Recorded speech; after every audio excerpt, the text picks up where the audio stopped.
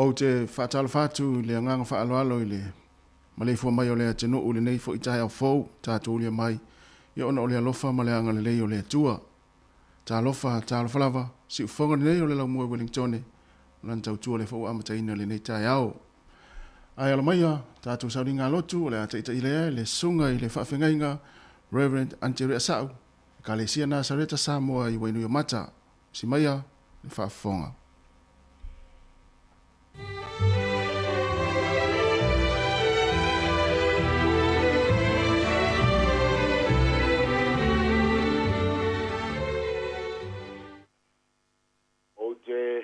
Alo fatu ma o fantalo fatu foi ile suafa manu malo Yesu Keriso ilo malei fu mai Samoa il neta ao I fanunga le lei o te manatu za fapeo na maua si o tanto o tunu fai ngā malo longa foi e peo na yaile o wa mawai atu a leo o tanto wauria mai le neta ao foi le alofa lo tanto o tua ia alo maia se yo tanto tapo yatu ile tua ile swafa mamadu le tama le alo male nganga pa ia na fa ia ilunga o to ulu o to fight to ai ia fa ia ilunga o to pui pui o le fa vawe se yulu atu ia ile tupu mamadu wa ia le nei tupu mamadu o yova au o ia lava o le tupu mamalu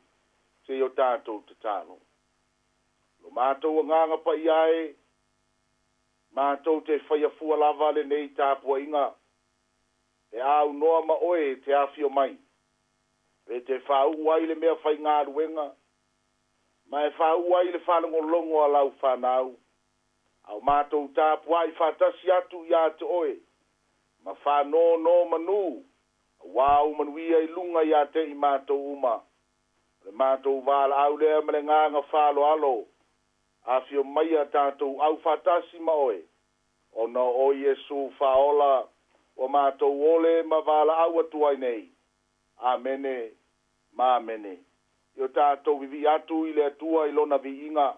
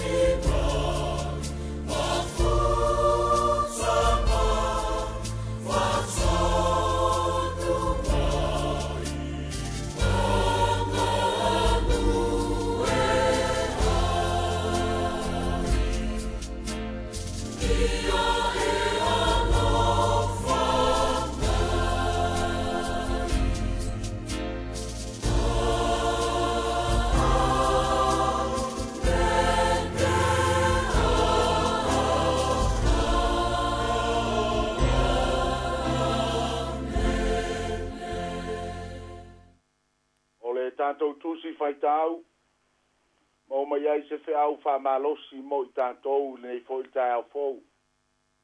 Mo mai le mo mua le Tesalonia, lona mta upu e tolu, a lona whai upu mua, e whaangata mai le wha.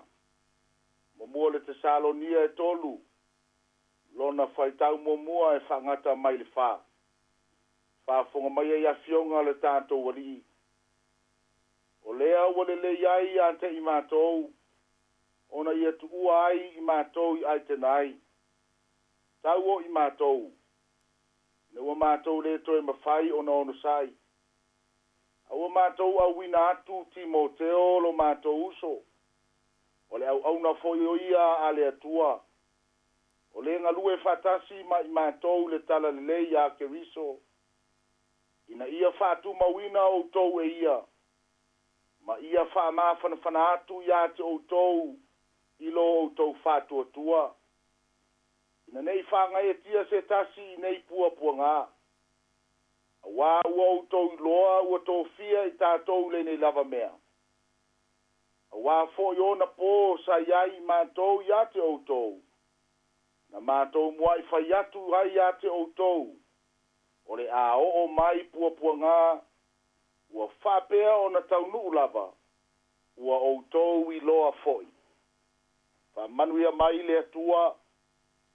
Mo le whaitawina o a fionga pa ia. I le nei tae ao.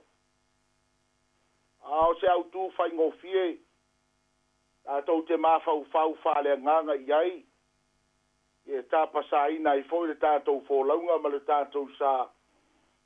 Ao se whamalo si au whale nganga wale tātou wola whatua tua. Ma le ola taritonu atu ia te ia.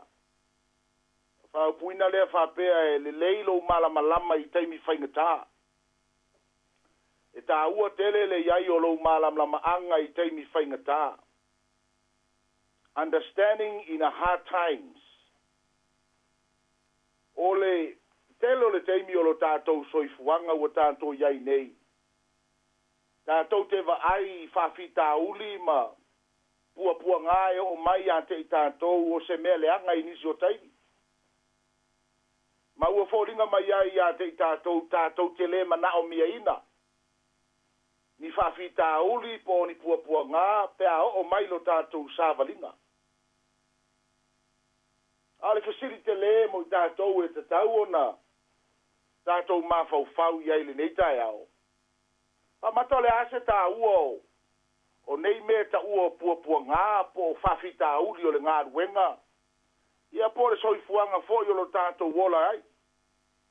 Ale a fo I sona tā ua ia te I tātou. Maro tātou wola whale whatua tua. Ai tā ua ai lo tātou malamalama ma le loto ma le winga o le tala le leia le atua.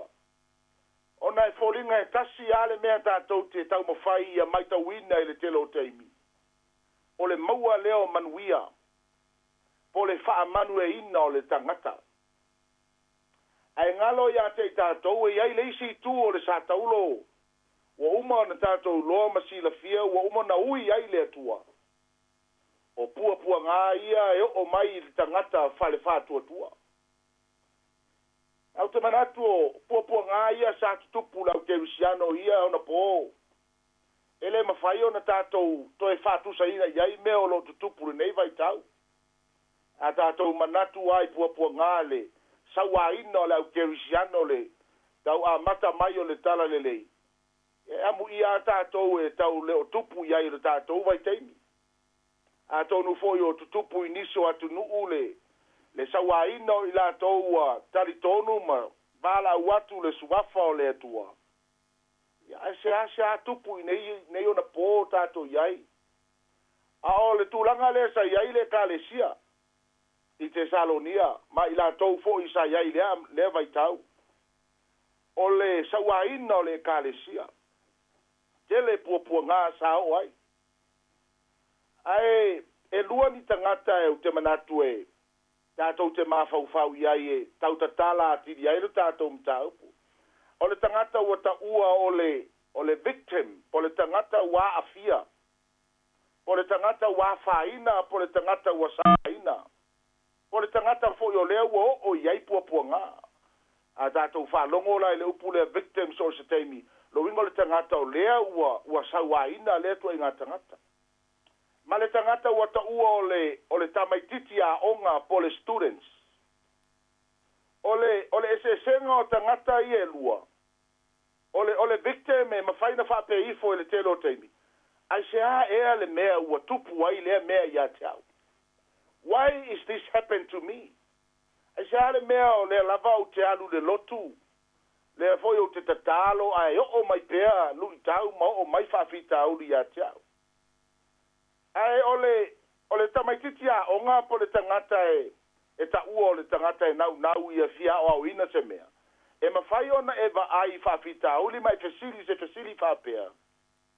O le a se mea e mawhai ona ou au ina mai whawhita uli nei.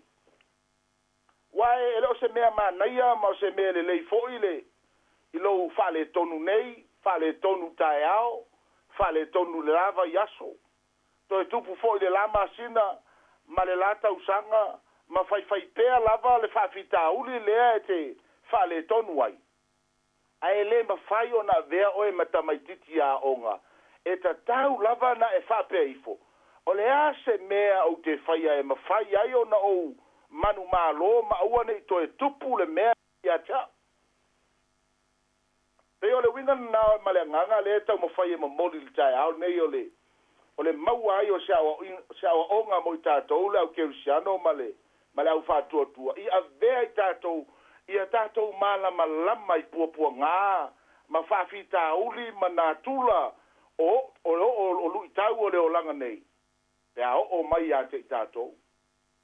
O le memo mua tātou te loa o nei meo o lui tau ma whawhita uli e leo ni langona fia.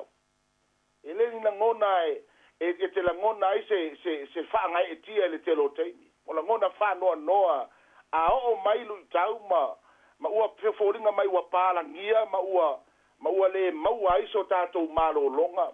Ia e o a fo ia ina le moe le ia le istangata. Au te manatu a umari whea uli tae aule nei.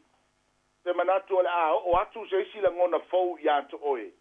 E a mata i loona e va ai whawhita uli o se mea mata ngofia tele. Ma o se mea le lei e fesoa soani ia to oe. O le ta ua le whai upe tolu le mafuanga lea na awina tuaiti mo teo e toe whamalosi au le kālesia e te Salonia. Ina ia whamautuina, whatumawina. Le ngata na whatumawina. Ia whamausa lilo lato whatuatua. O le ta ua i le whai upo e tolu lea e peo na tātou whaitawina. Ina ne i whaangai e tia se tasi i nei pua ngā. Ole nganga lea male toe liu ole to fa le apostolo Paulo e toe awina Timoteo. E taua na toe fa iloa ma toe fa malama atu le kalesia. Nei te i lava wa iai se isi e fa nga e tia ono pua ngaia. O upuia fasi upuia e leni e tau fa matala ia fai upu le pe ona tatou fai tauina. E fa tu sa ile si o le tai fau se tu low. Mo le whacking the tail. Le upu e leni na le tau fa matala mo le langona o le tangata e pea o mai pua nga e le mautonu. E o se teimi ele mo ele is an anxiety feeling. Lo ingo se langona e pole vale ona langona pe pole ale meo le afai.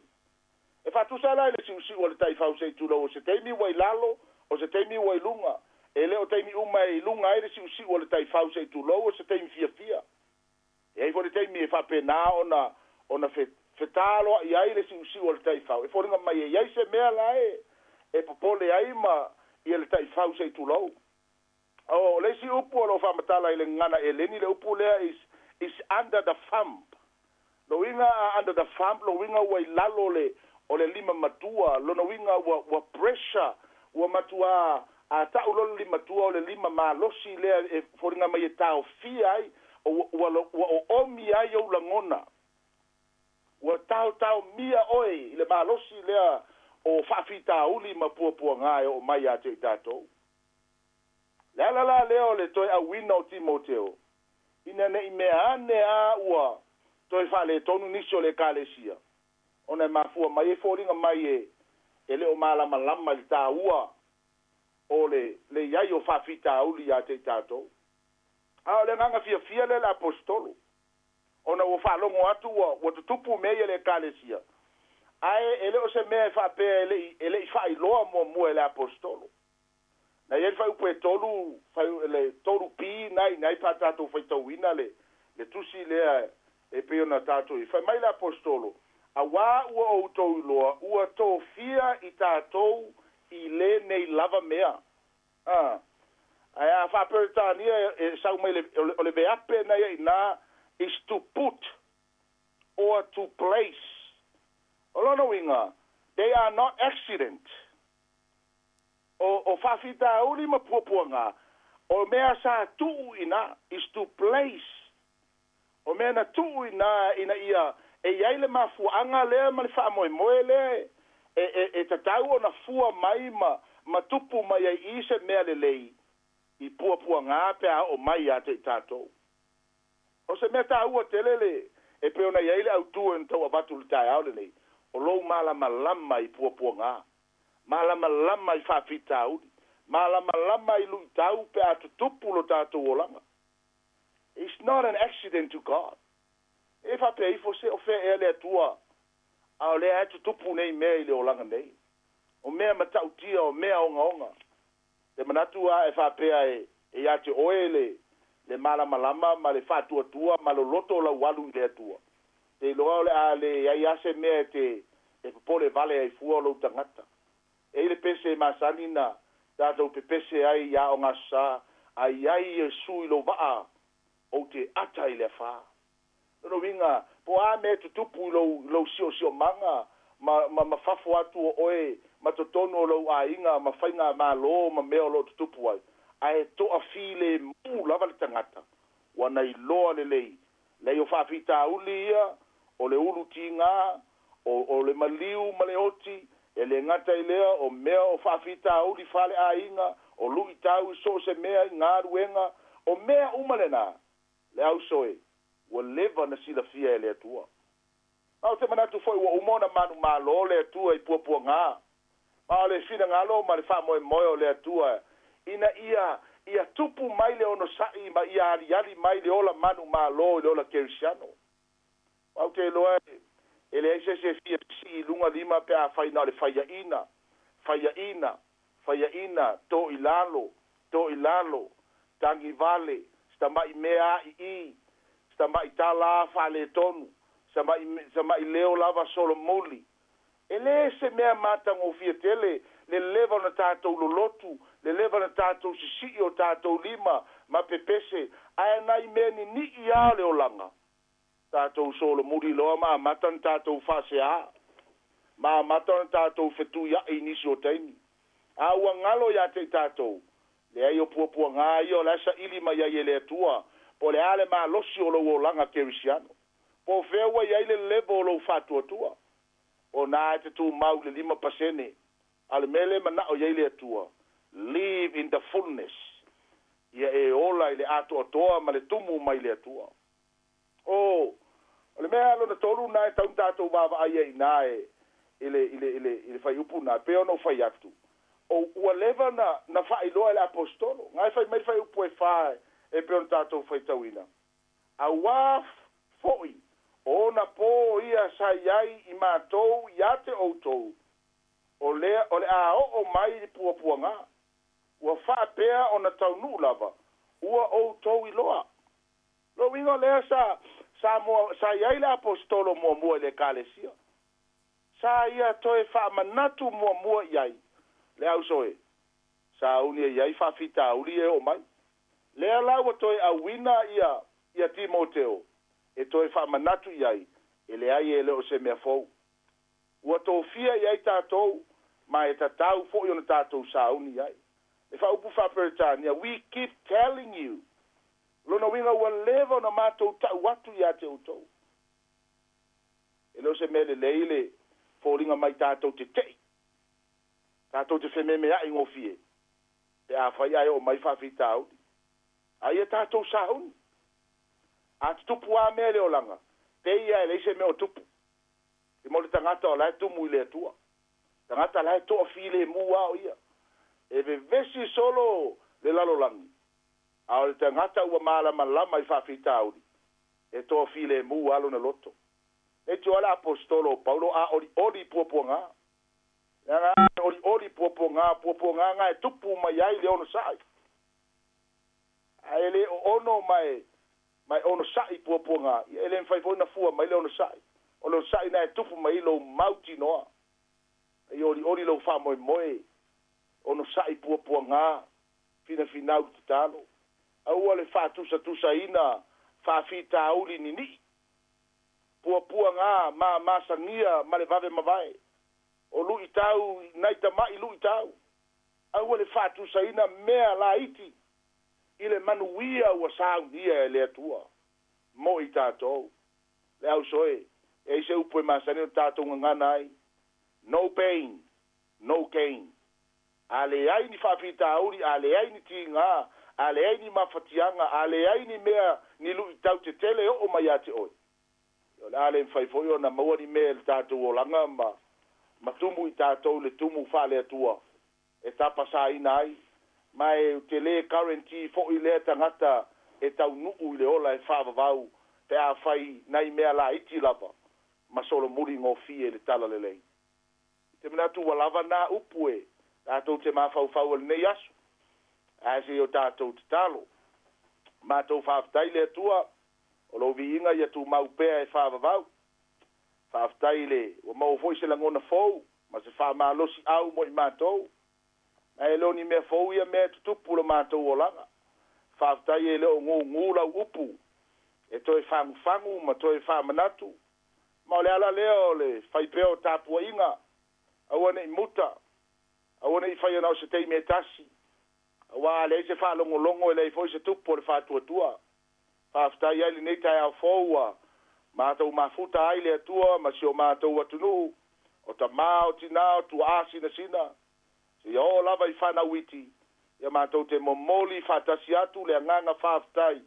Awa o lo e manatu mai pea ia te I mātou. Le mātou te talo lea whawhtai la upu.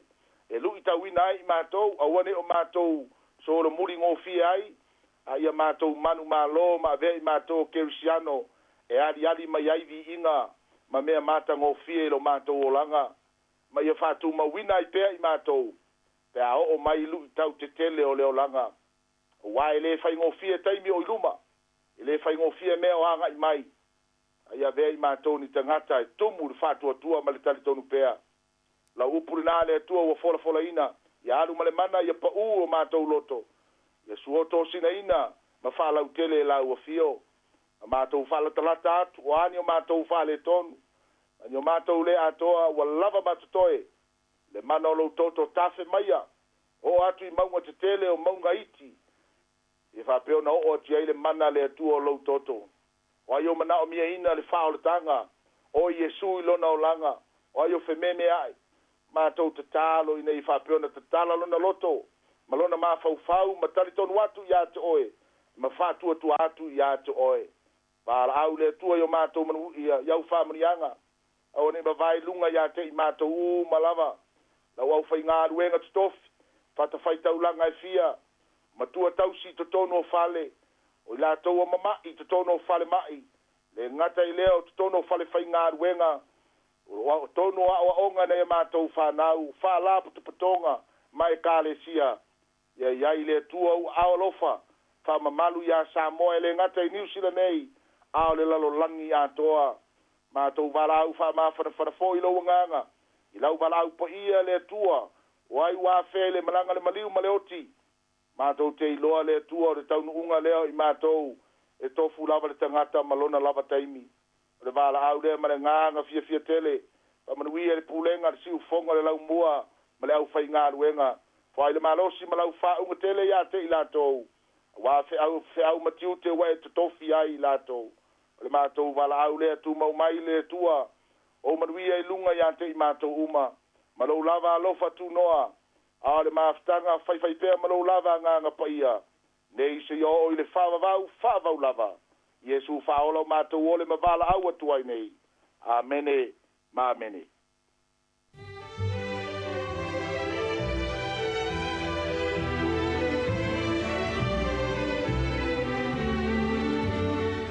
O le tātou sauninga lautu na teita i lea le sunga i le whaafengainga Reverend Antere Sau, ka le sia Nasareta Samoa i wenu o mata, mo le toila ngang whaafteitele i lau sunga le whaafengainga, tapina ino le tātou sauninga lautu le nei tai au, ia le fuatara lo ia i le tautua si fongo le lau mua o le nei aso, whaaftai mo le upu fola mo le nei tai au, ia le mana le upu, ia i whaivalo filima o le tātou atunu le awhenga iai, ma tu whaamni ati fo ia fuafuanga mga luenga, le afenga ia ile nei aso whaaftai tele lava.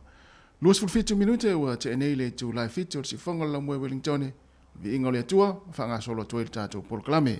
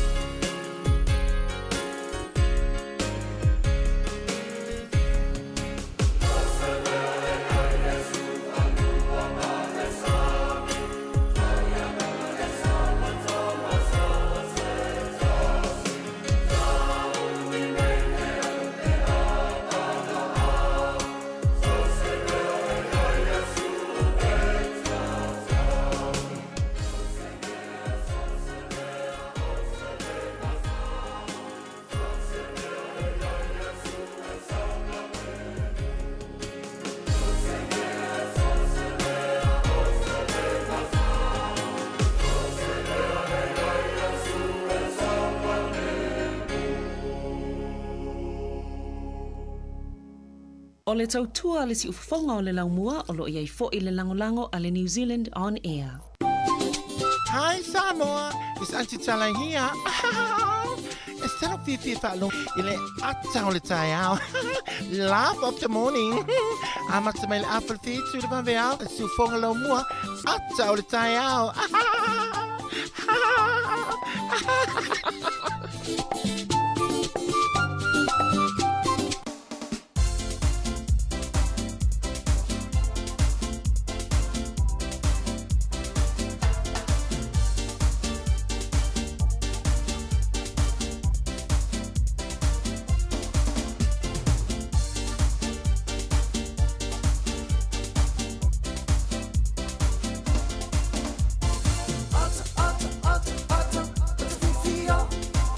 Colombe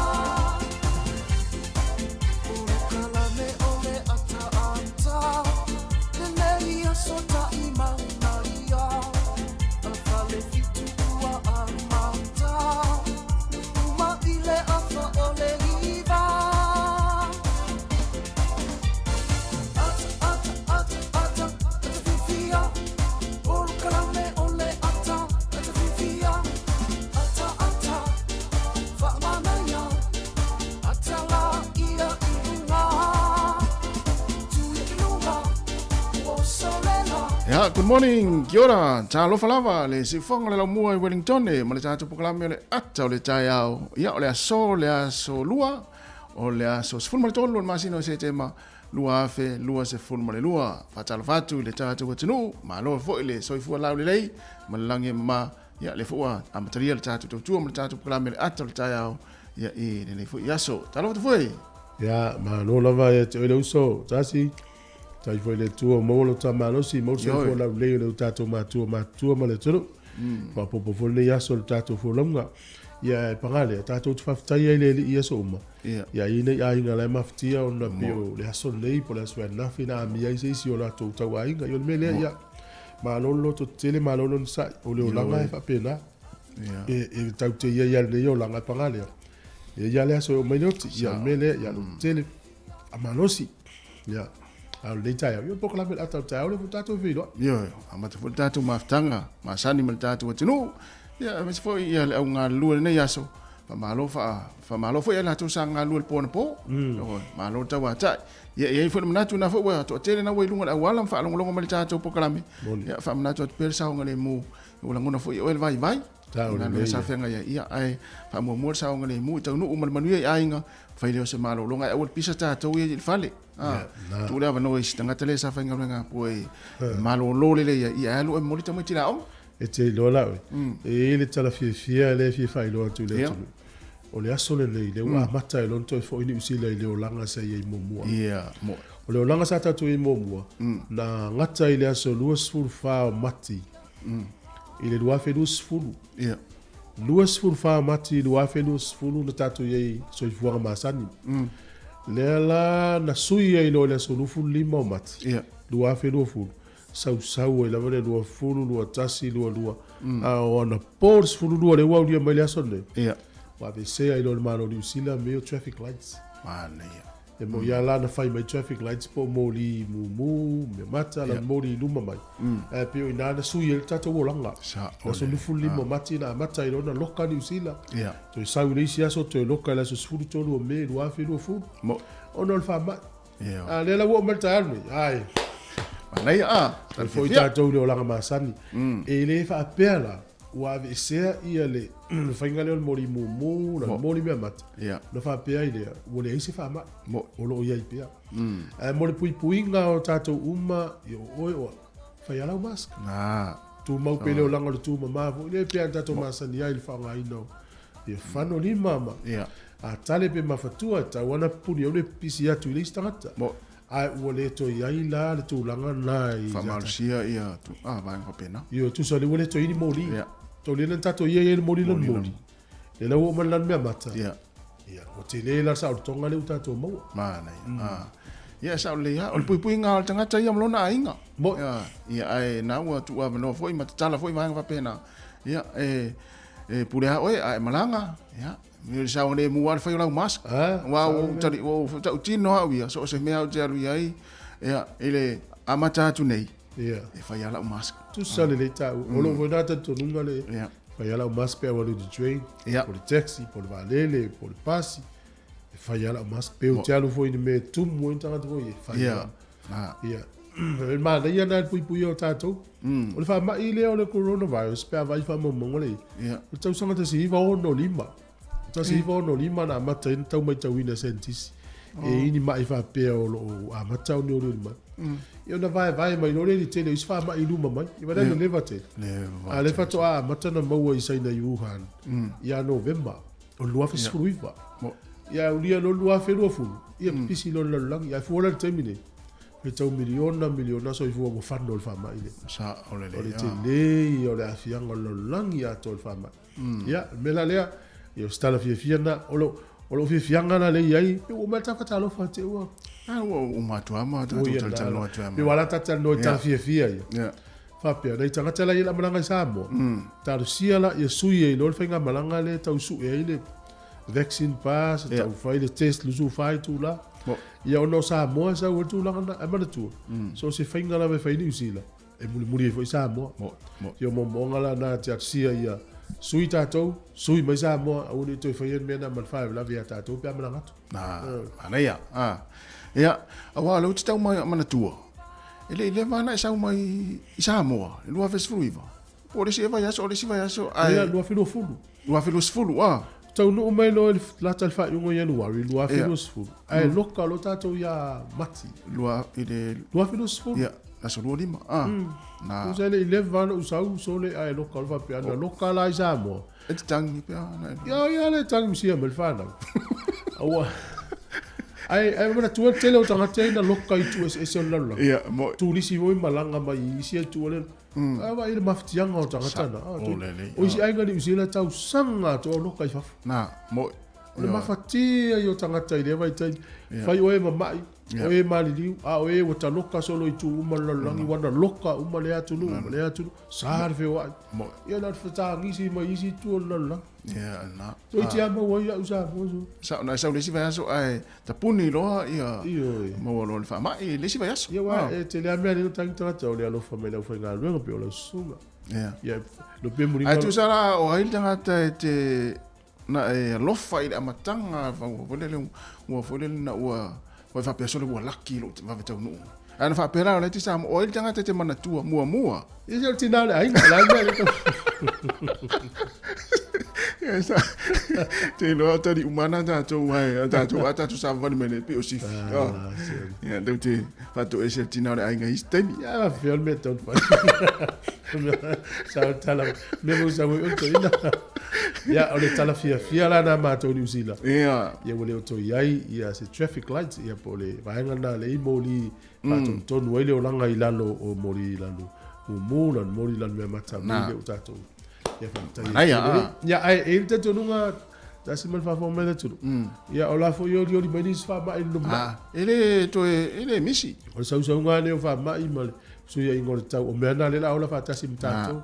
Ya no ya ole o fe au ia mai fa mai ma mo swing o tau i me ia o le alo fo le si fa ma ngalo le si na ma to anga sala mo oi tu so la o le tau tala mai me ia ta to wa ta te inga le la fe fa te la watu ia o le fe tu ia ita o fe se ita ia ai wa ete ilo mo wa tala stamo tu fuela na ia e va perso ia la ai le isa va tu so le walu so le matele pa pena eu le ngal me ya lo rio le te titi mela na vatu o le tala no mai me tu ko le mo o famna tu yo dai le tau tala mala unga mai me el tatu o langa so o le va no le tau te ma ya lo fai le si fa ma ngalo le si ya tu me vo el pale va tatu tu solo ye la lo ba pa tatu tasi tatu fia ya wa vala au mele tua ai va pe o le te al mo fa no ya ele se un le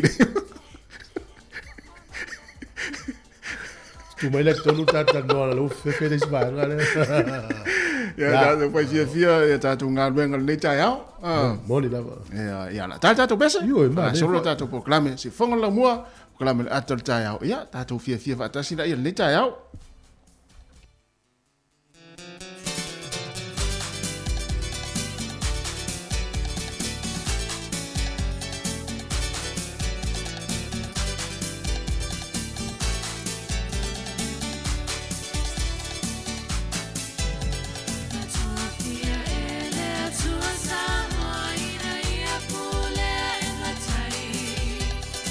Awa no na suaka wa vai loia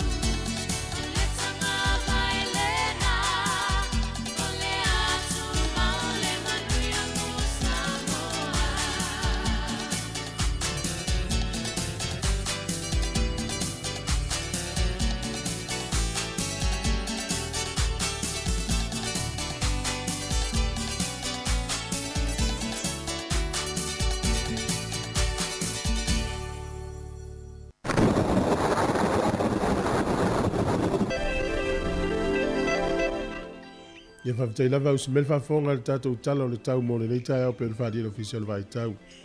O le aso le nei whamele ofisi o le vai tau e mātele na langi le lei le tau. E ui ina I timu ia e malo lo si wiso vili nisi o taimi. O le aso atai au mātele na langi le lei le tau. O le aso tofi e langi le lei foi le tau. O le aso whaile whapena foi mātele na langi le lei le tau. O le aso nai o le aso nai. O mana ua tu, whanganui, Marlborough, Taubo, tauluti munga le so. Langi le lei le tau. I le nuu le Hawke's Bay. Ia wha malu nisi o teimi, wa ia le mata le lai nisi o teimi. Ia le nuu le o Kapiti. O Wairarapa le lapta ia mai ono o atu le se lau kilomita le malu losi sa vili nisi o teimi. Se lau kilomita oka. Ia I nai le nuu le o Wairarapa i le vaenga le ta o Tararua District. Ia ona tatu se mai le tau naki e mo William Papa faitili le staimi le yaso. Au kilani e ina timu e so I filo I tau iau gilani. E whapena foi Hamilton e fui nai timu le yaso pa ia le mate le lai nisi o taimi. Mawai le motu I saute I le so whamela ofisi o le vai tau ia e ina timu inu leo Picton. Ia pe ia matano lang le lei nisi o taimi Blenheim motueka whapena le soni. Ai leo klai estete ia e langi le lei le tau ia o tou. So ulu foi nai timu le noleo Queenstown, Dunedin ma Invercargill, pe ina I aisai le so. O le maulalo le fuole malulu to ese le tasi I whamawine Queenstown, tau le ma o tou lo e whase e le aisa. Ia le malulu le na, o le mawhanwhana, ia sfuru ono whamawine klai estete. O le au te lengo le atunu nei aso I fōringa mai e sui whewhilo I le aso nei, I nai timu nisi whaenga le atunu. Ma I fōne mate le lai nisi whaenga o le tātou tunu. Ia o apia e langi le lei le tau lua sifuru valu fo le vela lua sifuru ono le mawhanwhana. Ngō te ifo le lai le so Wellington I le sifuru minute te ai leono le fiafi. E oso e le la tai au lua sifuru tonu minute te ai leono le tai au a tai au. Tala o le fo le vela ma le mawhanwhana. Ia po le mawhanwhana ma le malulu. Le mawhanwhana le maurunga le whamawina lua sifuru wainui. A matan tātou langona lea mawhanwhana I le so. Ia polo nei vai tau. Ia sifuru valu le tele o vaenga o Wellington e manu utua oi. O le fua le malu luolo ia I le fitu whaasolo atu ilunga le sifuru.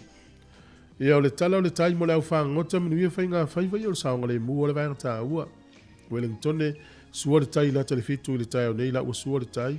Pe le tai le tasi I le au auli to e sua le tai le te o le fitu I le fiafi. O polilua sua le tai te o sutasi le tai au nei, pe le tai te o le lima le fiafi. To e sua le tai lata le sifululua na nei. Ia le tala na o le tau ma le tala o le tai mo le sirifia le tunu. Ia mo le tupe, ia mahalo le anga le. O le suingo le tupe le tai au, tupe Samoa e tala ono sifulu sene, o le tupe Amerika, 5 sifulu ma leiva sene, o le tupe Australia e 8 sifulu ma le fitu sene, o le tupe Fiji tala tolu se fulu ma le tolu sene, tasi le tala New Zealand, maua le tupe Samoa le nei aso, mai le fale tupe tala ono se fulu sene. Manuia lava, ia le la foina lau tupe le nei aso, I malo fo ileanga le leina ia ingai Samoa.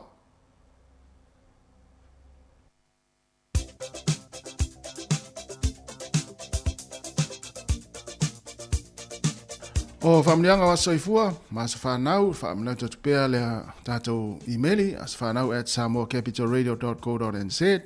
Manuia tere o tō wa soifua, o tōna soifua mai le nei aso, le aso se fulma le tōlu o se tema, ia po o se aso whanau fo i o se isi o whanau, whamnia atu le atua, ma ia whaopopo nisi tau sanga se tele mo o tō, ma ia whaamanuia pēr, le atua ia te o tō. Ale tusi whai tau, mō mai lea, tusi a paulo le kale si ai Filipi, o lana mata upu mua, a lona whai upu e se fulu.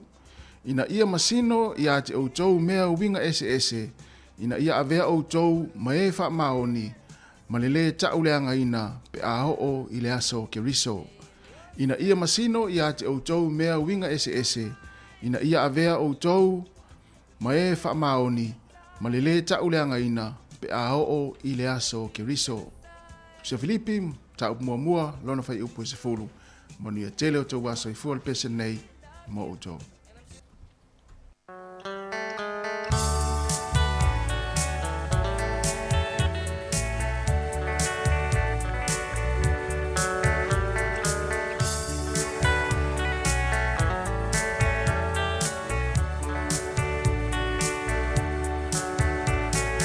See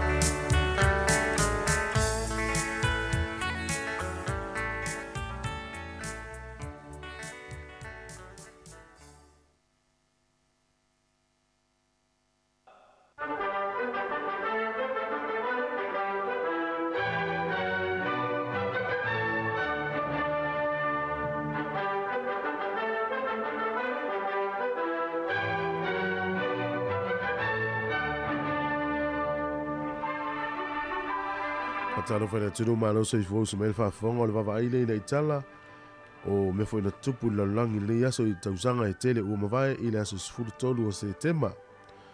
O le tangata su enu ule nei mai Europa o Petania o Henry Hudson. Tausanga te siono o iwa. Na ia mawaina ile vai tafe lea ua whaingoina nei o le Hudson River. Tauta ua tele tangata nei sentuli o sfuru fitu malanga su enu. Tamaro mai Engelani. Tausanga e tasi valu iwa o Henry Bliss. O ia le tangata mua o whaamawina I Amerika na tu umalo pena maliu le aso neis whaalawelawe tauta avale. A fia lolo soifua I sta avale. Tausanga tasi valu iwa. Ia le utato iloni usila malalangi. Tasi lea vaenga o maa umau ele tele o soifua. Whaalawelawe tauta avale. O le tausanga e tasi iwa whaasfulu na osfa ia I le nuna o Italia ai kupito. Ia o le vai taua lea wa mata mai le taua lona lua o langi. O le aso le nei I le tausanga e tasi iwa fitus fulmale iwa. Nā mana ia ai Afrika I saute le tuto o tasi le nuu leo venda. Ele ia mana ia le laulangi. Tausanga e tasi iwa tolus furu tolu. To e fo ia tu iai.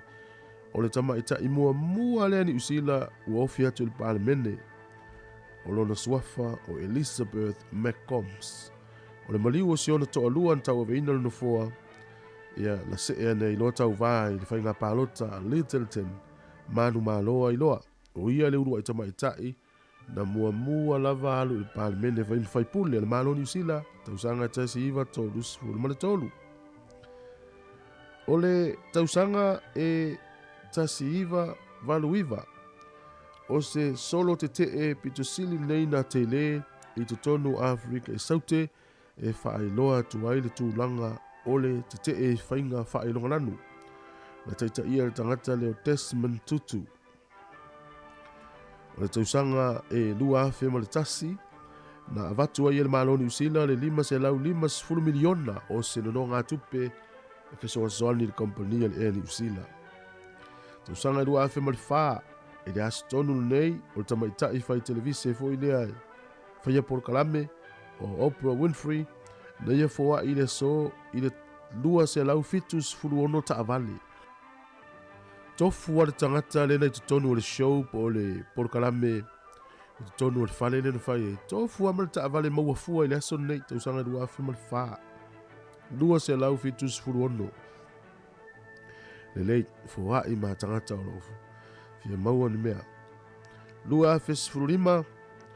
O le tamaitai ni usila o liria ko. Na manu malo I tanga polo I falani le aso le nei. O ia le urua I tamaitai. Wa manu malo I tanga polo ne falani. Le vahengo tamaitai. E na o le sifuru valu wa yon tausanga. I le lua fes furulima. O le tausanga e tasi iwa tolu. Toi liliu watu iai. O le palemia o Israelu na taimi o Yitzhak Rabin. Na lulu lima I le so ma le taitai o le whala putonga a Palestina e ta o le Palestine Liberation Organization. Tangata suafa ia Yasser Arafat. Ia o lea na la lulu lima I le aso nei I tutonu o le whale pae ina ia maalilia I se maalienga e ta o le Also Accords. Tuatu e le avanoa e limiti ai ma whaalaiti ia anu uleo Palestina I le tele o vaenga I le vao Palestina ma Israelu. O le tausanga elu afes furfitu. O le tamaitai whaiati whanga Australia o Rabel Wilson. Na manu malo I le wha se lau 5 miliona tala. Ina ua whaaleanga ina o ia stasio o ala o whaasalaunga Australia ta o le peua media. Man malo I lo le whaase lau 5 miliona tala. Ia e peta iale, na toi whala I titi I lalo le sala, e na o le ono se lau afe. O le sol tausanga, e lua afe sfurfitu ni tupu ai. Te maua le whapoponga o tātou tala le taimasani, whaafitai la vaa.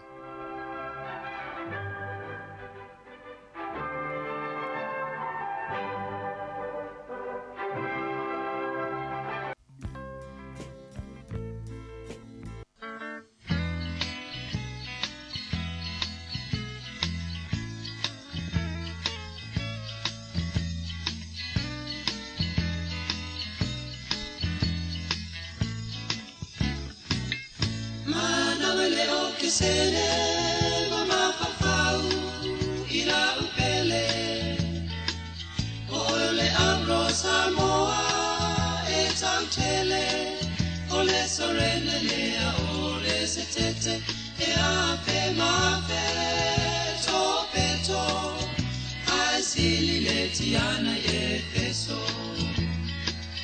ole na atiota emo emo etasi oe ai ono na selo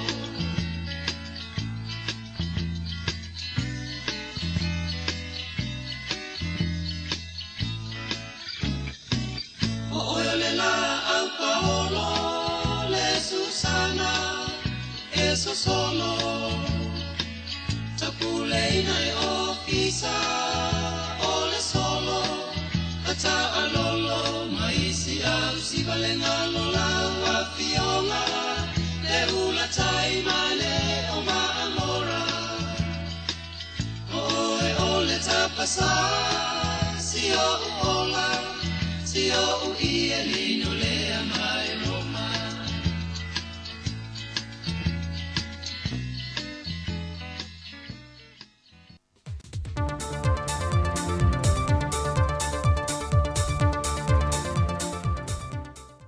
Talofa lava o se whaopoponga le neo tātu Talofa mai Samoa e le tautua le sifonga le mua.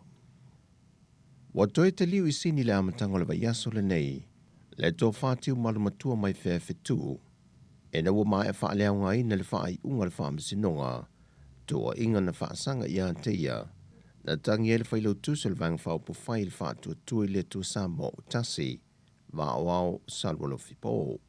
Na toi whaaftai e se tūstusinga lungo peng te whai langi le malai waalele, le tō whātiu malumatua I lana aulango lango mauna ainga, e na wamanuia le wha moe moe sa halo iai, ma o toi wha matua tua I mtanga ruengo leo leo lo na tus fulau, e toi malanga e whailoa I lana whanau I Sydney, Australia. Peitai, o loo ta oto foi se isi mata au pe tai fōlinga tutu sa wha pe nei, e pei o le mata au polo tau fia I pe la valsilia le tausanga, o loo moli ai malele paulo. Wa toi wha au popo mai isi awa noe limas fulu mō tāma whāna wale atunu. E awa noa seilai whainga luenga I lungo wa ai company atunu I whafo. Whaalia le pule sili le pulenga o unanga wa a Samoa, tau whalau timu ia a fō welese wa ai. O lo whaaftaia pēle so swanya le tua e ui, na sa iaia a fianga o le atunu onor COVID-19 furuiva. Ai o lo tali mai lava company wa ai atunu I whafo. E talo sanga company wa a Samoa moni awa no whainga ruenga, mo alum whana o le atunu wa mai a la tua awa onga, ma tali a whanoa. Whaalia lau timu ia, o lo whaanga solo le tapina ino tātu seila, mo whaamanu e ina iawa no whainga lulua I lungo waa, le company le Kiwi Rail, po le Inter-Island Ferry Services in New Zealand. Sau no lau timu ia, o le temine ua maulava awa no I masina uma, o lo iei foi company lo wha wau na tu ina mai ala tau tālu sanga, monia tātou seile whainga luenga mo I lātou.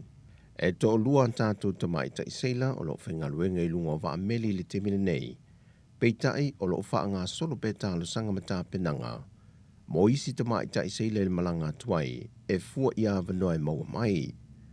O lo tu mo pele lei malu pui pui o soi fua walo mo whanau seila Samoa, leo lo ngā lulu e lunga wa ai atunu I whafo.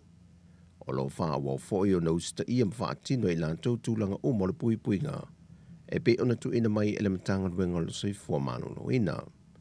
E wha wau fōi o na whai e lunga wa o lo ngā lulu e ai, mai le tele o wha mai o lo pepesi atunu o lo ngā lulu e ai. Wasilia ma le tolu se lau seila Samoa, o lo ngā lulu e lunga wa meli ma wa lau o loa, e o mai I le so. Wa whailo mai le whionga le minister mtanga luenga le soi fua malo loina, le whionga wa lasi lua pito whanua ta fito sele sele. E wha te ia o I wha sea I o wha o atu e nisi o le atunu o malanga mai atunu I wha fui Samoa. O lo o iai se ta ilua se lauli ma se fulta la o lo o tutongi li malai wa lele I Samoa e tangata malanga mai. Pe a whai e taunu mai whaleolo, e le whai ni ana siaki wha le soi fua malo loina. O nisi na whai malanga mai le te wile le vaiason te nei, o whaasala wala tu whaase ai lea tu pete tongi, ma toi whai ai ala tu su enga ile malai wa lele whaleolo. O lo malanga I whawhale sui whaaton silio mtanga rwengol sei fua malo loina, ia tanga loa Robert Thompson, e fia maua mai eise tali o lea mata opo. Au whaalia le whionga wālasi, o lea se fisilingia le vaenga le foula na whaalongo, ma toi tali mai ai I Talofa.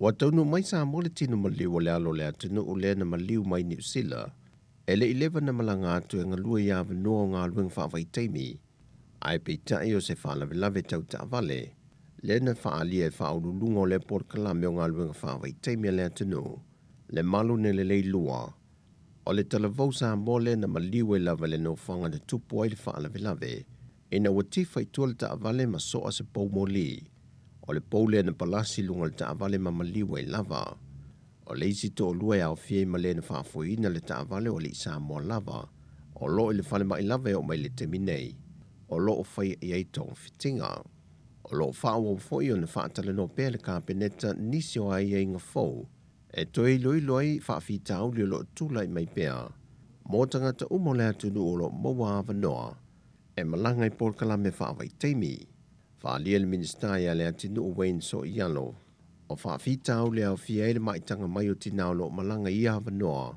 o le whaamisa, o le tango fia o le awa malosi, male le tausisi o isi tula fono mai inga, na saini ai kon karate e malanga tuai.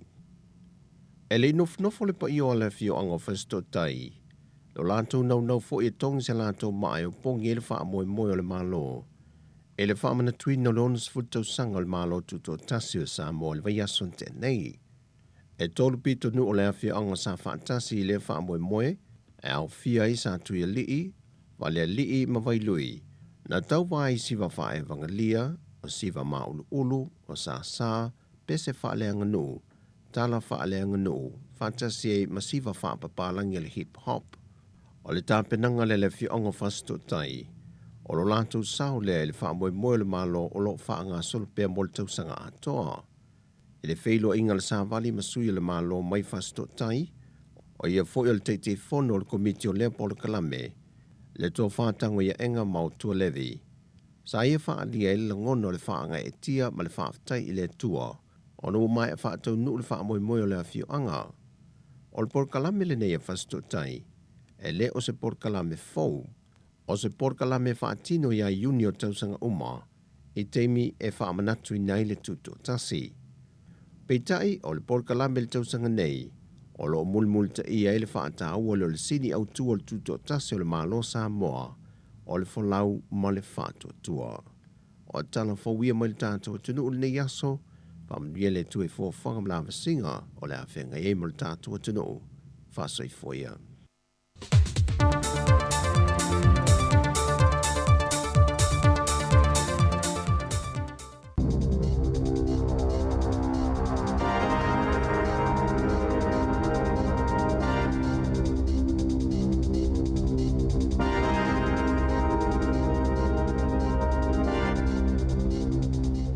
Morena tēnā koutou, talaflawa o talafo ma le si ufonga le lau momo le nei tau sifulman tolu Septema, lua whelua lua. O le vailuanga le pōna wha amutai le polo kalame o le puipuinga o New Zealand mo le COVID-19 lea na wha ingoina o le traffic light system, po moli wha ilo I le lanu momo, lanu moli, ma le mea mata pe ona fonga ina I le tamaitai palemia Jacinda Ardern I le aso ana nafi o tuutuunga uma mo tali pupuni o fonga o wha amutaina vāngana I tutono fale mai o fale talavai o fale e tausia I tangata mātutua ma vaenga iei I lātou e iei mana o ngā wha apitoa ma oni vaenga tāu o le fōla sanga lea sai e wha atasi tamaitai palemia ma le minista mo le tali atu le COVID-19 ma le iwa Dr. Aisha Vero. E nā o tangata e whaamaonia lātou suenga pole test wa fiele COVID-19 iwa e te tauna whaanofo esea mo aso e fitu ai le toi mo umia le whaanofo esea o tangata o le ainga. Peitai e te tauna whaia suenga le vairusi aso uma whaonga ai le rat test. O tuutuunga uma le malo mo toi pui e whaamutaine le aso luas fuluono se tema. O le a ave seina fo i tuutuunga mō tangata malanga mai i le atunu o mai fafo mō tui pui pui wha pia i ma au whai ngā luenga i lunga o wa lele. O le a wha awau pia le fisosoani ma le lango lango mō pisinisi. Ma tangata whai ngā luenga i ala i tupe tutongi mō lātou a somalo lo po leave support payment. O tangata ni usila umai ta iono 5 tausanga nga ilunga, ma tangata Maori Pasifika i ta 5 tausanga nga ilunga. O lea otometi lava o nga va aifuala au mol COVID-19 fluiva pe a whai e wha maonia i le COVID e a matatu i le so. O ripoti e maua yaso ta itasi o tangata e a fial wha mai, ma ilatu e tau fia i whale mai o na ol COVID-19 fluiva. O le a whaia wha le vai yaso. Na sauno a Dern, e ye lava taimi ono wha atonu ina i tangata e wha o ngā lātou talipupuni o fufonga. I nisi o no fuanga peitai, o le ai le wha i unga i lātou o pule ina i no fuanga, ai le o se tu unga le mālo. O le a wha o peo na tu ina mai le matanga luenga o soifua malolo ina, ta i ala i le wha o ngā o talipupuni o fufonga, ma o le a wha o foi, o na wha alo tutele ina tangata e wha o ngā i no fuanga i pio feo ingolau tele, ma le ase se atu i tangata e whaingofio na apo ia i ngase pei tai e leo toi a veo se tuutuunga mai le matanga luenga o la i fo i tangata e mana na o whaabo peo na whaonga ina tali pupuni o fufonga. Ma o le fautuanga le tamaita i pālimia ia whaalolongia mamana ia le filifilinga le tangata ta ito otasi ai maiso i lātou o filifili e whaonga pea tali pupuni o fufonga. O le asonga fualua sifuluono Septema, o le aso malolo whaapitoa u whaai unga whono ina le kāpeneta. Mō New Zealand, whaatasia malisauninga whaapitoa e manatua ina ma whaailonga ina i le tuumalo o Queen Elizabeth le lua. I se saunoanga le tamaita i Balimia Jacinda Ardern na ia tā uai. O le atalia e tangata ni usila le avano e whaailonga ina i le tuumalo. O lana mai estete ma pāti patia i fo ilona soifuanga. O le sauninga whaamanatu whaalmalo. O le awhaia le malu sangato Paulo le Wellington Cathedral of St. Paul i le aso lavaleo le awhaia le aso malo lo. Ma o le awha asala la wina tu sa oilunga o televise ma upenga ta whailangi. Na sauno al Balimia, wa talawhia ngai le leile whailonga o le soifuanga le tupta maitai, sa lo fangia ni usila e ala i se aso malo lo wha le atuno, wha atase ma se sauninga wha amanatu wha le malo. O lo o tutu saima Peritania wha pia ma Australia i sauninga o lea sutele ua wha amawina i tala wha asolopito o le lalangi. Sa wha amawnia fo i Ardern o ia wha atasi malakova na sile o la whai masuyo ni usila i le whalela wa singa o Queen Elizabeth le lua i lo ne tona. Lea e whaia lea songa fuas fulmaleiva o Septema. O lea solulu nei e tu ua i al Balimia lea tuna o nā whea lea o New York California malo o whaatasi pe a mai a toi sauninga o Queen Elizabeth le lua ma toi taliu mai ai mo le sauninga whaamanatu. Whaale malo a lea tuna o. O ana na whina tā ue el wha la potopotonga pisinisia New Zealand, lātou te le langolango ina se aso malo loi wha mamalo ele tu malo Queen Elizabeth. O no a whianga pisinisi sa iai mai le COVID-19 fluiva. Po iei ni tu se wha amaweni wha mai senga i vaenga ese o le tunu. O le aso sale na wha ataunu uina ai le palemene le folafolanga lo i o le aviai o sale sale tolu o le tupu fou o ni usila. O whaasirisila le company wa alele le ea ni usila, o le ale toi mo mia ina le whaonganga o tali pupuni o fufonga i lungo whainga malanga uma. Ale ea ni usila amatatu le so na ta o se suyo le company e mawhai e pasese o na whai alato tali pupuni o fufonga. Pe a mana na wai, ma o le ai fo ini tali pupuni o sauni le company e te le se sao ta ua o tali pupuni o fufonga sa pui pui ai tangata. E whaonga ina le au nanga le company wa alele, ai le ngata i leo le pui ngā lau whai ngā luenga i lungo wa alele, pe o na tā ue le e New Zealand pei tai, wo o le taimi e whaatatia e se ai. E ono mo mia le whaonga ngā o tari pupuni o fufonga, inisi o whai ngā malanga whaavao malo, e fua lava i le atunu o lo oanga i ai whai ngā malanga. E ono toi whaafo i whaamalosi i se teimi la tamai se vaengo ni tangata mai whafo, sa wheso sa ni so engo whainga pi o lo fisa whe malanga inga. O i lato wia o nisi o tangata saina e whauwhale to o limas fulo, na o lato ta ue whaapea, na taita ina se i lato e se tangata i nofo i New Zealand e sa ilia ni tangata whainga luenga. I mata upoe whaatatau i lato tutongi, ma lato waia tatau whaaltangata whainga luenga. O le tausanga taloaina tu ina tu ai se tu si sai o Lee Wen Chan, po o Peter Lee, le na sola e se mani usila a o le i whaia o na mōlianga o lo iai pia mōlianga i whaasanga ia li o na whainga pi o i pe pamalanga e to o luani stangata i le so tanga ia li e yelo la wha amasinonga ia te semal tau sanga nei. O le vai asu talwaina wha ilo atu wai e le pule ngalo fisa o whemalanga inga i tangata whainga luenga i saf so soani isu enga e ala ia lātou moli mau. E pe a malamasina o na o lātou wono tu ua leo le atunu o pe a whaai ui o le wha amasinonga. E la taile fitu pasena ufa i titi ai lea o ngā po le tau le supa ani weta ni usila o na safia ngai inivesi matulanga maa ale o le whewha atawa inga o tupe o le siti o le tau le soifuanga ma le alu ilunga o pasene tuloi o tupe o le sifulu iwa tau sanga talwaina wha avaena i le wha aputunga tupe. E fesosoani e tutongi ai tau mo tangata penisiona le lumanai ai uali ipotia e tolu tesimal tolu biliona tā la na whaititi ai ma le 5.5 biliona tā la. Sa iai le tau sanga wha ale tupe e o mai le whai unga yuni o maasina mo moe lua le nei tau sanga wha ale tupe na toe mawai le 2 biliona tā la ma o lo sau whai mai le 5.3 biliona tā la. O le poa na po taimi New Zealand na whai le saunoanga le tupu sa le sa le tolu e tali ei mo le taimi mo mui saunoanga au tolu Parlemene Peretania i Westminster Abbey sa ia saunoa ai o mawhaiona la tau poto e manatua wha apitoa le maua e o le umio le tautua lana mai estete Queeni Elisabeta sa whaia mo na tangata malona malo. Sa ia tautua mo na tangata mawha waupea o na ia tau aveina vaenga tau o le whaavaya le whainga malo, masa ia whaata atiaina se whaata ita inga, o le tiu te tau ave sa whaia malele whaalongolongo ti ngā.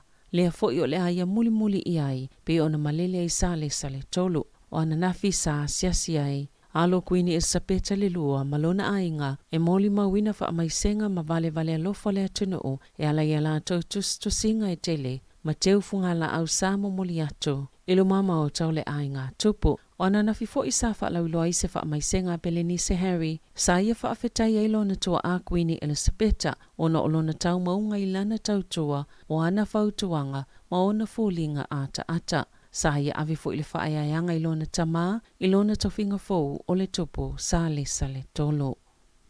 Talai talonga.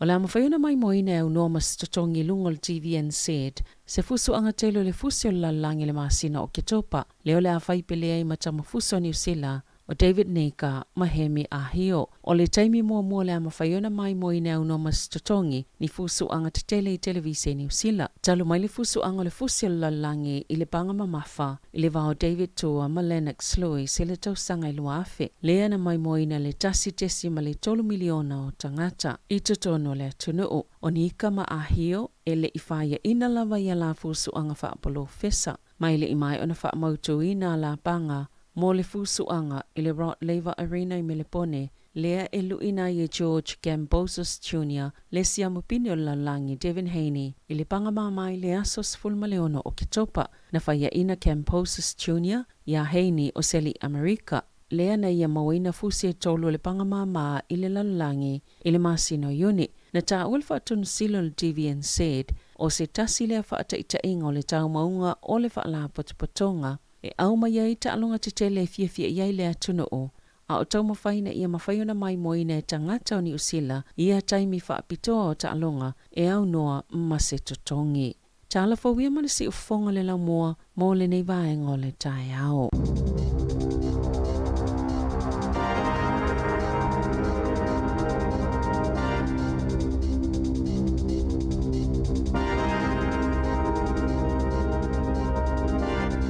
O le whapaponga na mua tātou telefon ma tala mai Samoa, e toi whafonga i le tudai wa le tau nei. 15 minute o tia nei le valu, ma lo lava le, ma fata mai le tātou atinu, tā pena fo inai whanau a onga le nei tai au, manui a onga le a whengai mautou. Ia le uto e whamanino a tini me tātou telefon, tūlanga o ia, mōli ia sa tātou muli ai tātou. Ia nā o tele la van whale o ngaina, ia ufi fonga. Ia i fo ia, vaenga nai whai irono winga mō tātou. O fia lava tau te o ia saul whailo pe whapea mai whaile ufi fonga, ia ustai ai. Ia o le tele lava, ia le ua whale o ngaina le vanga le, ia stala fia tele. Le fo tātou whalongo atu. Pe la solo sfuru no se tema le a mata no le toe ya mana ia ima le toe. Tui, ah. Fa ta wa ina pe po tui pui mo fe malanga inga mai sa fa pe. Fa fong me pe tatu tu le what to lava vanga nei. Ia o lo ta fia fianga le ina wo fa longo na fi o te ile oso me le New Zealand Radio New Zealand o la fa ile. Fe lo inga Jacinda bla tu stal. Ai u tala mai lava la wo e o no fa le nga ina fa pe fa fi tai. O we o ta o ele umalo ta lo faina ya inga no ya kilani ele o lo samo ia sa o no fast pe pa fa mo monga ya le mo mia mai ai ta sia la wala fo mo me sa mo ma la to mata tu ino fa mai le mele o fa ni sila ta sia la tu suia sta mi va ven mele o ni to fa la vi malanga a fial walu ia o ni to ya lu fa se tu ya fa se test o to sau ko Ole tele tu pe al wai tele le popole wale stangata. Alu ile so ngofua. E mal tu la ola sta ta no fa ile test. Ia. E fa fela le to nga me ba. Sa. So mena e matu ile ftau ya. Mo. Ia alu foi la so tona. Ia. Ia pe alu foi la sa. Ia ale matala la se fa le fa ile test la tona. O tele yo fa le to. Na. Alu leva no tongel passe se leva no fial. Mo. Ia watu ya ukila ni família ni usile le. Sa. To ale ftau ya. Mana ia, stal fia mo au malanga. Yo, tala fia mo tato le va nga mana itas. Ia. Te lo o tu le lu malanga. Ai. Wole o to ye ni be ye fa la ve ya ulu. Ia. Pe o te me lu malanga pe lu malanga. O ia, sa. Ia ftau le. Wole te ro i le vin. Ma ye tala le mai Samoa. O le tato fa longo ya Kiripati. Ana na fi. E le na mai le tala winga Kiripati le te lo la to sailors mo ta ia mai. Alena ula ve, alena valu, de alena ve tato. Ia, mo. Sailors ia mai ngale lu le Kiwi Rail, tangate ngale lu company se ia tu o se atu le company. Mana tuala. Ele ese ia inga o tangata Kiripati. Ese ia inga o tangata Samoa. Tu sa uma. Tu sa. No winga la afa forma le tama le tene Samoa po matua o le tama le tene le lasa. Ia. Afa ia inga ia tasi toru tau sanga fenga luanga ni usila mono fo mau. Mo. O le matua mana ia. Sa. O si ia inga ia afa peo. Oe ia ala ia tina mal fana. Ale mai oe ono lo to mai la fenga lu. E mai ia foi la mal tina mal fana. Mo. Ia matua mana ia ia vanoa. Ia ia mea ia tupu ia Australia inga lu fa vai tei. Tatalo atu ai tatou Samoa au mai fafo. O wani i faia mea na. E a whaina i lo wa noa le lei. Ia. E te nofo i New Zealand. E a whaina i lo wa noa lo wa inga mtula wa pena.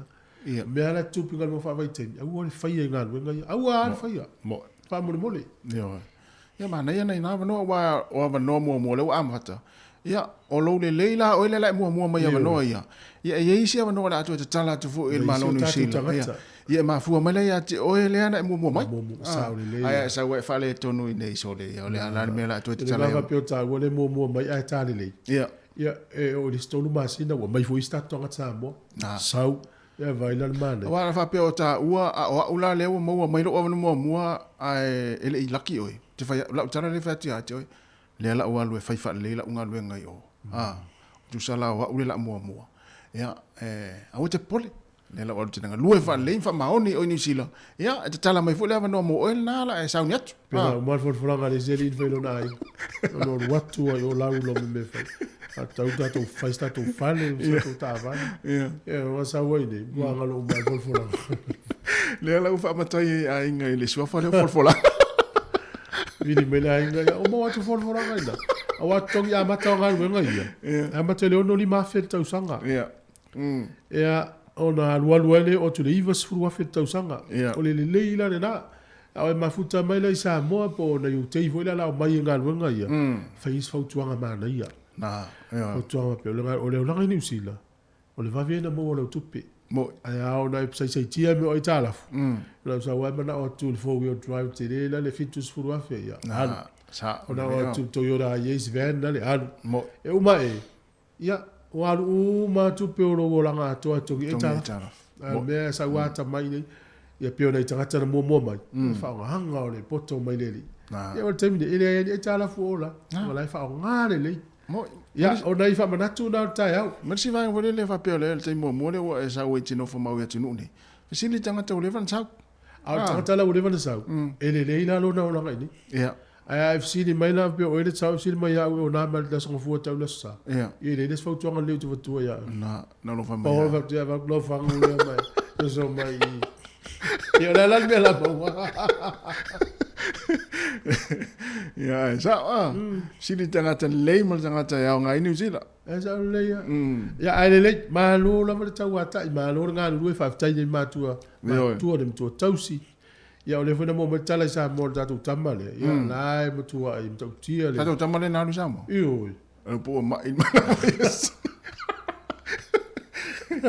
E te fa mana tu le va nga le fa tu au sa mo. E oi, si fu le fai mo vai mo pra me tau no fai te tau sami me isa mo te mo te wala tu fo iso na halu le ato ma ile yo sis ale fa tu lu aso to lu aso sa o te no la pa te atu la tala fi le man o fiti ya o le tu no fiti le uta tala tu risi te mine ua ile masino mati me na mtango tau sanga me mati e fas fu valu afe ma le iva se la mo le ono tu risi na fe fiti ola e o mea mati tau sanga nei o leo whai o tupe na maua e fiti e se lau ma le iva te si ma le 5 miliona ta la fiti ola so isa e lata i le ono 4 miliona ta la Amerika so e o maina ia iulai ia le matolia la o mati ia umarola mati a pelila me iuni iulai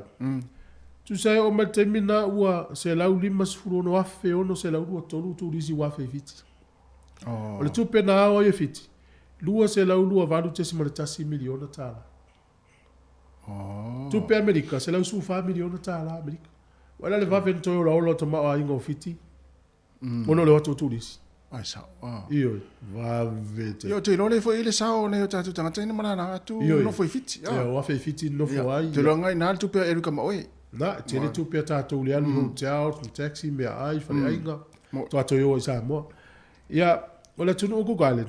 Ole to fa ngaina me yo vaccine pass, ma me yo test. mo matua saloto Ole tele la tanga ko galet se na tu ko galet se mai fa fo fenga lo nga una ule nga lo. Le turis. Ola o tele to fo. Ola to tele na lo. Wa ko galet se fa ngalta la ni usila. isa E pe ya la te ni usila. Fa pe ko se ma nei o le olanga le pasi ka ma fana fana le tau te le ngā lue ia vai le mare ia o le me foi na le isa mo ia ma ftianga le isa mo le afa ino le tama ai a ona toi ta tala mo toi so longa le ia e o fo ia ita fa le tali malo ia fa le ainga fa le fa fi o taxi wal tele na taxi fi se la taxi no la wala ni pasi mo le intanga le intanga ta ngo tal pensini mo la to mo le la toi ta tala ia vai la mana ia to lo la no tama wa inga mo to Pacific ko tala pui puinga na le o mo feo inga wa mana ia ia ta fi na mo fiti pa mo fiti ka tele tu peso tele fa fiti so lo inga la o tu fa ngol tau sanga te sema fa tau lo tau sanga to ni ia ta tu o tu uta ila ta le biliona tala fiti wale watu no va tu fo yo la malolo ta fao ina fiti tanga ta ua fo ile a America le basketball Stephen Curry ele ngol tanga ia ele fa fo mo la na millionaire italo ia tu la ta fao yo mo no ai ngai fiti man ia i fili me fo le mo atu no Pacific i fili mo le ni taua mani no sa loto ma fa no fa ma ia en wario ia te sema mana ia e te ta ele ai sami man mata e te alo mata fa man sami ta ele fa malu mai ia en wario ia te sema ele ai ma se me po na tia pa wana i vai ngala mtia el Pacifica o te mi o fa mo e wa i vai te mi fa o Pacifica le vale o fa o november ile sta usanga na ya pelile ile sta usanga o te mi na o fa yo ne mafu ma yo Pacifica te tele ona o nga sami ya ta tu lo le atala nga o fa pe fa usia ma yo nga sami fa solo le atu monga o fa usia ile yo le time ya na o fa Pacifica le la matia ya o tau sanga to ma fan ala tata to pese ya alo te le tu mo na mai mo ma la fa fonga o si fonga no lo mua fa fi fianga o tai ao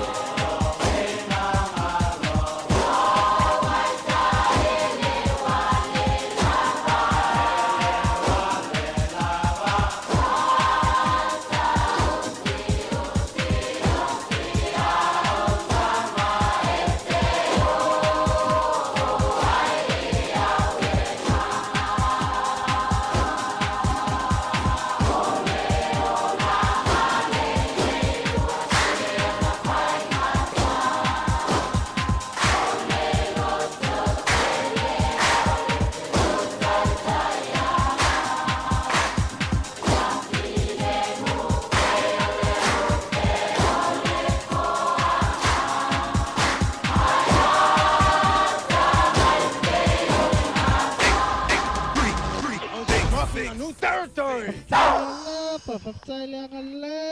Wo mai le taimi a se i a inga I Samoa mai si antunu o le Pasifika. E mawalo a veroa te malanga I me se pele I ante oe. Pea e manumalo I whailonga ale DJ Sal. E lua whailonga I se ina I le whai ungo le masina. E te anga wa ai pea wha tausau top up tolu sultala pe si antu e lafo I Samoa. E mau fo I lua veroa pea e whaonga ina le click X specific. E lafo ai sa tupe telefoni DJ Sal I Samoa tonga mawhiti. Wa ai lua veroa I mi se te malanga I Samoa ai to tongi le DJ Sal lo pasase. E ia inga ole reifa bitoa. O le whasisilanga tāua, e whaamana atu I le mamalo le tātou au whafonga, e iaila wa ia te tau I lalo le tulafono o le Broadcasting Act tasiiwa valuiva, e whai e sau whaasea po se whai tionga I mata upu, tau I whaasalalau ngai lungo le Samoa Capital Radio. O lo au ili lalo le upenga o sota inga le pūlenga o whaasalaunga, po le Broadcasting Standards Authority, bsa.gov.nz. A inga mo le whai o sau whaasea I se polkala me whaamanu alia I lau whaafonga anga. O lo au fia I vaenga nei, o le ale teime mawhaiona whai se whaasea, o ai tu ainga polkala me mawhaiona o whaasea ai, o ai e whao o iai la o whaasea mō le teime mua, whaftai. Malo whaftai, e ili tātou whaasirisilanga leo le whono le mawhtanga whaifiau so whaatasi Wellington, e lewa tele mali whaalo alo, e wala ua toi le pa ia mali mamalu le mawhtanga whaifiau so whaatasi Wellington e polirua mali Hearts Valley. O le a whātanuina le tātou whonotanga I le asolua o le aso neis furutolu o Setema. I le Kalesia le Baptist Church, tolu valu wai Nui o Mata Road, I le se fulu le tai au nei. Tala fo I le avanoa I so o se whawhengainga I fia mafuta mai ai ma le whaalo lava, a whtai sainia e le laulau a whono. Ia, le umautu le tātou aso malolo, ia wafo I le whamina tuina o le tupta mai tai o Peritania, ia po le toi o sauninga, ia po le tupu fo le malo New Zealand. Ia o le solus fuluono lea o le masina o Setema. Ma le songo fua la sau le songo fua I le tua. Bo. Te ilo le toi whaalo alo fo I lea statou malo I si tupta mai tai. Sole. Tau tia le mata atu fo I anei le vave ao le. O le temine pongisa ia a Peritania. Ia pongisa peta. O fai atu sole o la ua pongisa ua. Tu sa la ua te alifitu le fiafi o. Ane le tai ao. So le afa ya tu na le kiwa tangata fo I lainga mai o Sava Valley o le mele ta oto nei le ia le fo le kiwa tangata a pe sole o istangata na wa mata ona fa tutula to fo le I no fo au tafa se fulu aso le la na no fo tangata o tal fata no mi istangata fo le tu ami si allo matu istangata fitangi o istangata malanga tu isi vai ngol la langi o le va tu ne tayo ele tala le fasa la le staff lu mo le pena le staff tel le o tangata ni usila le fie malanga la iti fainga malanga vale le ini ho chao se no fo yo to le ya yo le melana le utupu nei tu sai e matua o lo lo o nanga se ye Peritania a wole lama la sa mo te le tangata fie malanga ye o te lo e mtau tia fo yo le pe yo le mtau tia fo yo le tupu to mai tai na Peritania o le vai taimi na ola mai ai lo le soifua mai se yo o mai le taimi o le talu fou le o tatu iai na au melo na soifua le taimi ne nei le matauti o lo langa le o tatu le la uma vai atu ia le la tatu fia ngai foi mai isi tupu mai stanga tola ngatu i le tatu wanga i foi lo langa fitale o tatu ia sa ole ai pisa ia u mai atu manga tu wai le taimi tu wai fatainga taua le utato e mo o ya Samoa tuai Samoa tuai foi le va felo ai va felo ai o le va fa lo ano le sis o mo watu le tato matu ma to tele sa tato o mai fata le o mai ya Samoa fi ai na ni time tu lo e utato mo o ya Samoa na ya o pasil tai me la le tu ba tai le la utato vai de time le ya le la o pe o mo o to tele ya pangale ya le time u mai so se slava ya time ma mo tai fo no time le la wa ya tu na po le wale na mai feta tu la fo le time mo le na fa la unga ale tupu sa le tolu le il parlement ya Italia i sa unga fo parlement le va tu sa fa me Camila i tu sto ave le fainga tangata sa fa ia silo matua ia la tapua ile la unga Italia le tupu ile parlement ya watu sal masio fol ya masio fol Tuna te vai tu lungo o penga te vai lang. Sorry. E o le usa mo le finga sino. Ai o masani foi tato vai. Pero langa ia tato masani. E pi mo mo ta malo ai mulmuli atu le tina pe au se savalinga tele voi peole.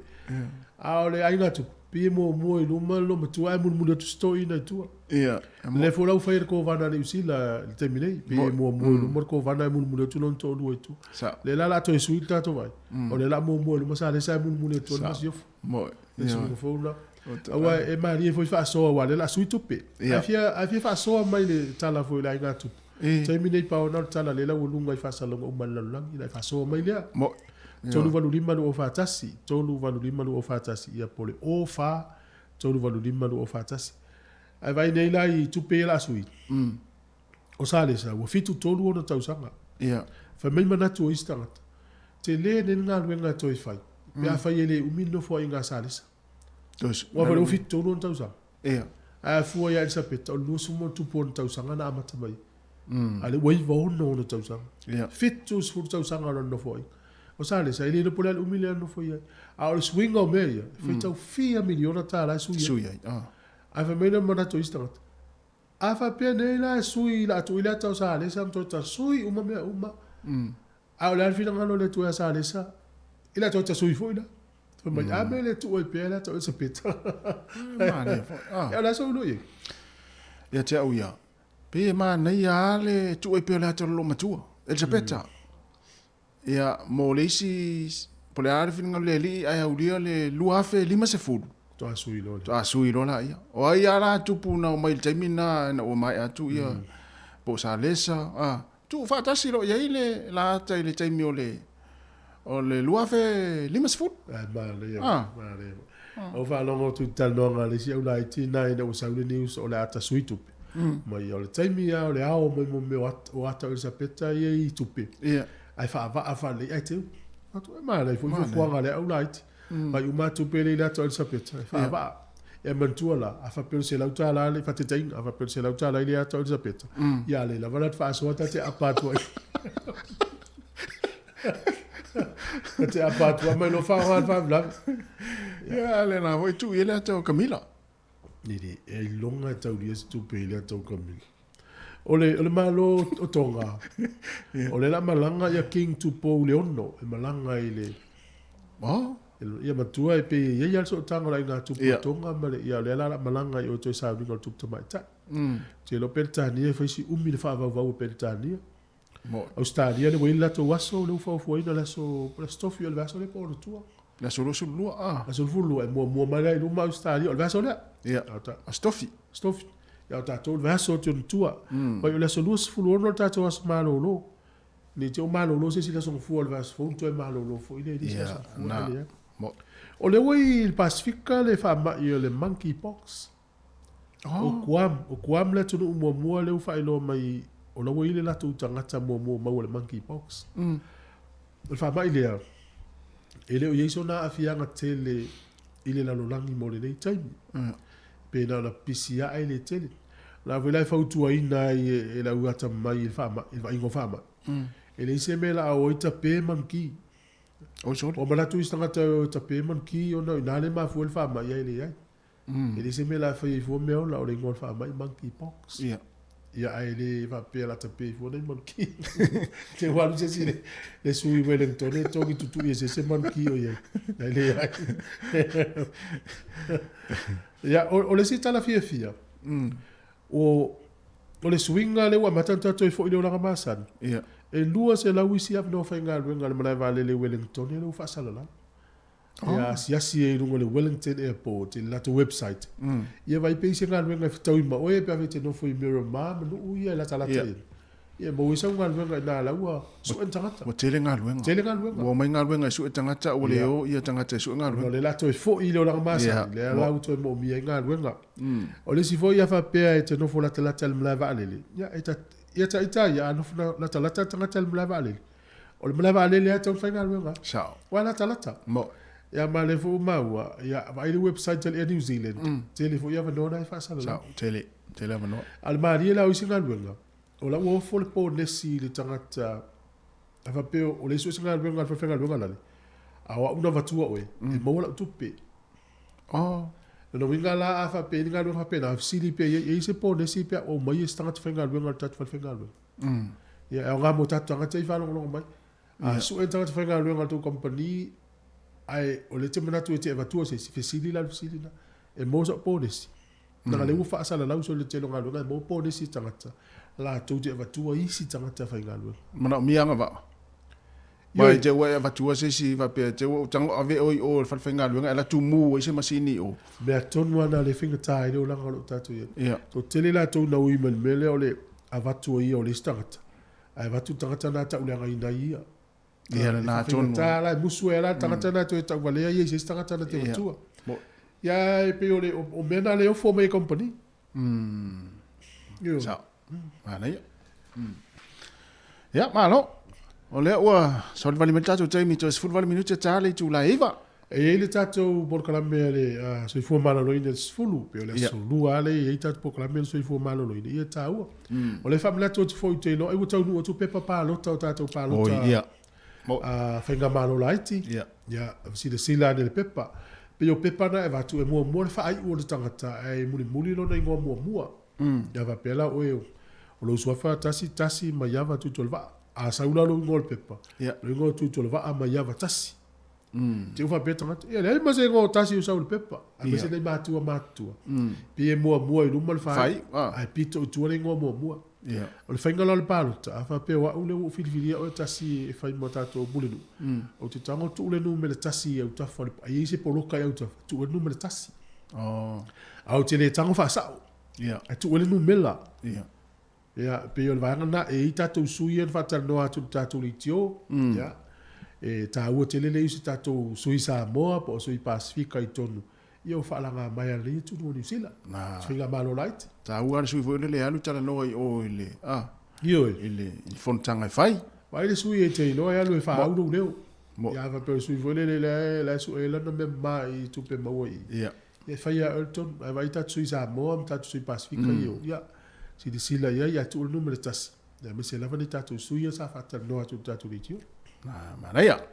Ya, tas tato pesa. Yo, e tato, le leva no tato, le na pe fa so mai, o le ta ua i ole. Tato tal no ta pune. Wala e o me tama ai ngana ya, o ya na tele fa so mai. Ya para fo so fina ngalo le tupele a le la tol SEPT. O le se foi vanga ma de tato no, por la fo fina ngalo tato tunu. Pe ale to ye la so malo lo. O i sa. Foi ele so malo lo tu mai ta ilo na soifua. Yo le ngai le toi fa mena tu. Ta ilo ya. Sa. E ta sia ia tu mau pe so malo lo na. A sui la soifua. O foi le no. O le rile o. Sa le to. Ya te wa ya. Ave ese lo la so malo lo na. Ya le vie malo lo ta. Ave ese pe yo la fa mana tu na so malo lo le o tu malo lo mtu. Fa tu ta wana tu mau pe so malo lo na. Wale la vese ni markale no smalolo. Ya la iti tatu smalolo. Oh. Ya lo. Pete mna fa ngai la soifua Camila. Tala no mari o Camila ri ole. Ya le o tale au dia lo fa si lo matua le fainga au sa mo ali so.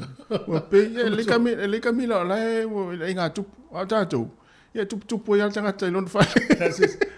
Ela se senga marso fa ya le va nga ta va misamo. Ya. Ama so ele se so yo tau vanga le a tala yo fai nei teni so tiro. Fa manatu ai tatu tu no. Ele o sa inga pos fatu no.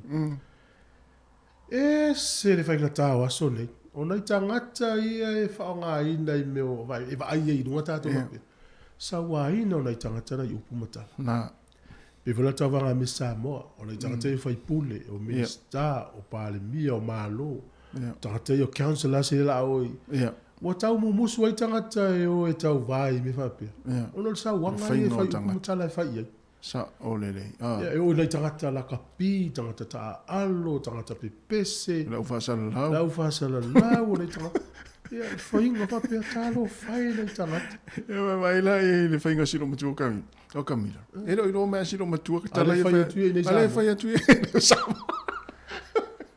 Ai se lo foto sa se va io na video moto e stala le so le mele tu la lo tatu tu se fa sao ia va e no tatu alo lo fai nei tangata ia o sa wa ina yu pumatal ya sa o tu ia se ava no mo la to so i fu le le Tau te le ilo le mawhati ianga o mawhau nei tangata nei upu matala lai whai. Mo ilele. Talo whai nei ai lato mo lato. Ia nana nofo amoto ape talo whai. Tatu alo lofa iai. Wha maa ngalo mwha manuia. Ua taimi e, ele to hini taimi fi ai na i tato mfutu iai mwhaasino lima o lezi lesi. Ia nana i whamanatu al taia. Ia, manaia. Tasa to pesa. Ela mawhase si ma se penu o tata ma le za mo nei taimi ua. Ia, le lo poti ngan mana. Ma vi fiamo tai auto, scultore minuto lontano lì va.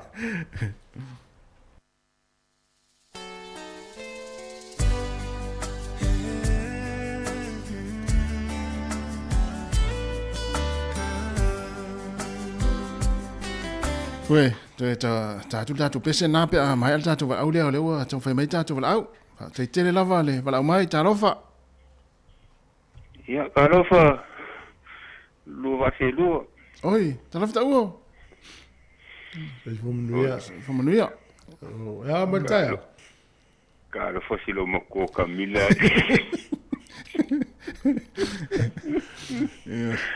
Ia, vangi va si lo mungi va skai. Whea lewa ia i temi nei launga luenga. Ole ke ni tau en ka ngu ngile kasi lua vea. O te wai atu le whita ngisi fo i whama vaenga wa pēr le te malanga i Samoa ana te i tau. Nei malanga vale le pena ni ta vale. E ango sau kule ia kul ka vale mai vale le au. Au sau i. Oh. Vale. Lale umi, lale mamao. Al me mali. Was e kusa fai kulale le sau mai me pongi lunga ngi tau. Ola, no le aru Samoa. Ia, fo ina le, la tulu tele. O ula o moe vange fo fa fonga la ku. O moe mai. Ke minga kual vale fa pe o Samoa fa no ko le vela fo le le. Sao le vela ina. So. O fa pe o Samoa nga ko fa no inga le fa lo nga fo nga le pe ka sa vali fa fo le vale le Samoa. Tei mo le wa e nai tau. Ia, ke mo ngi bo o mai nga luanga ngi. O sa o se nga luanga ngi. Ela sa vai le fu. Ia, ke o sa vali mai nga le o skali ale ka ke ia. Esa o so. Ia malo. A kulanga le vela. O le konsul fiku le vela le ke minga ia le o le fast fukas. So. Ai ale tau Melbourne. Ela le malu rumar vela Melbourne le temini. Faisinga ma akel malu ru la do Melbourne ke minga o se mai. Ale tela tu ngam tu ave vela. Ia le sau ese fo ia le kulanga le vela le yele. Ai ngai fo le ko le Oscar. So, ia malu aso. Malu lama. Tai foi na tia wala ta. Fa so kulanga le sumalu. Longa winga ave ese lo le sumalu longa wa kelenga fa inga fo ia fofuanga fo ia e me sila vai fala ko ko sa mo fo le fa mga kuinga le singa fo ma ka ule fo ia kelenga pe la sumalu le kop ko mai ka ile fa mga ko ia singa fo i New Zealand me fo ngai ia ko i Australia. Salvo. Pero nga sumalu longa wa ile fo pe la sombo mo sa o yungi le fa mga ko i New Zealand ma Australia pe la sumalu kop ka mai ka. Ia longa wingara ave ese lo la sumaru longa ia longa wingara wa po su era skonga e fai lo la skonga ka fai ko fo ia wa sumaru longa pio le kapenga ia fo fuanga fonga le para konga me seo o fonga le kanga kria fai ia singa fo fonga le kapenga nga fonga ko nga singa fo i New Zealand Australia wala matanga o uni la sona I ora makanga le so yunga ile so maro longa ia pero ngara sile ke aku oi pe sa oi kasi se ia ko le fie ka usanga fa mekas ia ko sui lo la ia le okupe mara so maro le ai fa manga ku pe le so maro le so i fo si lo maku manga ku oi pe ia sa aso to vai tu po a felas fa na o Camila ia to la su fitu las fa na o Camila you lai Renga la fa pela vesia. Fa mena tu pela ma to ni usila ila matango yu. Ya fa mena to Australia la sufi to yu lai kisiga. Le makaulia foi ole ku so singa fo asa mo le fa manga ko ka usanga uma. Ia. Ka usanga ako, le ka usanga ako. Ia. E ku sala to ka manga ko ia yu lai le e alu ama ko le ia yu.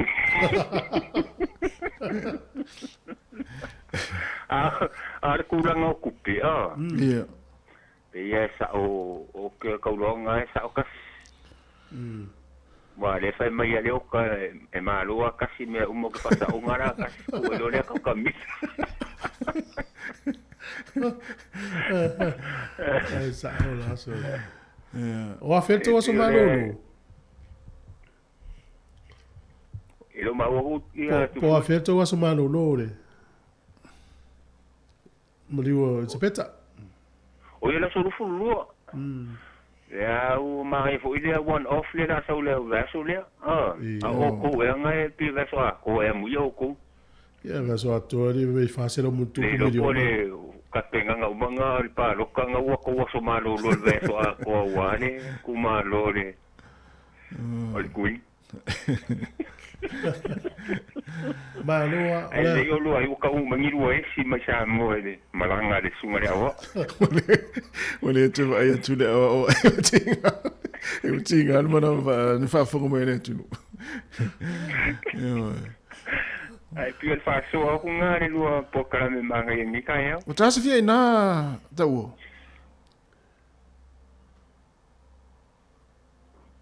O ta se fie na. La apa le fik. Afal fit tu tai e. Oh. La afale un le kayo. O ia manuia ia nga luenga nai tu ore atu no tu la langi ia. Ia o le. Ngi fo ia ko ngara ko ni kayo. Te no ta o. Fa se voa. Ia va. Vale ia. Tau ma mau so. Mau. Vai tu la ia lo va le lo tu mel. Mel pol. Ia vale tele pe vale le o samo. Ia mo. O so. Mau tele la le tu no tele. Ia. Sa o le la. O le swing o le tatou taimi o le daylight saving a New Zealand. So ila solufu lima o le masina nei. Solufu. Ala samun muli o le masina nei. So la la va vel taimi. La va vel taimi. Ia la va vel taimi. Tu so le sa tu so le so sa. E ta ne lua le veau. Ia. O ta le tonu o sui anga i luma. Pera por taimi nei tu sa la tar se fulu. Ala ta le sutas. Tar. Oile, sabe, de la ta le iva le taimi nei. Ala ta na se fulu. E sui le solufu lima o se tema le tatou taimi. Ia. Yo le taimi venai le lava il malo longa le fenga le ngale isu va veau. O le la tu sa le la ita la furisi tu la to. Mo pupu le po ya umilao. Ya, fa ulta to pese talpenta to lina le 8 minute tali tu la iva.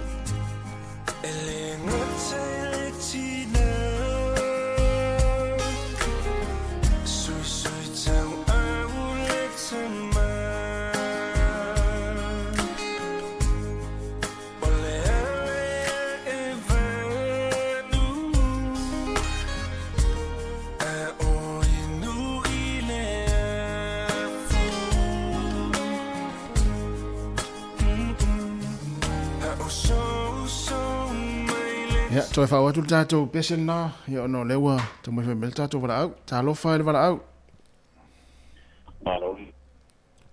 Malo se fu. Talofa. Ale tonu mai telefone. Sai fo mo ke. Ya. Sa no mai. Mai lo lau. Asoa, tai. Yo, o fia fa asoa kua si a maka ko ala fa asoa ile mera ko ma wa fa pe mo por po nge sia ka pe a mai ere stanga ka sta ka fa finga benga. Ia se mai la sa. Ya, o ile se fa finga benga ki flight plastic e for menga. Emo. I si view, ya.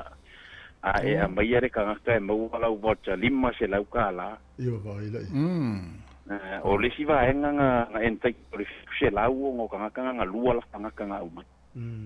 Oh. Sol. Sa o ala. O kere tire no linga. O fi jopo. Reti na eva tu ala se si la tamai. Ia sa o mai ia de ko luo la friend kama ia la full time for kei. Mane. Ma fanna foi la lima se la ulau tanga. O le lua fa so a winga le ka ke mai ia ngar kanga kai sa we kau le ai ka menga o fie fie la kanga kanga mai. Sa wa fa ma on ilanga ko lumasi. Oh. Sol. Mana ia tele. O mo ba. Mana. Ia mo ka fa so la ia le ka ko kupe ai pe ka ngai ya u ia maloka manga ku vai. Mai fo ia ku se lau ka la ka ko ku e fa manga ku de ka si do maku ai sui si te panga ye ai ku se lau ka la fa manga ku si do maku ai sui ku pe ye la lo mai mo la wali ia la nga solo ya mana ia mo pe o se lau ta la le tu pe tele le ia nga pe me are winga la kai ka pa ka la nga winga ni mai ku se lau ka la le ke de fa manga ku pe si do maku ya va ai de lima se fulu ma le lua se fulu o ya la ko so o ku ya fa solo mai ya ka la wa ri wa ese sao ese wa se ata to mo se la uta la pepa e mo nga ta be mo ngo fien dus fulu ma lima se la we fe ta na mo ya na ma na ia vo a fuala la ali ke a fuala la lima se la na mo tu se lima ta se peta la lima se la na mo ia sa ore de ya langa le nga mai de borta ya u fasinga de vo o mga u kurka ba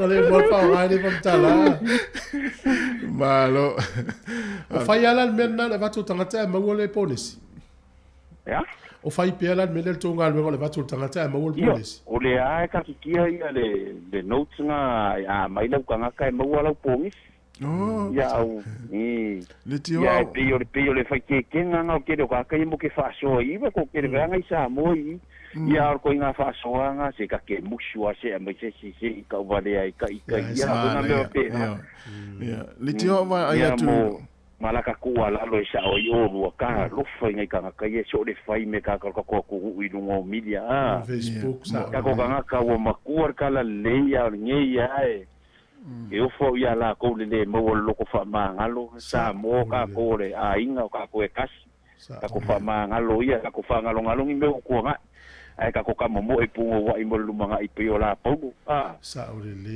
ia o eso tu so sa mo ia so ia le tatu mo sa mo fa mangalo sa mo va fero sa mo le wo termine ma so fa le tatu tu tanu ia ta tele tu ia le Facebook al fa nga no Facebook la fo ta tele le si ko se va mdala pe talo fai le tangata ya fa tai le te mo wa ya no ka maka kwa mo ka ia ka ke like le ai me ka fia ia ka ke ia sa o le o se wali ngale salo ai lunga pe ai le fia ya ma ko ia o fe sa ka ko mingi o ngale ia wa ko yo ka le fia pe fa sa ko mingi e ka di mi ka se ka fa vale ia mo ka le fia rola tatu amata swing of photo e fo in mezai ba fero ai no fale si fa mangalo le si ya o ke fia si o so nga yo ska ria nga ke le nga fa la vela me ka poka la mereringa ta u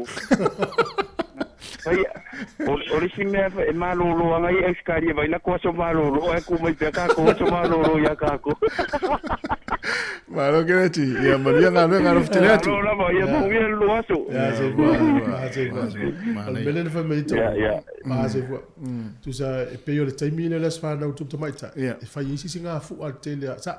Au tatu wai ni usila. E fa ya tatu sisi nga fu al tem tonua. Ai ma ne ia wa fa nga Australia las fa na o SEPT. E ma ne fa nga lo la to sisi nga fu e las fa na o Camila. Ya usumel fa fonga i tal me Samoa.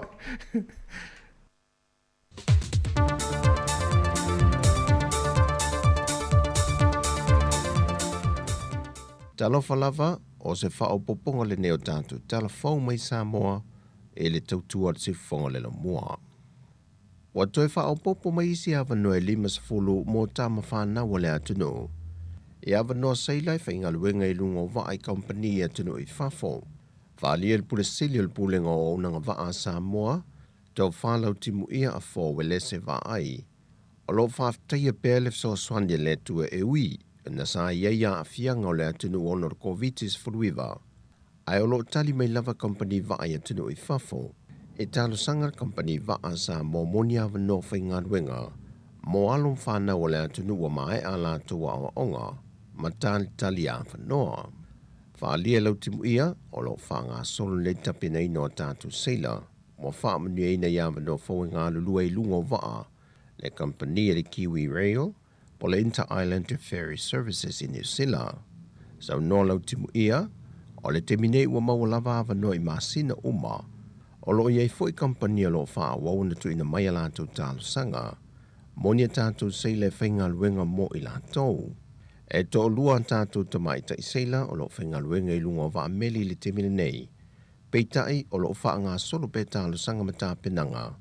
Mo isi tamaita i seila le malanga tuai e fua i awanoa e maua mai. O lo tu mo pele lei malu pui pui o soi fua wala mo whanau seila Samoa.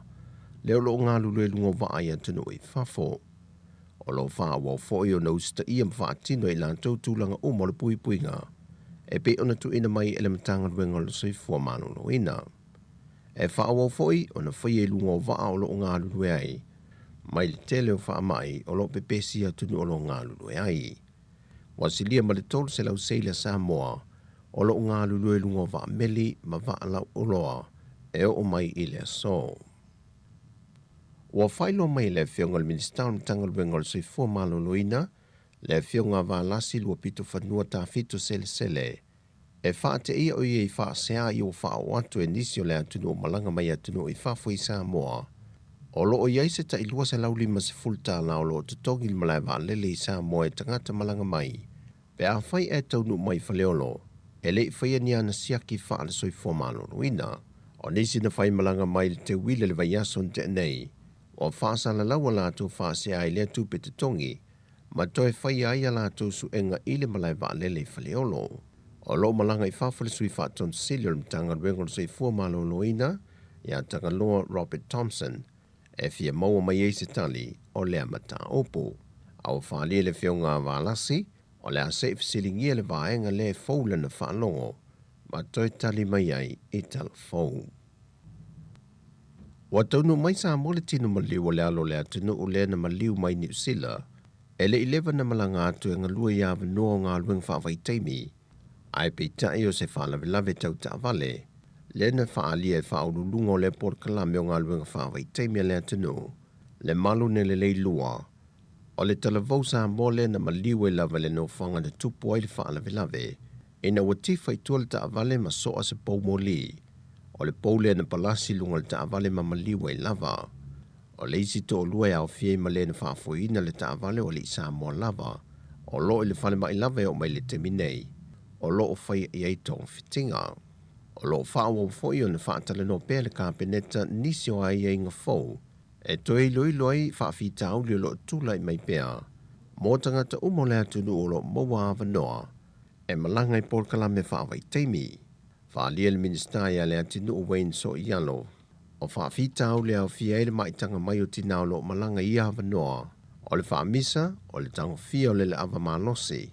Malele tausisi o isi tu la fono mai inga, na saini ai kon karate e malanga tuai. Wa toi te liu isini le amatanga le vaiaso le nei, Le tō whātiu malumatua mai whewhitu, e na ua mai e whaaleaunga ina le whaai unga le whaamasinonga, tua inga na whaasanga i a teia, na tangi e le whailau tusu le vang whaupu whai le whaatua tui le tu Samoa o tasi, wa au salwalo whipo. Na toi whaafitai e se tustu singa lungo peng ta whai langi le malai waalele, le tō whātiu malumatua i le ana aulango lango mo na ainga, e na ua manuia le wha moe sa alo iai, ma o toi wha matua tuai e matanga ruengo leo lo na tusu fulau, e toi malanga e whailoa ilana whanau i Sydney, Australia. Peitai, o loo ta oto foi se isi mata au peitai fōlinga tutusa wha penei, e pei o le mata au polo tau fia i pe la valsilia le tausanga, o loo moli ai malele paulo. E le nofo le pa i o le fio ango festo tai, lo lantou nau fo i tongi se lantou mai o pongi e le wha moe o le malo, e le wha mana tui no lonas futau sanga o le malo tuto tasi o Samoa le vai ason tenei.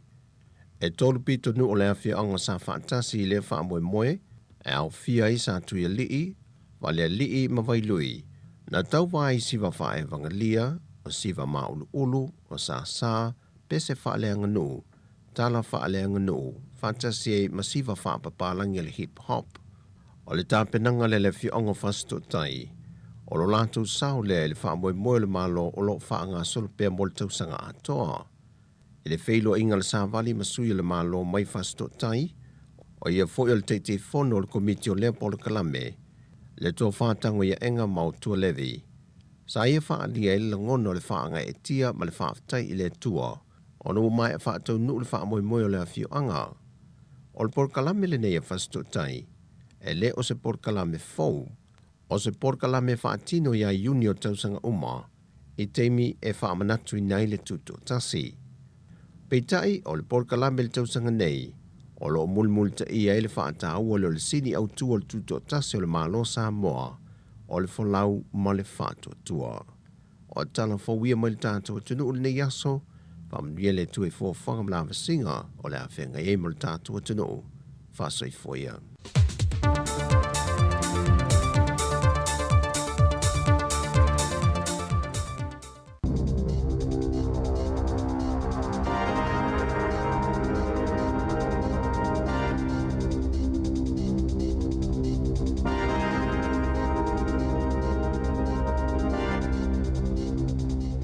Morena tēnā koutou, talaflawa o talafo ma le si ufonga le lau momo le nei tau sifulman tolo setema, lua whelua lua. O le vailuanga le pōna wha amutai le polo kalame o le puipuinga o New Zealand mo le COVID-19 le ana wha ingoina o le traffic light system, po moli wha ailo i le lanu momu, lanu moli, male mea mata pe ona fonga ina i le tamaitai palimia Jacinda Ardern e le aso ana nafi o tuunga uma mo tali pupuni o fonga o wha amutaina vāngana i tutono fale mai o fale talavai o fale e tausia i tangata mātutua ma vaenga iei i lātou e iei mana o ngā wha apitoa ma oni vaenga tāu o le fōla sanga lea sai i wha atasi tamaitai palimia male minista mo le tali atu le COVID-19 male iwa Dr. Aisha Vero. E nā o tangata e whaamaonia lātou suenga pole test wa fiele COVID-19 iwa e te tauna whaanofo esea mo aso e fitu ai le toi mo umia le whaanofo esea o tangata o le ainga. Peitai e te tauna whaia suenga le vairusi aso uma whaonga ai le rat test. O tuunga uma le malo mo tui pui e whaamutaine le aso luas fuluono se tema. O le a avese ina fo i tuunga mo tangata e malanga mai i le atunu o mai fafo mo tui pui whapea i ma au whai ngā luenga i lunga o wa lele. O le a whaawau pea le fisosoani male lango mo pisinisi. Ma tangata whai ngā luenga i ala i tupe tutongi mo lātou aso malo lo po leave support payment. O tangata ni usila uma e ta iono 5 tausanga nga ilunga, ma tangata Maori Pasifika e ta 5 tausanga nga ilunga. O lea otometi lavona nga va aifuala au mol COVID-19 pe awhai e wha maonia i le COVID e amatatu i le so. O ripoti e maua yaso ta itasi o tangata e a fial wha mai, ma ilatu e tau fia i whale mai o na ol COVID-19. O le a whaia wha le vai yaso. Na sauno Ardern, e ye lava taimi ono wha atono ina i tangata e wha o ngā lātou talipupuni o fufonga. I nisi o no fuanga peitai, o le ai le wha i unga i lātou o pule ina i no fuanga, ai le o se tuunga le malo. o le a whaawau peo na tu ina mai le matanga luenga le soifua maloloina ta iala i le whaonganga o tali pupuni o fufonga ma o le a whaawau foi o na whaalo tutele ina tangata e whaonga ino fuanga i pio feo ingolau tele ma le ase se atu i tangata i whaingofio na apo ia i ngase pe tai e leo toi a veo se tu unga mai le matanga luenga o le i fo i tangata i mana na o whaawau peo na whaonga ina tali pupuni o fufonga ma o le fautuanga le tamaita i palemia ia whaalolongia mamana ia le filifilinga le tangata ta ito tasi ai maiso i lato ua filifili e whaonga pea tali pupuni o fufonga. O le asonga fualua sifuluono Septema, o le aso malolo whaapitoa u whaai unga whanoina le kāpeneta. Mō New Zealand, whaatasia mal sauninga whaapitoa e manatua ina ma whaailonga ina i le tuumalo o Queen Elizabeth le lua. I se saunonga le tamaita i Balimia Jacinda Ardern na ia tā uai. O le atalia tangata ni usila le avano e whailonga ina i le tuumalo. O lana mai estete ma pāti patia i fo ilona soifuanga. O le sauninga whaamanatu whaalmalo. O le awhaia le malu sangato Paulo le Wellington Cathedral of St. Paul i le aso lavaleo le awhaia le aso malo lo. Ma o le awhaasala la wina tu sa oilunga o televise ma upenga ta whailangi. Na sauno al Balimia, wa talawhia ngai le leile whailonga o le soifuanga le tupta maitai, sa lo whangia ni usila e ala i se aso malo lo whaale atuno, whaatase ma se sauninga whaamanatu whaale malo. O lo o tutu saima Peritania whapea ma Australia i sauningo lea sutele ua whaamawina i tala whaasolopito o le lalangi. Sa whaamauni e fo i Ardern o ia whaatase malakova na sile o la whai masuyo ni usila i le whalela wa singa o Queen Elizabeth le lua i lo ne tona lea e whaia lea songa fuas fulmaleiva o Septema. O lea solulu nei e tu ua i Balimia lea tuna o na whea lea o New York California malo o whaatasi pe a mai a toi sauninga o Queen Elizabeth le lua ma toi taliu mai ai mo le sauninga whaamanatu. Whaale malo a lea tuna o ana na whina ta uel whaala potopotonga pisinisia New Zealand la tau te le langolango ina se aso malo loi whaamamalo ele tu malo Queen Elizabeth. O na a whianga pisinisi sa iai mai le COVID-19 fuluiva. Po iei ni tu se whaamaweni whaamaisenga i vaenga ese o le tunu. O le aso sale na whaataunu uina ai le palemene le folanga alo i o le aviai o sale sale tolu o le tupu fou o ni usila. O whaasirisila le company wa alele le e ni usila o le ale toi mo umia ina le whaonganga o tali pupuni o fufonga i lungo whainga malanga uma. Ale e ni usila amatatu le so na ta o se suyo le company e mawhai e pasese o na whai alato tali pupuni o fufonga. Pe a mana na wai, ma ole a iai fo ini tali pupuni a sauni le company, e te le se sao ta ua o tali pupuni o fufonga sa pui ai tangata. E whaonga ina le au nanga le company va alele, ai le ngata i leo le pui ngā lau whainga luenga i lungo va alele, pe o na ta ua le e New Zealand pe tai, wo o ile taimi e whaatatia e se ai. E ono mo mia le whaonga o tali pupuni o fufonga, inisi o whainga malanga whaavao malo, e fua lava i lea tunu o lo oanga ai ai whainga malanga.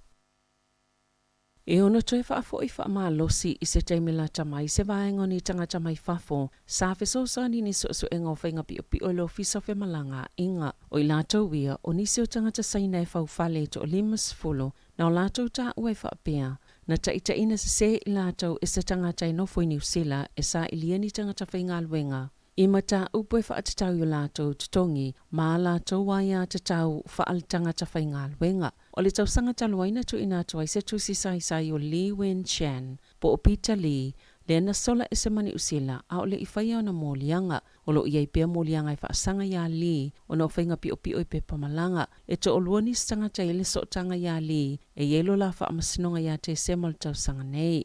O le vai asu taluaina whailo atu ai le pulenga lo fisa whe malanga inga, i tangata whainga luenga i safso soani isu enga, e ala ia lato moli mau. E pe a malamasina o na o lato wono tu ua leo le tunu pe a whaai ui o le whaamasinonga.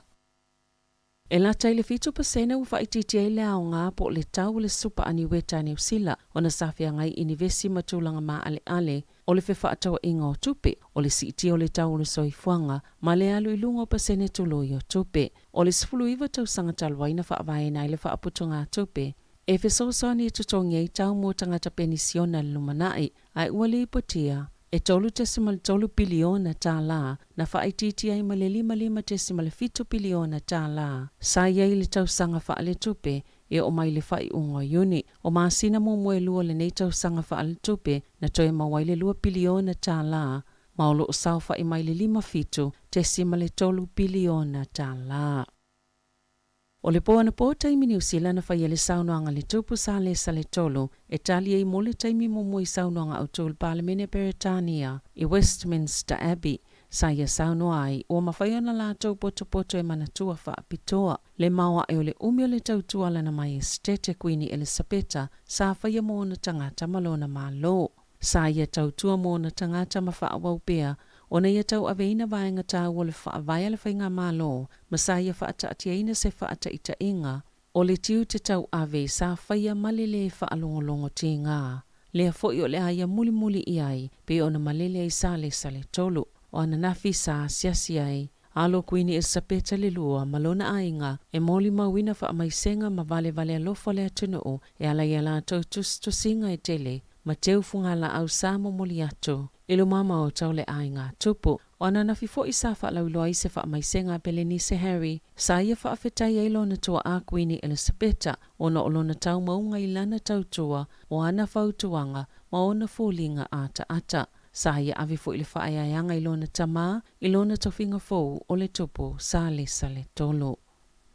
Tālai tālonga, o le amawhaiona mai moina e unoma stotongi lungo le TVN said, se fusu anga telo le fusi o lalangi le masina o Ketopa, leo le awhai pele ai matama fuso New Zealand, o David Nika, Mahemi Ahio. O le taimi mua le amawhaiona mai moina e unoma stotongi, ni fusu anga te tele i televise New Zealand. Talu mai le fusu anga le fusi o lalangi i le panga mamafa, i le vao David Tua ma Lennox Lewis i le tausanga i luafe. Lea na mai moina le tasi ma le 3 miliona o tangata, i tutono le tunuu. O Nika ma Ahio, e le ifaya ina lava ia la fusu anga whaapolo fesa. Mai le imai ona wha mautu ina la panga, mo le fusuanga i le Rod Laver Arena i Melepone, lea e luina i George Gambosis Jr., le siamupini o lalangi Devin Haney, i le pangamamai le asos fulmaleono o Ketopa, na whaia ina Gambosis Jr., ia Haney o Seli America, lea na ia mawina fusi e tolu le pangamama i le lalangi, i le masino yuni, na ta ulfa tun silo le TVN said, o se tasi lea whaata ita inga o le tau maunga o le whaala potopotonga, e au mai ai ta alonga te tele fia iai le atunuu. A o tau mawhaina ia mawhaiona mai moina e tangata o New Zealand, ia taimi whaapitoa o ta alonga e au noa mase totongi. Ta ala whauia mana si ufonga le lau mua, mo le nei vaenga o le tai au.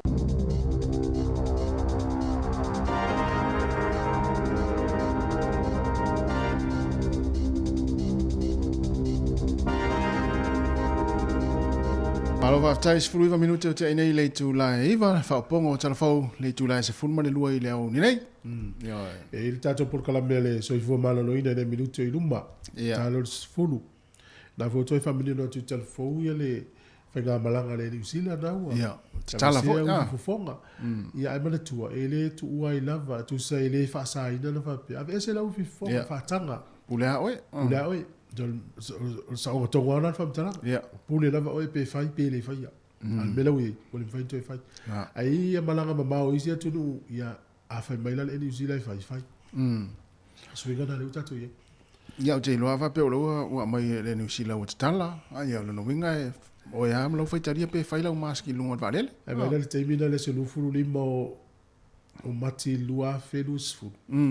Tau tele i loa mai le tupu le me tupu i le aso sfuru tolu o se te malua felu lua. Ya. A le futa tatu o mai ni, le futa tatu o nei le o tau lunga no fa mai i New Zealand o le o toi. Na. No toi fo ia le. Yo, toi fo ia le o langa masani. O le fo fai no mai ai tatu tatu ai ngai ma. Ia no fo fale. Ai le tonu no fo mai ai nga. Mo. Ia nei vai nga e amana ia ma fai le test ia so upa. Ma ia tātou ilo le, o le tau te milo whaatasi amal wha ma i le wha pe uma.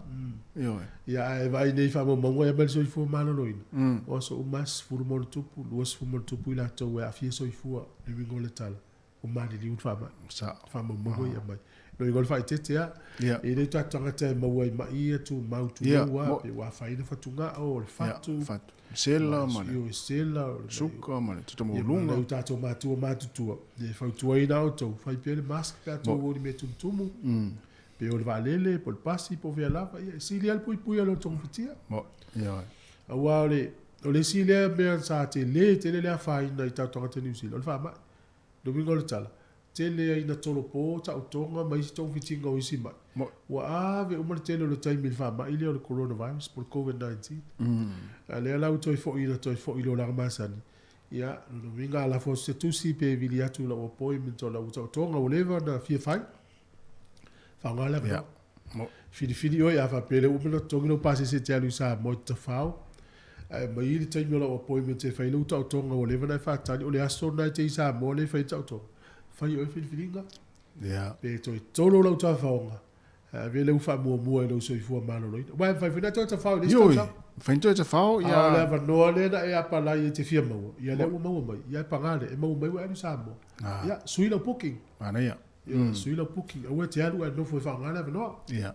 na ai fa mana tu ni tai au ma lo ale ma futa mai le tu ni tai mo le tai au ai pula se ma lu tai au ni tai ia u te lo le ta mo ta go fi le avoka ni tai le avoka mo la to le ma sani le avoka ta go le fa ma sani ia a ona ma sani i te le to musu o le avoka mal falawa ina ia po polo ni koko samo ia mo le so le ia si o le nga avoka falawa male koko samo falawa fo vo le to avela mai le to ale le ale mo na to no ole avoka i sta ta e lulu i le masi ma tau fa ona e te no al fo le masi ma o fo wala le masi mal falawa ala mana yalla la avo al fanya awal tu tu isi masi pinta tu masani me avo kai sa mo tu el masi ma ya ini ya masani tu el falawa ya sa ole ya au ta ya ole te i me ai am tala listina al vasun teni fa no mo ile pokaramene no ile talonga ile ulu fa mai sole o tu fa mana tu me ma tu ai ngai sa mo le fa no me la tu ai ngai sa mo le fa no fa ya la tu crema ya la tu ya sola ile mo me ulu vole le se ulu vole wa pe wa matana pe ia matarina tamana mai tau vole se tulo ma pa wa mai la vela lo ia va tulona ia tau fi ia lontina non crema se le fune matarina se ingo fi le fune le ulu vole le ai sa il pepe o so io mal fa na fa la tu lo matua ya so la na va ai se le funge asa sa il pepe fai mai la so le tele i se pito so le mai la o le si vai ngai mana tu ai fo si la tu crema o i me ia o ia i fo le po ni fai nga me ale au lo tu po ni le no wai lo ala e fa fine o le no uma o le lo matua le lu me vole le me si pa fai tau mafutanga fo e fia lo matua fa putu me fatu ulu fatu le ulu e fa mai la so se taimia e o e fole le i me ia o me ale no me au lotu e fa ai mai lo ai lo matua le ia te musu e fa ile si lo matua fa putu ane fatu e avela i fia lo matua na avela ia la to grandma na avela ia fo e uma ese pe o la to la ite fo ese ia pa o fatu ulu tu lai tono le ma o le tano ku ko a tu ia na avela fa mashed potato vo le pe o finger mashed potato oh so ave man pepe fa mai la pe fa t-shirt fo ngale lo matua fa mai la ale ma na ia e mana tua ia na ita mai t-shirt la to grandma to lo matua o le melna e vale wo ma sani fo atanga to le no le si lo matua fa putu a fatu ulu ave le ave ye ona e fia fa ngale e fa mai la fa ngale na e vai la i tatu tau ma fa na le na tula na ele ai ma se ma ya le popo van ma pepe ya o ya o tatu su ya le o langa tele o bea ai falai lo lo ai sa ya tu ai sa ya tele mo fa ma i tanga ya na ya pe tata no na ma fa mo su ya sa wale le tau le o le ai mo le ato u so fa pu so le ya la lo mo miti mai ya o lo na tu lo me o le ya wo le to mo le te la mo sa mo te lo to me la sa mo na mo sa mo tu te fa tel tout po le fu al po club de la tata o le stof ya le la ma fa so si la ai le ngalu mai sa mo ya no fa tu de ma tata no tata ya le na le pete o lo bezana ula mo so o ia le ula pela ula fala mana ia. Ya. Lai fa fianga, lo fa tu mo to mo share tu tato Facebook. Ia. Wal tato YouTube pe tango subscribe. O subscribe fa mo le fo le app. Samoa Capital Radio app tu lo telefone. Ya, ai us me fa fonga tato fa fianga.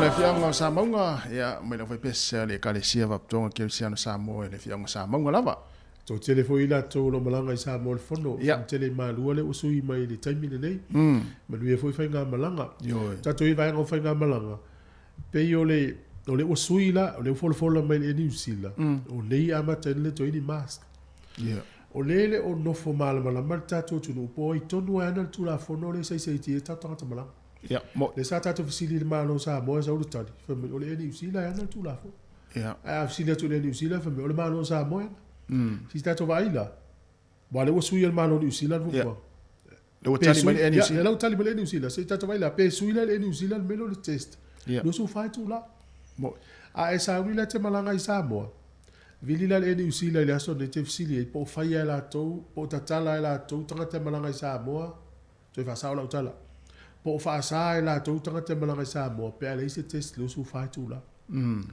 po ye ya tu la fono na o ila tau te loa, ele o le New Zealand la ya, na almano sa moe. Wala fo ilunga o la tau wha maungu a tanga tamalanga atu. Ele whaina la tanga tape, ele se test lu su whai tu la. Wana wa, whaali mai fo o le aso, lusi furu ono masina nei, lea, whangatai fo i, mai fo le o le pepol tui pui pui. Ia, e te malanga le New Zealand. Rela amatan le ai mena, ia, pio nei whamnatu la.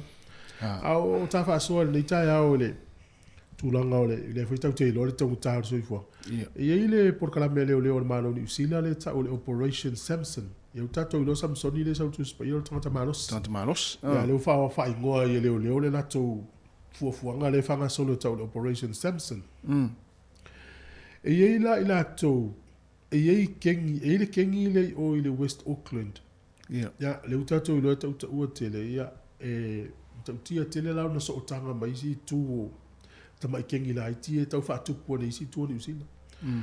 I whamamonga leo mani masino yu lai lua whea lua. Tu sa whaina la tau tu o whaatasia se tupe wao mai lalo operation le.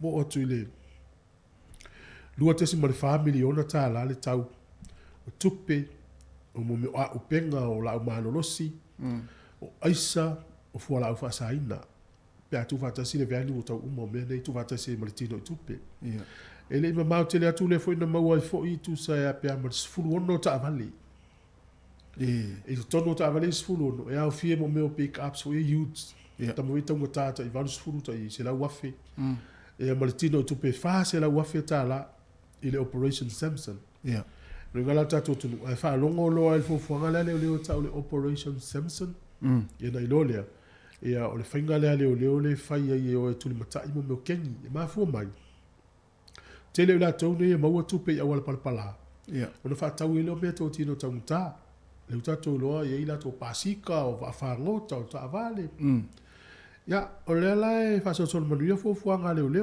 ese mai la fa la be ese mai la le va ngale na cha ul va sonte nei ta tan longa foi pe masalo mi le ni va nga fo le tanga cha i lo fale tu sala o le pawa le ave le la saudi ma lo tu ile o le pawa fa o popolana a fa pe wa u le o moti no wa u le o so tu la fo ale masalo mi o le tef so fo ya o le fo mo to yo manuia o tu la pawa le mo me la tau le la ngolango ma so so wai so singa luenga le tu mo le umalo e tau le tu la fono e limo tai ale tu la fono sala le fa pe wai fa nga luenga no ma tu la fono le la tatu vai to le tu le si ma lo si le e o tangata umai si o manga le e la veve o mana tu la fono ya fu ye 4 miliona ta la nei tu pea tu pe nei ono fa ta wende ai ta me ti o le aonga fa tongi le pili o le moli o le pili o le vai ale alui me ona au me ona nei e sa tono le tino fa ale anga le tino ale anga le tino ina sulu no le so fu malo loina o ile fa tu pe so fu malo loina ta to wi fa ngalo mo alu it time fo ma ia lu ta ona o le ele anno le to tele o tangata nei o la tu tonga wale la u me ona to ya no i mai le fiola ya alu lo temi fo mai alu tu pel malo ale tinga ina tatu fa ngalo ma vai fale tonu le ona le fai temi le malo si ai voi se fa former tatu tu pulang ta vo fa yel mele awul fa ya awul o vai la ona tonu lo tino e te mai ya ma o lo yoti a ola noti ma fatia yo ma tu ma le ai le ngala au ta yela so tanga o va ngalo e ile tanga fa ngalo le McDonald sa fenga luenga i lisi aso ma tali le drive through fo ile po le vaenga le ui ta vale oka ile umbe ai o te ila stein fenga luenga le oka tol me ai tanta le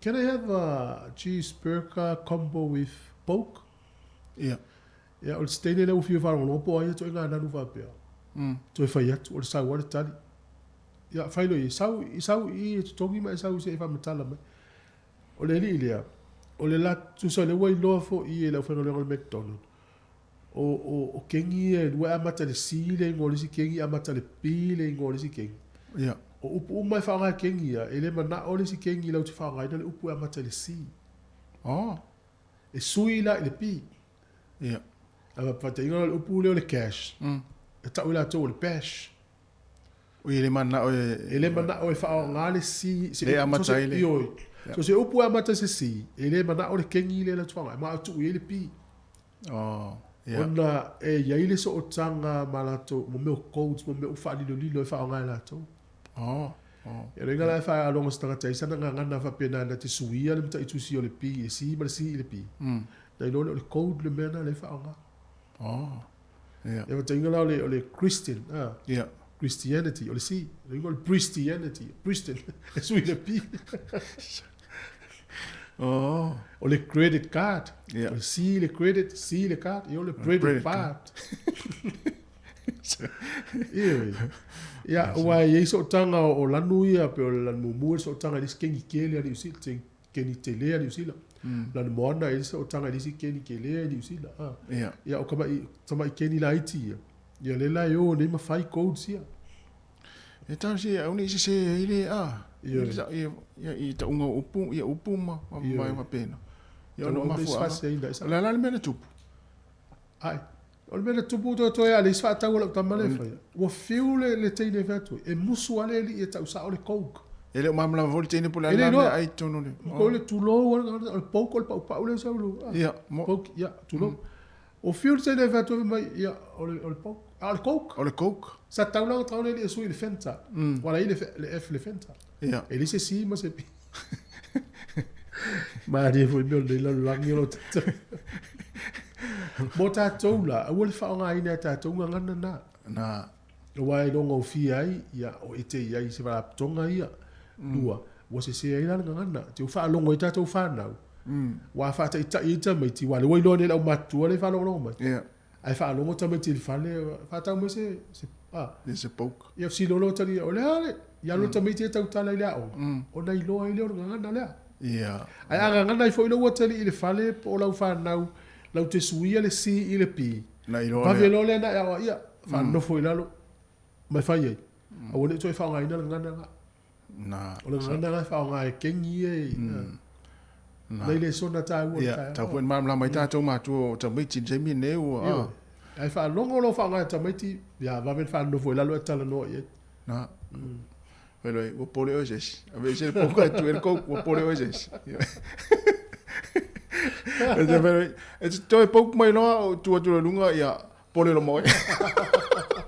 Awa salva o rimba. Salva o rimba fa na ta do. Ya. Ta to ipe le fa so ile tu mai ta ia ki fa so mai ia mana ia. Ya lo le ia. O mai o le tu mai ta. O vole le tala vole le sawana po mai o Britania. Ai ni fanga fa voi ta fa wale lo matua. Ia. Ya le ala wa tu une va ai lana tama. Le le o Prince Andrew. Ya malana lon to lu le sa fa yo fechi. Ola ole la va ia tama i ta fa ia lo matua. Ngala wele Willy. Se va ia. Ya wa va nga fie lo matua. Tu nga sol fa nua mo nga fa pe mo o ta fa vo le fa fa. Ja, Talofa. E mi si asi no motu e SEPT. Ja, pe ia tata no vana. Tato vai ta yo malo lo. Tel lo ta ia pule sa wa. Fa por kiki le fa ia la to be fai. E manuia ia malanda tau pule nga e fano tanga tole tu. E le na tu po tu o perestene o malo te tele o taita. Si tu tamaita. De pe o stato tinama tu ale o tato a inga mal tato nu. E sa wise tala mo vile mu vevesi ala no langi a sa lo ta no malo so le ala ga tu po peltani na mata mai le vai tau sanga o le tasi o no le vote tasi o no ya le o mafaiana sui o le tele o malo lo lang na sa wa pula fa tupu sui ya o le la tu toi mai le ai ga tu i fo le pula ngal malo Spain ya le malo Tonga. Dia tati le lopo a fesui a le ai atu le e foi. Su e ia tala anga no le lalo. Le tele wa tu usa ile tupu. Ya sa wana fo wa tupu sui. Tele lope pe sui ai nga tupu pe.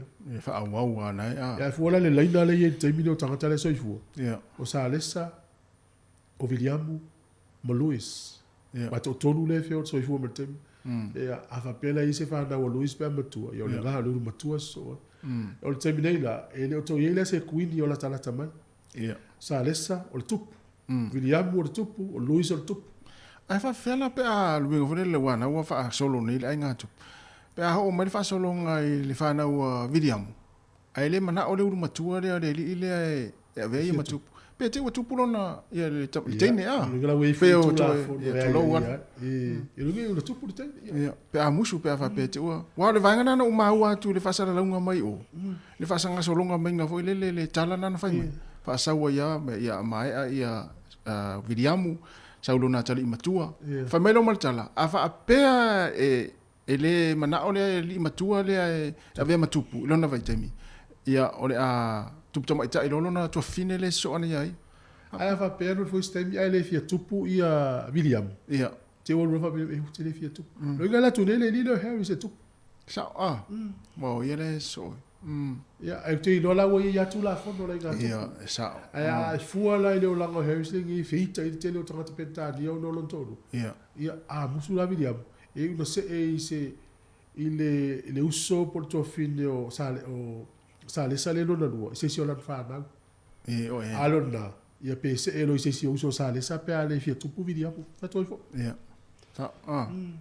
ia vidia pu la fa ia o tu pu sa so pero foi Luis mo so no Luis ia ila nga primary school por ki de cartel ia tu pu le pertane yes na telele sona mo ai nga tu pu mai tu mai cha yo felon chama le tu mai cha mine ya o le woli ia fa solo mai tal si ia la to fa o ia pe ia le tu langa le yo si la to tina na o le ye ni pu le nga la te suia o le ye ni me le tu pu mai la to pu le la file mu ya no nei ia o no te inga si lo tu sales o SEPT ya wala va ia fa inga si lo tu o Camila ta va ya Camila love you auntie el tala le si lo tu na ese e vilia tu le si lo tu ta lo telefone mai lu va tai fa sanga mai lo le si lo tu la muy mai le si lo tu e non mai ka voglio fa mal talia lo tu le tu ye si lo tu se io la ata muy atu se si a una fa tu ye si la tanga se io la mo ye le ola ya le ala tasta to pese la to nem ta pura le na fa mo wina wata no ngal ta ya se fa ngala mo le wa to se fulu minuti ta lo le tu da se fulu ta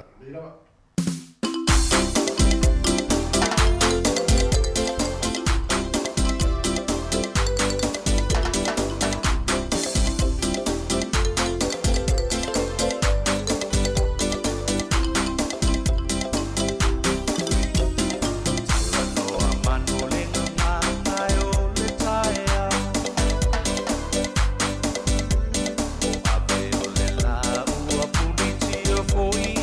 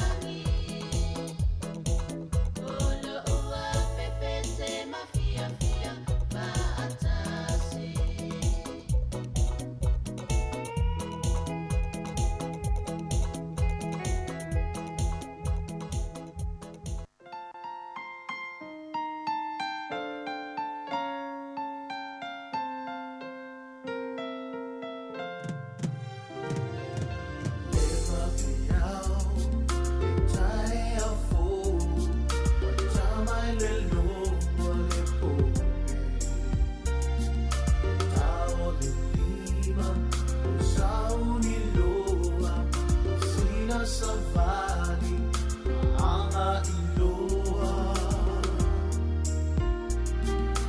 mai tawina fatumulia au sama vali ia pia metalungalu watumule au faafu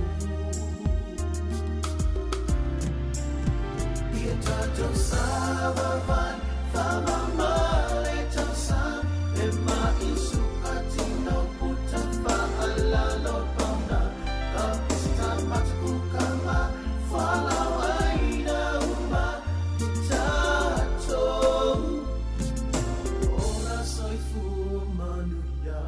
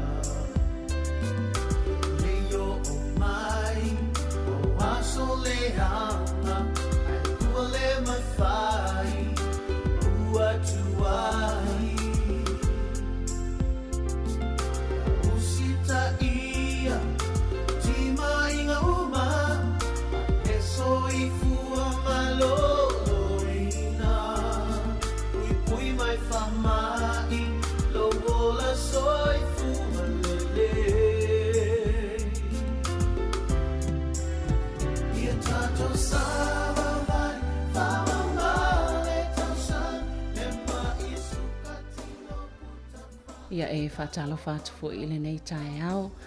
I le mamalo lau whaafonga si fonga lau mua. O le nei taimi masani fo le nei o le tātou talanoanga. E mata upol soifua maloloina. Pio na ngā lue whaatase a tātou le tio. Pasifika.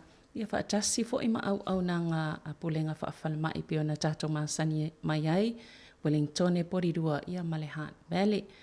O le tātou malo le nei tae au. Ia pio na utau sila mai ai lātou la mwhai na mafuta mai lunga upenga tawhailangi al tātou le tio o le sunga lea iali i Piers i o le whaatonu sili po le whaulunga mai le Pacific Health Plus i Porirua. Talofa and good morning, Lee. Hey, Talofa, Samalina and Malo Elelei for Tongan Language Week, Nisabula for the Fijian community, Whakalofa lahi atu to the Niuean community, Kia rana for the Cook Island community, Māori for the Kiribati, and Talofa for Tuvalu. Great to be here. And Morena for the Māori Language Week. Yeah, it's been a while since your last interview with Masanga. Yeah, but it's my pleasure to host you today, Lee. Oh, no, thank you. It has been a while. Yes. Pacific Health Plus has been kind of quite busy, and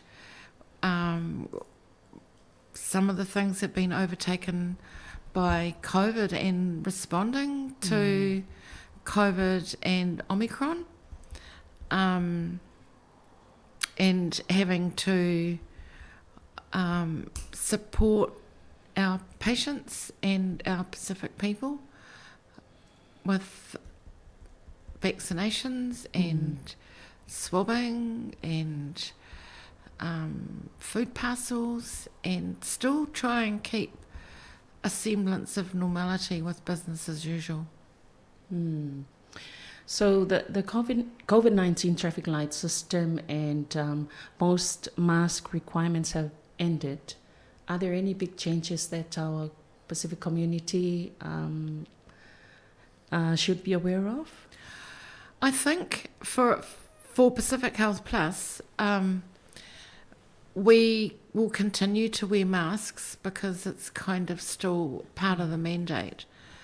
But I think some common sense logic prevails with the Pacific communities, so that, for example, if you have a cold and a cough and a runny nose, there are things that you can do to minimise the effects of it and spread within the family, like the cough protocol, you know, coughing into the sleeve, staying away from work so you're not spreading it, staying away from family members so that you're not cross-contaminating or cross-spreading it inside the family, because we see that as well.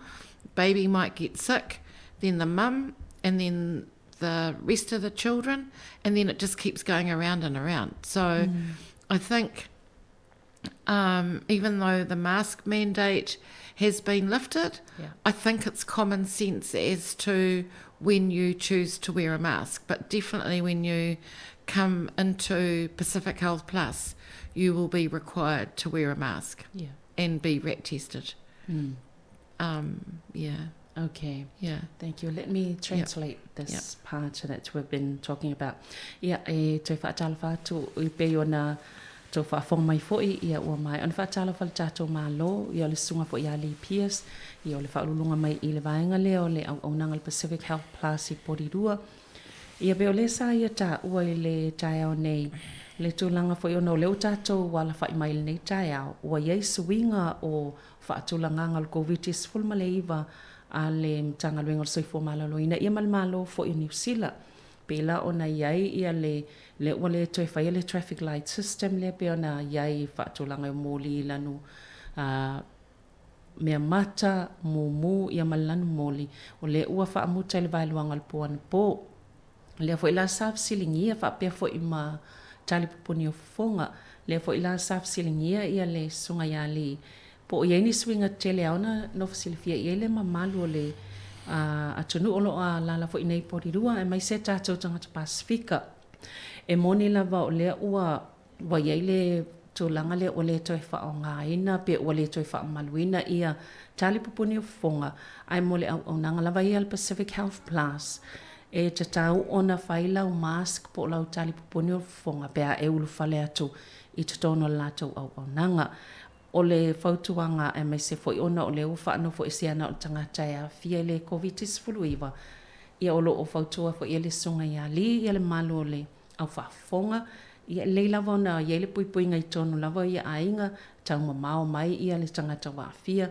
ia mai a mai se nai tina mana I pepe ia ona e ia lava le fai ngofio na fe pasia I le virusi ia ma fia ia foi o tato tangata pe lava la o le fuafuanga tatau lava ia ma le mafau tatau tangata le whaonganga o le mask po tali pupuni fonga le peo na whaataua I le sunga ia li fautuanga e moni o le uawe e senei vaenga ia ai mo le puipuinga lava ia tonu o ainga ia peo na tatu ia lea o le si vaenga sa talanoa ia li o le vaenga sa fianga I malatou ia I le taimi atol nei I le COVID-19 tele ngalwenga safianga iai ia fo ile Omicron o le langolango e mai semo meo pusa mea ai ma tūlanga whapena e langolango ai mō tātou tangata.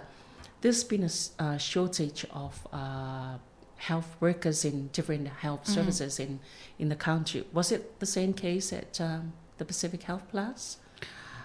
To a degree, it is. We're definitely short of doctors. We currently have two full-time doctors plus a locum. So we are looking for more doctors so that we can grow the service and the services that we provide. From a nursing perspective, we've built up a casual pool of nurses. Ideally, we have, two full-time nurses, 3 if you count me, and we have a couple of nurses that work as casual, so it's not every day that they work. And we've managed to get by, but when staff went down with COVID, then that's when we felt it. And also I think the demand has become higher because of the general workforce with doctors retiring in general and people not being able to get appointments to see their doctors. A lot of the calls that we have are people wanting prescriptions, and I think there kind of needs to be a little bit of a shift where, because of the workload on our doctors, to not ring on the day that you've run out or the day before that you've rung out.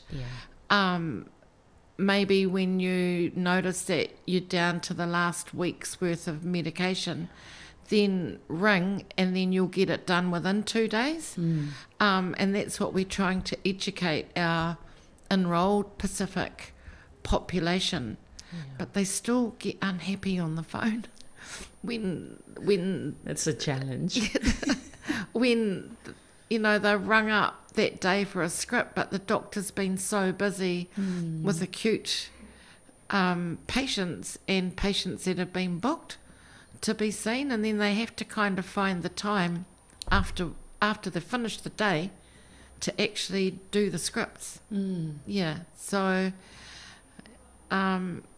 it's a bit of kind of coaching and training. But I think generally the workforce, the country's felt it, and it's been in the media. But we're also trying to think outside the square or outside the box as to how we can be innovative about our workforce and growing from within. So we're training our reception, and they're doing courses to be healthcare assistants. So it means that they do some jobs that the nurses would normally do, but they work under supervision. So that's what we're currently doing at the moment. So how is it right now? At the moment, we're stretched, but we cope. Because our staff are very agile, and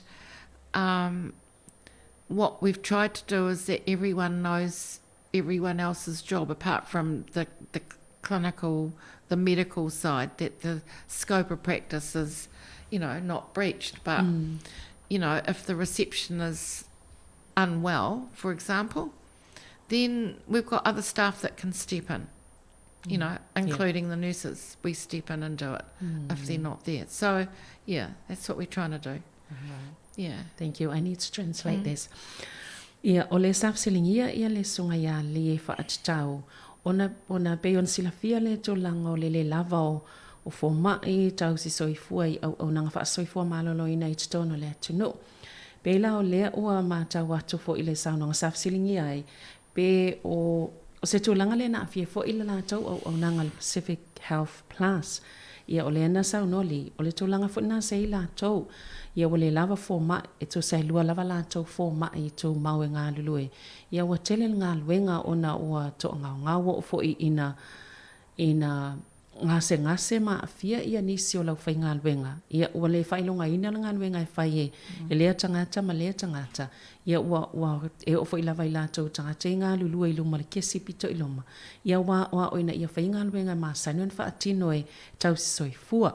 E lua la tau fo mai lo ia lo sa ili ma nisi la tau fo mai e mwhai na whaatino la tau ngā luenga to lua fo ia la tau soifua full time be ngā lua tau mau ia mana nisi tau soifua fo ia le ngā lulue ia so uma e pe ia mo miona watu le sui to langa lau whai ngā luenga pe a oina te lele mo mianga ngā luenga pe o le tau langa na o le sa iel la tau au nanga e le taimine le fo isa afia la tau ile le lava o le au whainga alwenga ia mai male ngase o le au whainga alwenga i taimine ia meise o le nei fo iwa i tau o le COVID ia male tau malulu o le istu langa sa o ia lātou o tangata fo ia ua le mwhena maua lātou appointments ia po o taime siaki e mawa air fo mai ia ona o tau langa lava ia o le isi vaenga ia o talavai prescription lena ta ua ia o le tōlanga māsani e lua aso e mawhai a whapia loa o le vai aso o le te lua wa la mai au fuala au.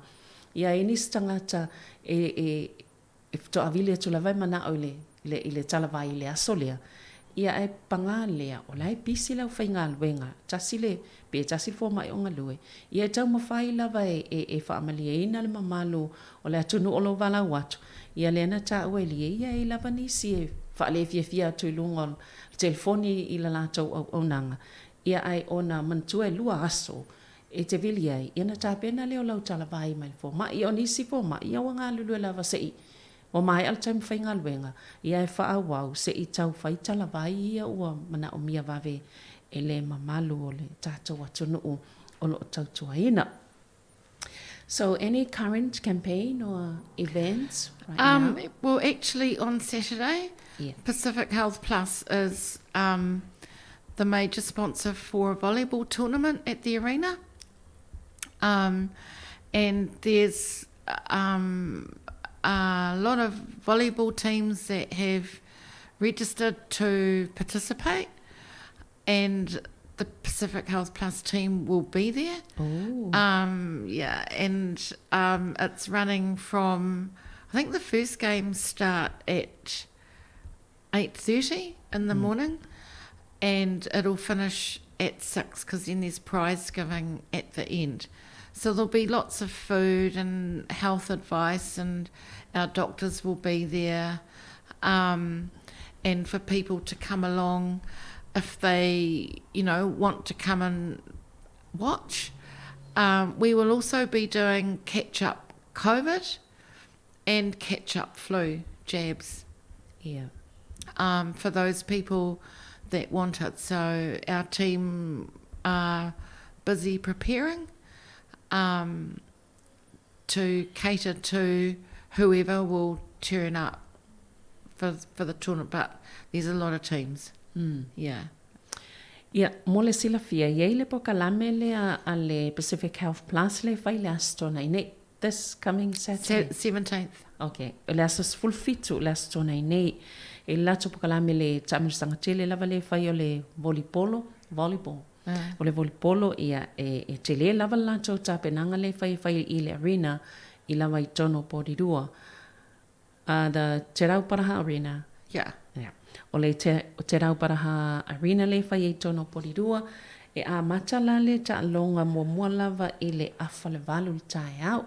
Ia pia whai e te fia sua tu iai le o ta weli e te le lava au ua mai ona restala e awa iai I le whai wha moe te le tau mawha, te le vaenga o le a le o lantou ta penei. Ia na tau alunga I le lau ngā tongi ia po le prize giving I le whai unga o le ta mirsanga. O le awhaatino I foi ia tui pui o le COVID ma tui o le fulu pe a whai ele I whai ele si tui wamantua foi leo e ele si tui whaopopo o le COVID le tui foi leo o le booster ia e ma whai ona whai e ma wai foi le aso lea le ngata I lea ma wai foi le tui o le fulu ia au e talia so stasi e ma whai ona a wai atu ia I lea foi whaat singa. What services are available to your current patients and future potential patients? At the moment, we provide all kinds of services. We provide general consultations. We do nurse-led clinics. We do wellness checks. We do which includes blood pressure. We're the only general practice in the country that does point of care testing, and we can test for and a lot of our patients when they come in we will take the blood rather than sending them to the lab because we can analyse them and treat on the spot. We also provide smoking cessation service, and that's a new one with Joe Ramathaki. He's our wellness advocate, smoking quit coach. We have Whānau Ora, because we're kind of trying to build a health hub, and so providing a one-stop shop that takes care of social need. So we have Whānau Ora, and we're soon to do a campaign where we'll give away packs, and the packs will consist of things that you would need to problem solve and treat a sore throat. So lozenges and tissues and maybe Vicks, arthritis. So the packs will contain maybe Voltaren cream and other things to deal with arthritis and skincare, because there's a lot of skincare issues. Yeah. So in the packs will be things like cream, like a moisturising cream, and thermometers, because what we found is not a lot of Pacific families have thermometers, and they go by feel when they ring up and say, oh, we've had a fever, but when we ask, well, what was the actual number? Oh, we don't have a thermometer. Oh. So that's what we're doing under Whānau Ora. And plus, we've got a team that deals with people that need help. And we have community connectors. And there's a team, that team looks after people that need navigating through different systems, like how to fill out a job form, employment form, or how to put a CV together, or what do you do to get a driver's license, like that. So that's why they connect people in the community that maybe don't have those skills, and help facilitate it, just to smooth the path, because there's a lot of barriers out there anyway. The giveaway packs that you were talking about, will there be any of these during the tournament, or you just get them when you come to the service? They're separate. They're to do with the Pacific Health Plus general practice and Whānau Ora side of things. However, having said that, there are packs, but I think they'll be given to the teams for participating, but they won't have that equipment inside. I guess what I'm trying to do is, not me, but what we are trying to do is to put the logic back into problem solving. Yeah. So that if you've got a sore throat and a runny nose, then rather than ringing the doctor wanting an appointment, it would be, okay, we've got a sore throat. I might need to take some strepsils or throaties or, something like that, and just keep an eye on it. And then if after a few days it doesn't go away, then ring up and see the doctor. So what we're trying to do is, put the logic back into problem solving. All right. So that, because I just feel that it's disappeared because of Google. Dr. Google is everywhere, and not all the information on Google or other search engines are correct. So, exactly.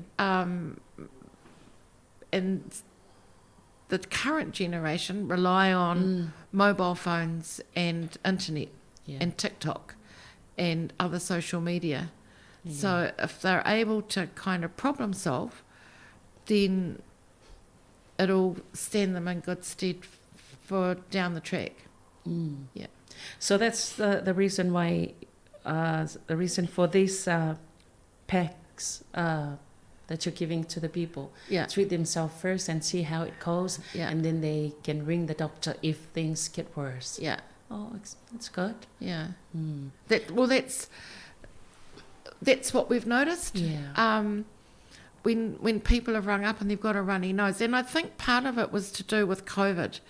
There was a bit of panic going on with COVID because of the messaging that came out. If you've got a runny nose, if you've got a sore throat, if you've got a headache, if you've got body aches, well, they're all the symptoms of a normal virus or viral flu. So, and now that COVID has kind of been turned off by the mandates, it's become endemic. So what that means is that more people in the community have had COVID, and the community can cope. However, with the borders opening, we don't know what other variants might be brought in. So that's why we do advocate for caution until the epidemiologists give us information that there's another bad variant. But we feel that the COVID vaccine will become part of the normal immunisation process like the flu jab. Yeah. Yeah. Okay, thank you. I need to translate this whakatai. Ia, pe lava ona o tau whaafonga ia isi vaenga tāua o le sā whisilingia foi. Ia po anisi au nanga o lo mwhaiona wanoa mai I Tonal Pacific Health Plus, ia mo tangata ngase ngase leo lo il taimine. Ia manisi foi o le ngase ngase wa tātou ia awhia po ia lava I ngase ngase mwhaafitau le nei o langa. O le sā whaamtala ia e tele lava ia au nanga o lo mwhaiona maaua mai tonu o le Pacific Health Plus e mwhaiona siaki lau toto to langa masani e whaile appointment ma vaenga te itasi mwhaapena. Ia e fo ila lisi au o nanga whaulea o le whaulato whaatulanga ina le smoking cessation po o le sosani tangata ina ia tau while ula tapaa. Ia po stasi fo ona unau tau while ula tapaa. U whainga tau na tu. Ia olo ia le sosani whaatola lea le fo oi stasi o tau fia ila lole le fo I vaenga I tono le au nanga I whaatino ina. Olo e fo le whanau ora, I olo o tam whailantau ina ia whau ma tina e vaenga ia ma o le sosani soi fo malolo ina o tangata. O le whaila sa tala noa I vaenga ia o mo meo packs ia po o pe o awhiwhi fo ia mwhaiona tu whainatu pe tu atangata pe o atu mo se sosani tono le au nanga. Le ia le pe o lena toi fasilingia o le tau mawhai e toi whaafo I lava le mawho fo le tangata I fo lava e tātou le whaafi tāuli pe au ina awhia. To inga me fo iti ngā lul wha ia po se tama I mea la I titi ia vili lul fo ma a iei vaenga yolo au mai tono sosani ia whiwhi nei ia po o packs ia pe ona tā ua sosani ati ngā lwha ia pe folo le whala au lea ia pe vaile pe whapena fo I le mai leo le ia ta uio mai po na ivi po le ngungu o lo iei vaenga whapena tai pe o le maila au fo I le po le kulimi le masani ona whaonga ia pe au ina ti ngā le vai. Ia e o fo I mo meo vaenga e nini ele pau ia pe a whapea iei se tūlanga ina ia fo ia mua a whapea lo wa whaatele ina na whaina. Ia na whatawi lole o fo mai. Pe o lo tam whailantou I le tūlanga whapea na sosane tātou. Lea iei packs po a whiwhia le mwhaiona maua ma tuu ina tu fo I o tātou tangata I lalo au nanga nei. Community Connectors ia o tangata o lo mwhai ona pe o I lātou o le tū I le vā fo I le awhisosani mō tātou tangata. O nei mo mia tātou tangata le awhisosani. Ia tai pela o vaenga I o le laisena avta vale awhisosani iai whaasino iai o le whaatomunga o forms. Ia po o vaenga whapena e mwhaina awhisosani. E lalo umalava awhisosani lea le Community Connectors ian tā oa. O lo whaiona mau o mamai tono I le Pacific Health Plus. So sani o tātou tangata. Ia waile mawhai ona mau o mai tangata le to mai male sila fia e mwhaiona so sani whaatino I vaenga te tasi. Ai o lo mwhaiona mau mai le so sani o lea fo I vaenga.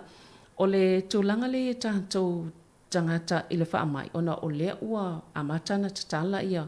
Wa tatala wheo inga ia po toa oi borders o le atuna o. O le whautuanga le amai pion sanua li o le whaetete. Whaetete lava tātou mamata alia wa tātou te leiloa. O le la amai nei le si vairusi po anisi nisi vaenga o whaamai o le am whaiona au mai le watatala mai ia tua o le tunu I tangata malanga mai. Ia e whaetete tātou whaatatali I lātou fo'i wa ieito mai ma tō whaapitoa lātou sila fia I nei fo mai whaamai pipisi. Tau mai ia po le alesi variant ia po le alesi vaenga o ngā whaamai. Le wo mai le atunu ai o le whautuanga lo mai ia tātou whaetete lava I le nei vai tau le utatala mai ia borders ia lo fo mai na mai ia vaenga I o le toi whaonga ia talipuni o fonga vaenga whapena ia lo au mai le whaetete ngā mō tātou ia se I vavai foe se I tāse pese ia ona toi whaawa wai leo le tātou talanoanga mal le nei foi vaenga le tai au.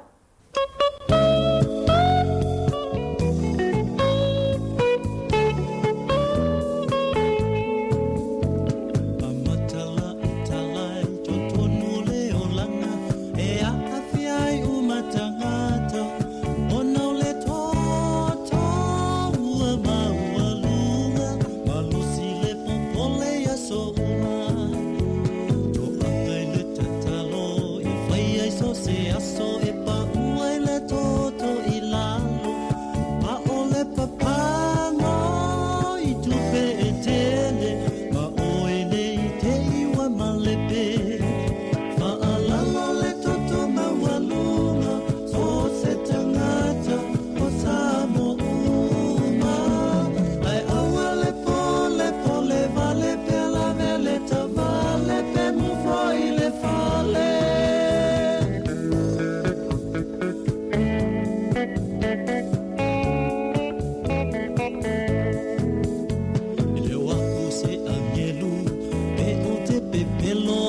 Faina tu fafa a reto ia tofu sia uma i tangata ila ule a faa matalanga ia tipile tau samile tele o mea tau mafa a ano manu susu mapata po ole na ololola o pua a mapovi ma oene i te i ua o ti fa alalo Lunga, so se tangata o Samoa.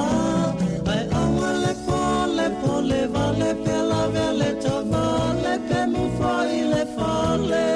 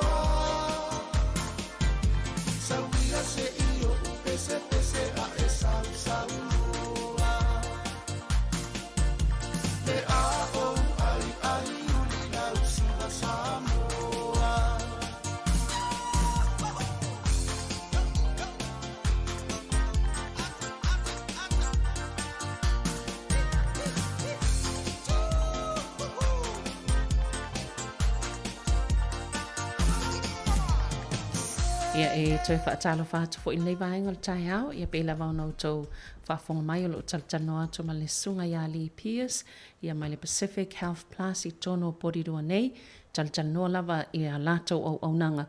Ia mai se fo i o ngā luenga o lo o whianga iei fo i mai latou, ia pe lava unau tau whaafonga mai le amtango nei po kalame, ia e o le atau whaawau le talanoanga.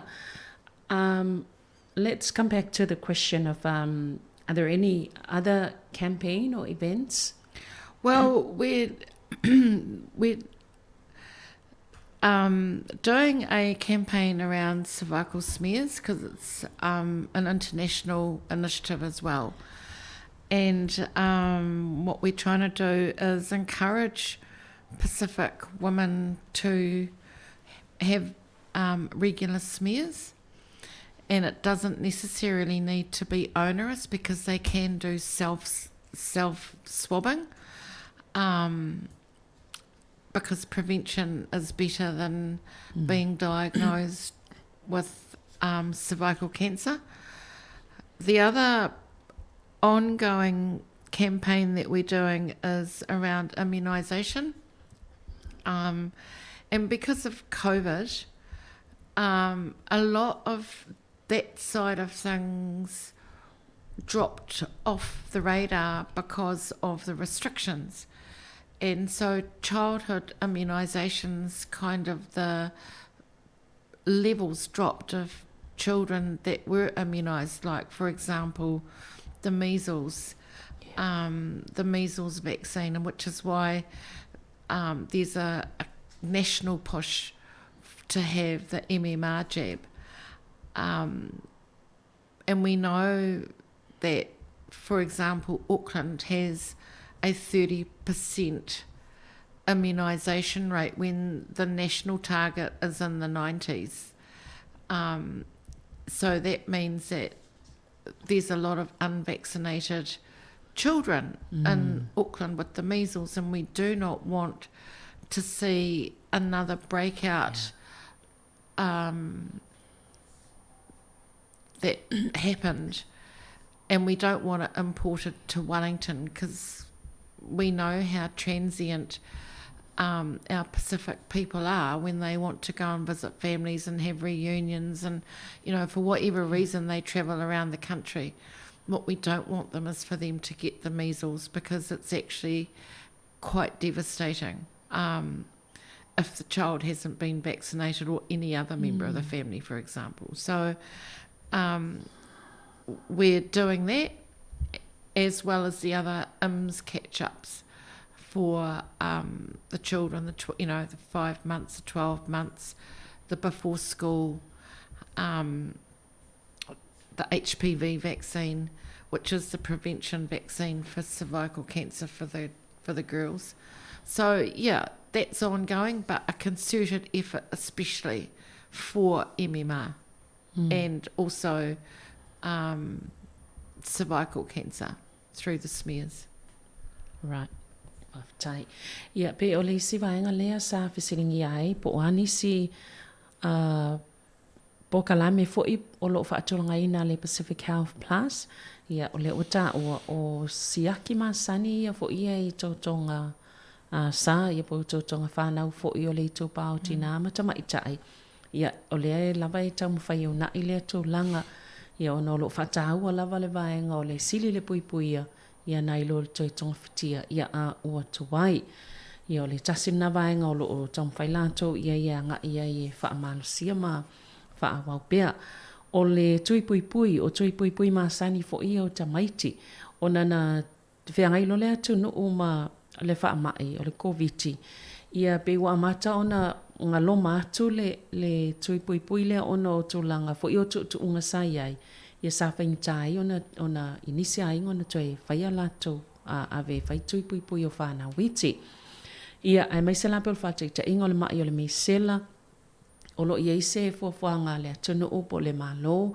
Ia mai se fuia o nangol soi fua malo loina. Ina ia una I lava toi wha malsia. Chile ia le wha manatu ia tui o le meisela mo whanau. Ona le whataita inga mo o kilani, tolus fulpasene le na taua. Ia le maualunga o le whai numero le tui lea o tamaiti o whai tui lona winga. Ai o le target ia po o le vaenga o lo nau ia ausia. Ivas fulpasene angai lunga. O lona winga lao le ta umai ai. O le matoa te le lavo whana witi. E le I whai o lato tui pui. Ia le MMR. O ia po vaenga ia awhia o mai tono le tui le mawhai ona whaatino ina I lato. tasila le vaenga le ta weli ia o lo whaalotu tele ma whaamanatua tui mātua le tā ua o le tui lea o tui pui pui o whana witi pe ona tā ua. Tasina vaenga leanga el malo ina ia tui la langa ma ilunga ma tui whaamalusia tili. Tili tamaiti.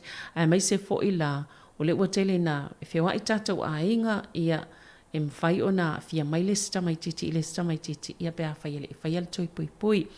Ia o le si fo i vaenga o lo tamu whai na ia tui whaato tele ma tui tuli loa lava tui nei o tamaiti pepe mai 5 masina, tamaiti le 10 masina, po kalami fo ia le after school, tamaiti tui tamaiti, ai le ia o ia onga.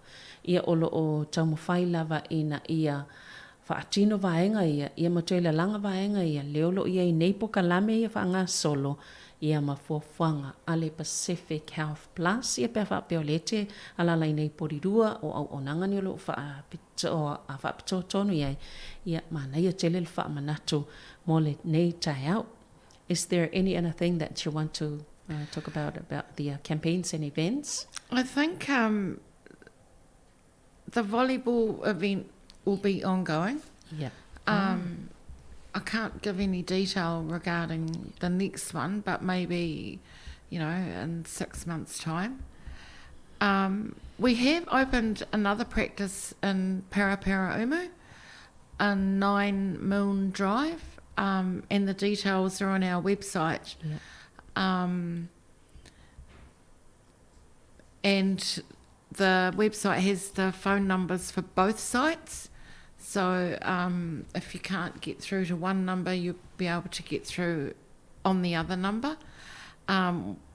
So we see everything that happens on both sites through the patient management system, certainly for our patients. And the plans for Kapiti are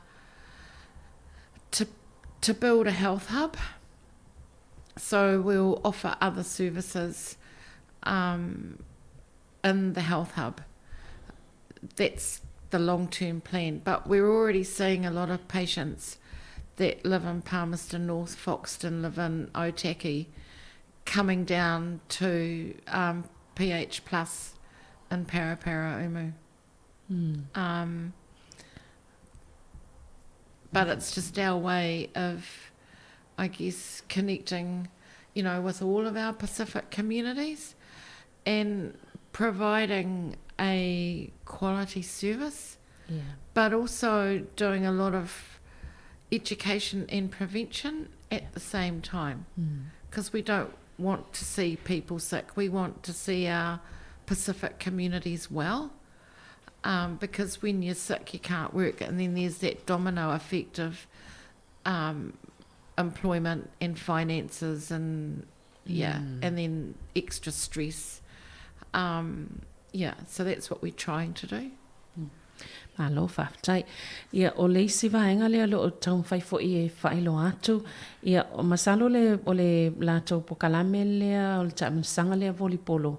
O le a whaawau pea pe o na ia tā ua ele mwhena ia au ili mai vaenga le silima masina, po le siono masina i le tōlanga lea ai o lo i ele tali tonunga i whaawau pea le lato tournament ia po le taamisanga volipolo lea o vaenga lava o totono le soifua maloloina. Wa i ele si lato o nanga leo whaatuina nei tono Paraparaumu ia mo na ia tātou tangata fo i olo i leitou ia pe o se fofoanga mana ia tele o leolo o yeile le isi vaenga lea ua mo isi tangata olo yeile fo i tu i le tu malo Wellington le la yeile le lato o nanga lea i Paraparaumu ai o lato fofoanga fo i lea mamao ia o lo tamwhai whaatu lava le health hub le sa ia ta ua ia ina ia sosoani mwhaingo fia mo tātou tangata ina ia maua fo ile au nanga pito siliona lelei o lo o mia e o tātou tangata Pasifika. O le taimi fo ile o lo whanga solo ia tamu whai a ele o mawsosoani o tātou tangata i le tūlanga lava i o tau singa o soifua maloloina ia pe ona tā uai fo i le sunga ia li mai se fo i o le puipuinga o tātou tangata ia mai le o in tūlanga fo I o le tō ngā o soifua malolo ina wai tele vai ngai a fiai tātou tupe, a fiai o tātou ainga, in whale tono I fo le tau singa o tātou ainga I pe ona saunua le sunga ia li. Hopefully our people are still up to date with their normal appointments and health checks. Well, they are, and there are some that we haven't seen for a couple of years, and there are some that are scared. We're seeing a lot of mental health issues, more, I think, the stress of what lockdown did. Yeah. Because some people lost their jobs, some of our people lost their jobs. Some of the kids had to leave school to support the parents. Yeah. And the domino effect of that was some of them left rental house, their rental housing, and of course they haven't been able to find anywhere because it's too expensive to rent a house, say in Porirua or the surrounding areas. So that those are all stresses that impact on not just the person's mental health but the family mental health as well, because everyone's stressed, and then that can flick into some kind of depression until maybe the problem might be solved. And that's where we have the whānau ora and the community connectors, so we can deal with the medical side of things, and then we can facilitate helping to solve the problems. And I'm not saying we can solve everyone's problems, because some of those situations that our Pacific families found themselves in were out of their control, because of the lockdowns and not being able to work.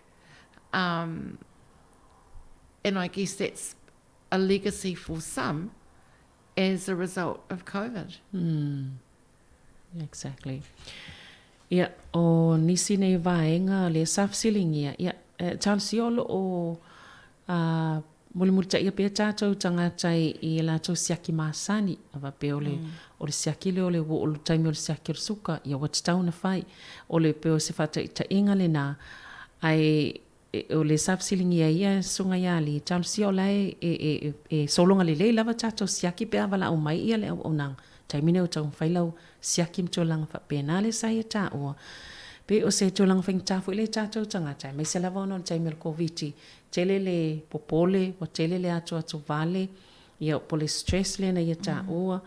O tele hui tangata na atu mo le sosoani mo umia I le soifua malolo ino le mafofau, mental health. Ia ai mai se fo I o le taimi lea ia ua ona ua. O inei tangata ua le toi maua lātou ngā luenga ono le wha mai. O le istulanga ia wona I tamaiti o le toi o le aonga. Ia ai oe whai ngā luenga I sosoani a inga ona uwha le tonu ngā luenga. Ia maa fia fo il maa fawhau o le a inga.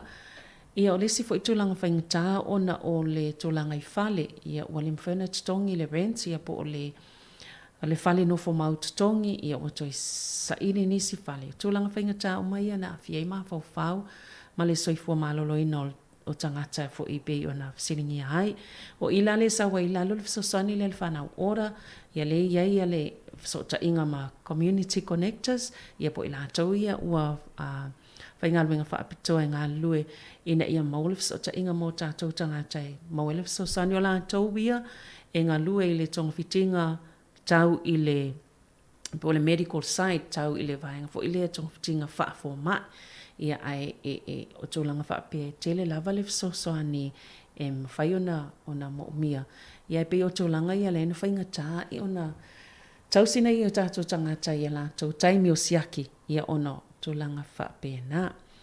Are there any noticeable changes under the Health New Zealand that came into being on the 1st of July?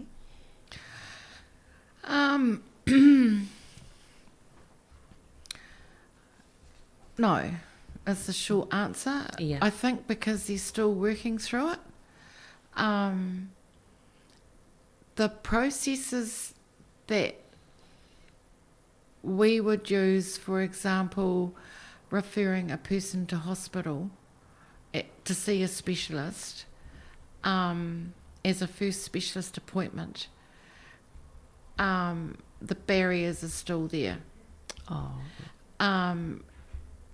There's been no difference, I think, because they're only just putting together the working group that will maybe unpack that and figure out how it's going to work for Pacific and Maori. Access is high on the list and equity is high on the list.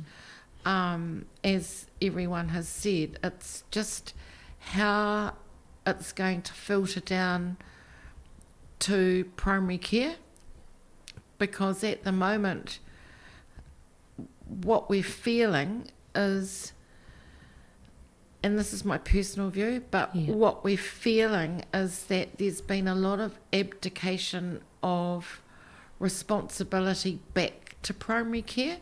So people that would normally be admitted or seen, and they go to Kenny or they'll go to Wellington, the emergency department, and normally if we felt that they needed to be admitted, they're not, and they're discharged and told to go back and see their GP. So we're seeing a lot of that.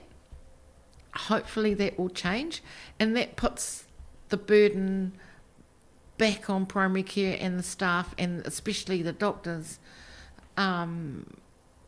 which adds to the busyness of the practice, which is why we need another doctor, because a lot more people are becoming acute, and we're actually having to deal with significantly unwell people in primary care, including going to their homes every day to make sure that everything is okay.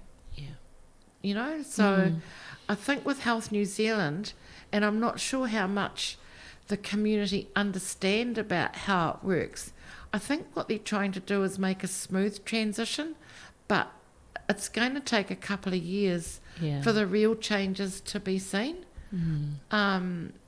And the funding models to be fine-tuned so that there is equity of funding as well.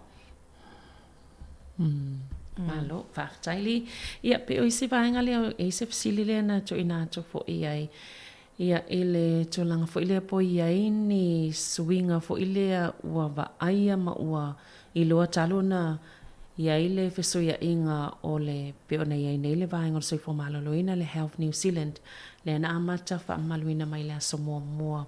O iulai ia peona sila fia le ntofia iai fo ise alo Samoa le sunga ia puleai March. Machi apa. Ia peo ia leo lo ta ia nei le ngaluenga i tono New Zealand toa. Ai mo le sunga lava ia li safsilingia po ani suwinga fo ile o le ua mata wina mai talo na mata ina ia le fo iswinga for so fo malolo nei tono le tuno o. Ia peo le nei ta ua le ai ele ni swinga tele ua va ia le time nei.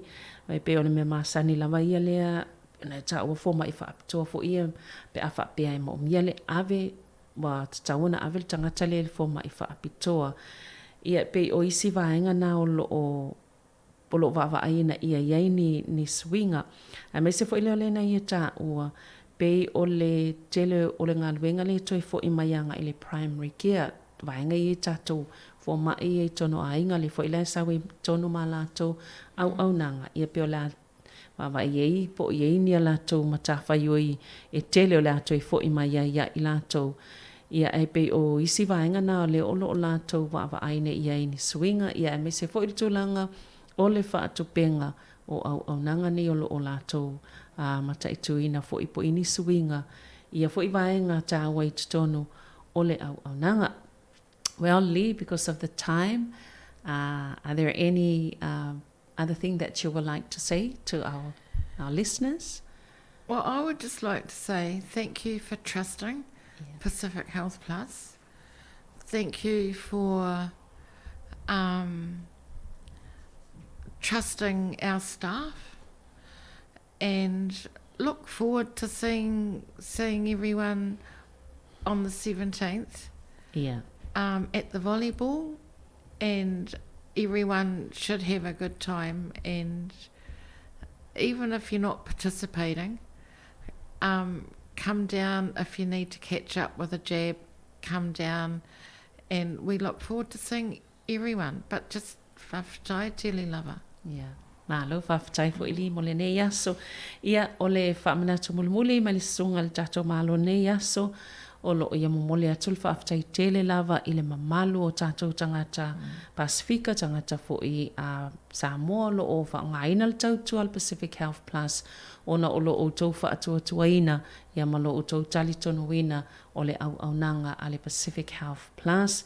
Whawhtai fo i molo o tau talitonu ina o la tau fo mai.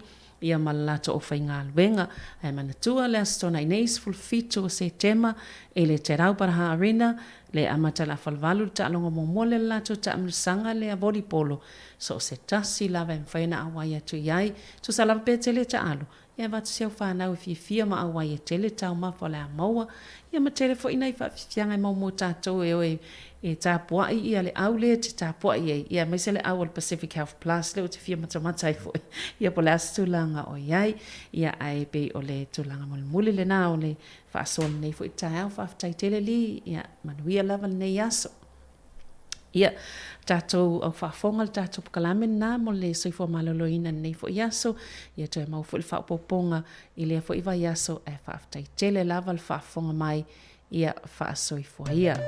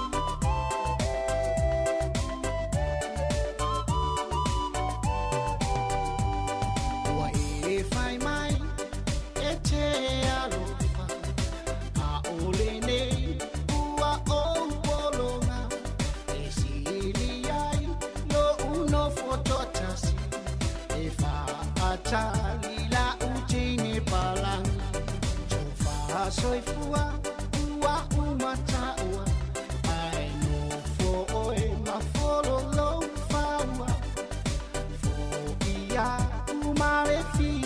fia ua emisia o manuia awoi e u mai lo chua ai lau mai lo ngaoi wa ole po ele ai se tali ua mai mau la usamasi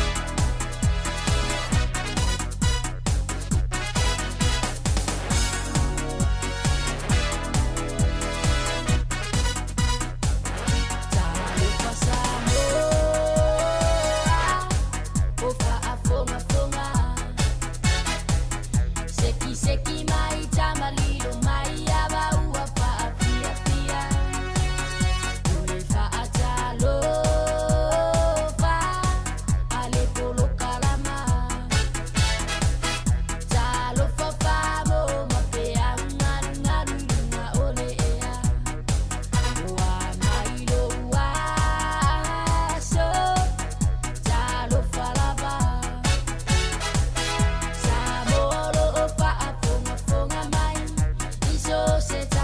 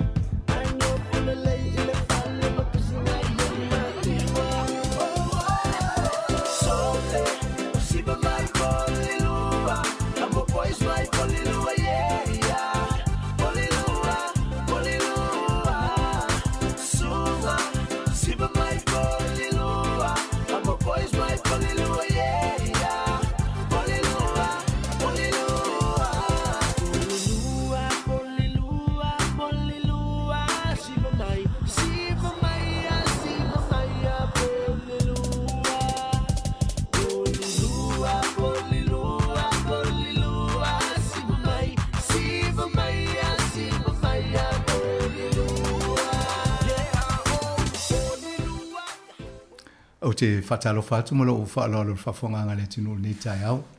O le pulkalame whaatulanga ina fo ne Puru City Council. Ma whaatasi tai au ne ma Lindley Bailey talta noa fo I fufuanga mo le whainga palo tolo manei ne tue mau. O masina I ulaisa ma talta noa tua me whaeloa atu ni si o vaenga tauna si la fiel tato pitunu nei Puru li tu malo nei. Ia mese foi le au whaafonga si ufonga la mua wa o mea ni e tu sa paula wa I vaenga si ese o New Zealand mo whainga palota. Talta nola ni si o fasili tau nei ia tau whai whaapula atu ni si o vaenga mo le si la fiel malo le tunu. Talofa, welcome to Samoa Capital again. Lindley, it's good to have you with us this morning. Thank you, Officer Masanga. Oh, sorry. Masanga. Officer. It's all right, yeah. Nerves. Forgive me, Talofa. Yeah. Thank you for having me. It's good. Last time, I think it was July when we got together, we started talking about the process for the election.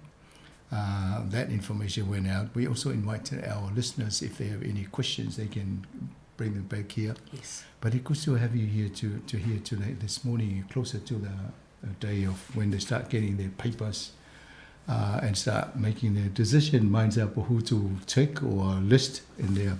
Because, we'll be discussing how they do vote when they get the papers. And then we can start giving them some of that information which will be useful for them to make that very important decision. Yes, that's right. So the voting documents will start arriving in the letterboxes from this Friday, the 16th. And New Zealand Post have said that they'll have them in all of the letterboxes by next Wednesday, the 21st of September. If you haven't got your voting papers by next Thursday, then you might want to give me a call and we can see what we can arrange for you. And the number to ring the council? You can ring 0800 822 922. Oh goodness me. That's all right. We also got another number here, 04237 3828. Yes, that's okay. Fine. That's good.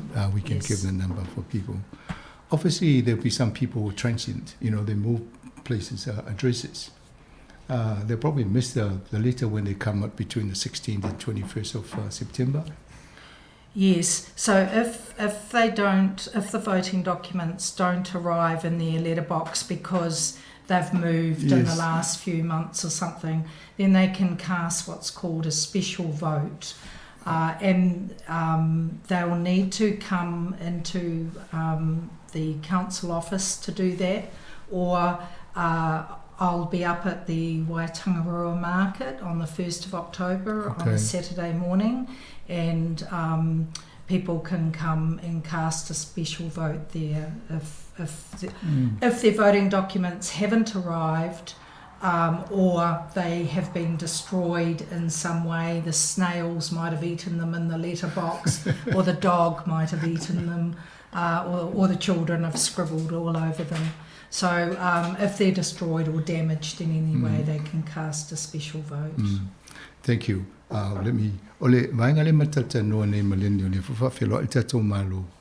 O ye ngafa mo le fainga o palota I Purua. Mai ole matitala no ne taimu ta amatanta pena ya maua ya pepa fo ye mo fainga o palota. Ole asos fulu no masino se tema e te tau o na o toi amatai o na maua pusa medi ainga tai tasi. Ia pepa palota nei. Ia o atu le aso losu tasi o le aso lulu le o le mai aso fau. Pe ama vaila sfulu no se tema. Uma le aso losu tasi e mo atu lau te utusi lau pusa medi. Pepa palota ia. Ia ona whafsota I lola I o le pune ngai luu. O le olu ofa lua tolu fitu tolu walu lua walu. Mo tau whalongo mai isi o fio anga o le tato tunu nei. Mataulia o le tanuanga ni le tai au o le o whaia ma le sui o le pule ngai nui pōrua. Na vela to I nei mana ma vaenga na ia ese o tau wani tone Esfon Heart Valley. E tau tau tano tau pule ngai nui tūlanga o pepa pea le mauatu. Le ala sama ta ua fo ia whapena sifi o talua I nei lava. Lona winga o sui lo tuatu si polo o dress. Ia tau fo ina e awa ai po fia wanga i o pepa. Ai pe on tal no le ni au te poli au atu le sa whainga palota ai le mo se pepa. E whaile vaenga le ta o le special vote. E ma whai ona maua i le maketi le i porua. E whaatino ai le vaenga na. Ia te me le la whailo atu isi fufuanga mo langa i luma. Then let's start looking at some of these things here that people should by now should be aware of. Enrollment. Yes, so if you're not on the electoral roll, you can do so up until the close of business or 5 o'clock on Friday, the 7th of October. And if you've got a young person in your family that is turning 18 on the 8th of October or after that, then they can actually also vote, and they can enrol before the 8th of October, and they go on what's called they're provisionally enrolled, and then on the 8th of October it switches over and they are fully enrolled. So if you have, as I say, if you're turning 18 on the 8th or after that, then you can enrol. If you're not on the roll, we can enrol you.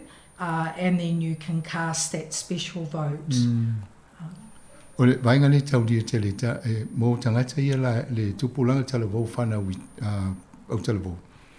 A whapea o le aso wale aso fitu le whaamuta i le stala o tangata e pālota. Lona a fitu leo Oktopa. Lona winga mo tato uma a whapea le stala o le pālota ia ma ai le vainga le tau ona whaatinu. Na ia o atu le aso fitu. Al whautuanga le ni a whapea i eiso walo tama po i teine i se fulu walu tau sanga i le aso walu o Oktopa. Wa le whaamata le stala le aso fitu. E ma whai pea ona le stala o lato ingoa. Na ma whai ele ona pālota pe ama vai le aso fitu. Ia, wawai po ini alo e fo i fitautonu ala to as whanau le aso walu o Oktopa.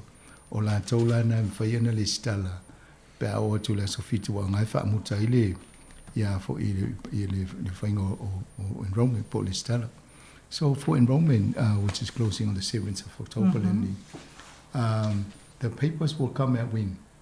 Or they're available now. They can just go and register. For enrollment. Yes. The papers don't come to you for enrollment. You can go on to vote.nz, that's the Electoral Commission's website, and you can enrol on that, or you can come to the council offices and you can enrol, or at the market on the 1st of October. If you're not enrolled, you can enrol at the market. But basically you can enrol at any time in multiple different places. Yeah, on vainga na mo tau lele le stala. E ma whai ona e alu le electoral office la tau le whai mo meo nga whamal whainga o pālota. E lunga la tau pengo suta inga ma whai ona whai eo lau le stala. E po le maketi le i po role whai whataunga i astona i naso mo Oktopa. E ma whai whai ona e se sui o la tau e whainga ia mea ia. Ia ma isi a vainga lunga o pengo suta ia pek te alu whai tino o le pule ngā nu o po role Puru City Council. Very good. Now they've all enrolled and then to timeline from here. So the voting documents will go out, then you complete your voting document, and if you're going to post it back, then you need to do that by the 4th of October to make sure it gets to the electoral officer for counting in time. If you're not going to post it back, you can drop it off to the ballot box. We've got some big orange wheelie bins, and they will be in the library, our libraries across the city, and also in the major supermarkets and at our council offices.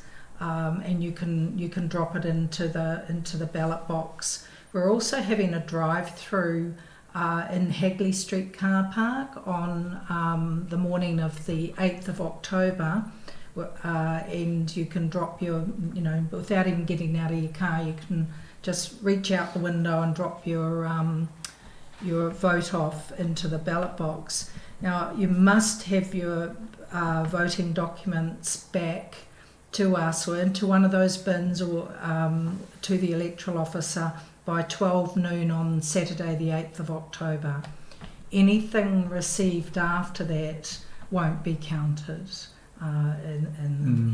So you must make sure. So it's a 3-week voting period. So that's from this Friday through to the 8th of October. Thank you. Ole vainga le matano nei amata tu nei les falele nei amate ona fai la palota. Mai le tano I tono ai nei porua. E ia orange willy bends po meo maybe o fai la pisita to. Ole la fai lanu moli. I te tonu ole a foi fale lo supermarket stato nei porua. Ole la to ai la maka obviously you'll have a market ballot. Yes, so they're bright orange, and they've got signage on them to say. Vainga la ne o tova ia o le la maka fale le te loi o me to tonu lo pe palota. Ina mfaile na alu to ilo palota amata to las fale le nei. Tolu vai aso e fati no le faingo le palota. Ia fo isi vainga le o mona fai longa la to e fai ia. Ia ane la fai lo to tato le tio semi mumua. O le sira vaenga le fufuela to ele meleta o le drive-through o le aso valu October I Hackley Street o la amfai o la tuela o ta avali inisi o la to I fatinol vaenga lea ina na la tuat vatula o ta avali e tu tonu tele tau alu fafo, sui fafo ia matu o tonu la pe palot ia maru la ta avali. That's I think a new thing for the drive-through. Yes, it is. So the ballot boxes in the supermarkets and the drive-through are all new, and we did that because it's really hard to find anywhere to post your letters now. Exactly. We did that for the COVID-19 when we did the campaign. Yes, and we pinched that idea of that as well. Pinch it from me. We're all in the same town. No, it worked very well. Na o le sila nga la le o tano fa moleni o tai mo fa le la fa nga ele meto tia le sa fa ita to le tai mi o covid ele nta to fa ni polo e fa e fo le palo te o to ta vale matu I tono o vainga I umo fa ilonga e to ele pe palo te te le ta o so I fa fo mo ta vale mane o le no that's good to know obviously you're providing a lot of opportunities to make it easy for people to cast their vote. So not only they can do it online, correct? No, they can't do it online. So no, it's just a national election that's, I'm thinking. No ability to vote online. Thank you. Just while I mentioned that because otherwise we could have had this all wrong. O le mele taulia, o le sa ufa pema fai ona fai palota I lunga o tato o penga so ta inga. A le ufa manino mai le ai, o le palota le local elections. Na o le pepa whaatu ma tu tono se pusa po o vaenga I uman whaapito e whai ai. E le ma whai ona e palota I lunga le upenga sota inga. Thank you for clarifying that. That's good to know. The vote.nz, which is probably why you thought you could vote online, is for enrolments only. Yeah. Na o le listana lo swafa e ma whai ona whai online. Leo toi wha mamna mai. A o le whainga le palota e le ma whai ona whai lunga le online. E taua ona whaatumu le pepa I matu tonu o vaenga ia le pem tala noa I mo meo pin kalone e plastic lapisi e lanu moli o le la maka le I matu e whaihelau palota. So let's talk about the rules for candidates. We see a lot of hoardings around now and everybody's trying to market themselves. The people have asked me, how do we know if former councillors are running? How do we know about their performance? So I won't ask you that question because it's not fair for you to try and answer. But those are some of the issues. Now they're saying all these names and hoardings, and they're asking the question, how do I know which one of those people to pick? And what do I know about the ones who have been running in the last 3 years? So that's something for us to try and work out. Yes, it is something that voters do have a responsibility to do a little bit of homework to find out who they should vote for. And we try and put out as much information as we can, but the voters will also be doing that. But once again, online, if you've got access to Council's website, each of the candidates did a 1-minute video, and Right. and they will all ask the same question, which is, why should we vote for you?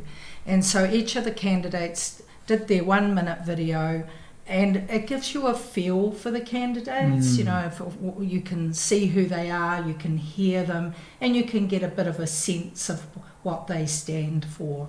That's one way to start finding out about the candidates. Also, around the city, there are Meet the Candidate meetings that different organisations put on. So, for example, it might be Rotary or the Chamber of Commerce or someone like that, but they're community meetings where you can go along and you can hear the candidates, and often you can ask them questions as well. So I recommend going to one of those. They're really useful.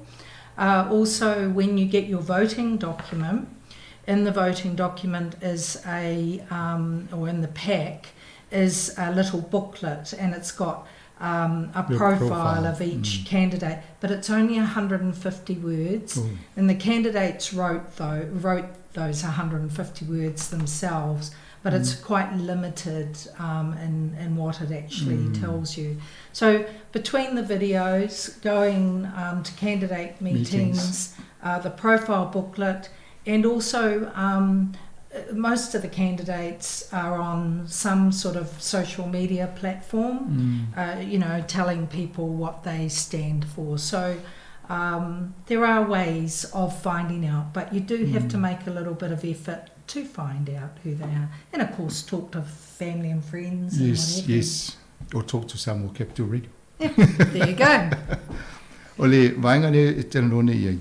Iei ni se whisiri mai pe whawhea ona e loa le avo i le performance po le whatinonga ngā ruenga a mesi la tō ia sa o le o iei teimi nei tōnu pule ngā nu. Ina ia whaira la tō fufuanga talawhea ngai mo le whiriwhiringa o se sui e manatu la tau pe whina ngalo e tauna na whiriwhiri mai mo le si pae engalia la aloma nei.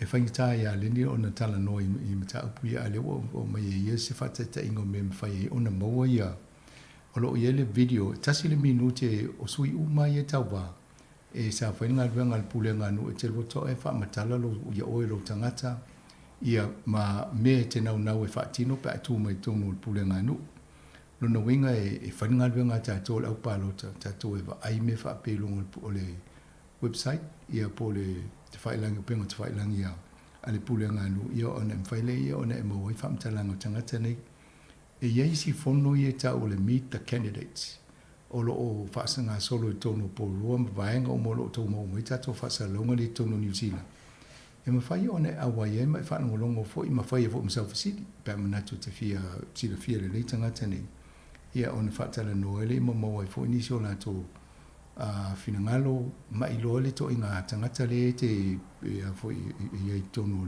le le stala mo whainga palota e iei fo te tono pe amoa o pepa palota e lena ta o leni o le profile booklet o le pepa lea o lo tusi atu le tangata mana ia fo i to mai anga waa mani mea o nau ia ina ia tau maua e o esi lo fina ngalo se a fo i se whamtalanga na whaile o lau fofanga talawhia ngai o iei fo to telo la tau la fo i la tau Facebook page po le la tau social media e mawhai o na e aloi fo ia mai sila iei ia pe o vaenga na tau fai lau homework pe fai fo lau ngā ruenga ina ia mawhai e o na fai lau whiwhiringa talawhia ngai mo le whaingon palota ia pe e fōringa mai e tele me fai ngā ruenga ai awa pe e fai lau palota wa si la fia le tangata ne e fai lau palota. Thank you. A bit of how many candidates are altogether if I want to do my homework? We've got about 20, we've got 29 candidates. 29. So we've got 4 for the mayoralty. Yes. Which everyone across the city can vote for.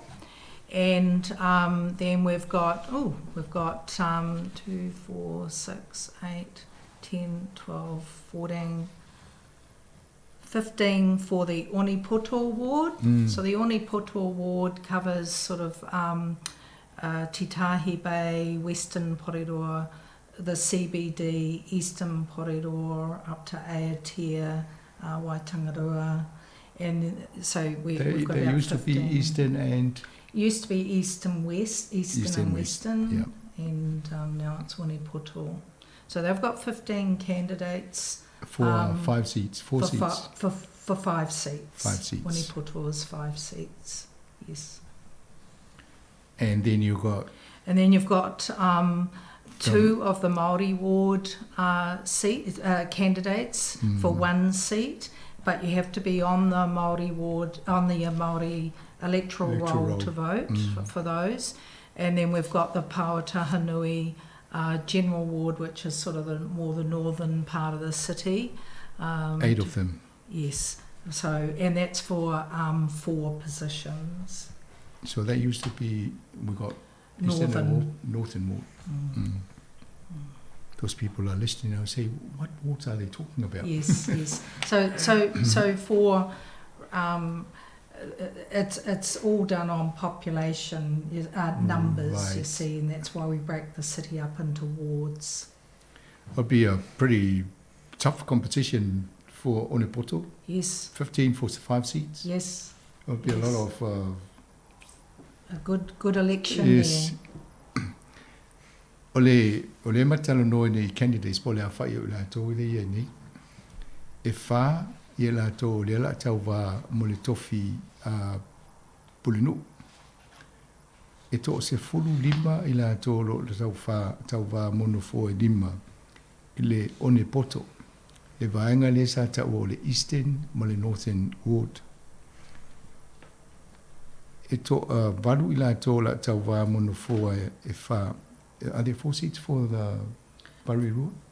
For the 1 seat for Parirua Māori Ward, yes, and 4 for Pāotahanui, and 5 for Wanipoto. E tasi lena fo mo le na fo I vaenga le au Māori, ai tō lua le tau wai, tō valu le tau wai mono fo e whā e le pā wata nui, General Ward, lona winga. Whai ase na vevesi o le tau wanga le whai I Onipoto wana e sūlima ia pa watanui e valu ia I lātou ia ai whānu fōna I tau wai lātou. It'll be a good election for Puro this year. So we're planning for us, Samoa Capital Radio and the listeners, we'll be inviting all the mayoral candidates. And we'll be giving them a set of questions. They'll have to answer those questions, and they will try and do all that before the end of this week, so that you have a chance to listen and make your informed decision who to vote for. All right. So we'll just take a little break here, and we'll come back and finish the last part of our program, Lindy. Thank you.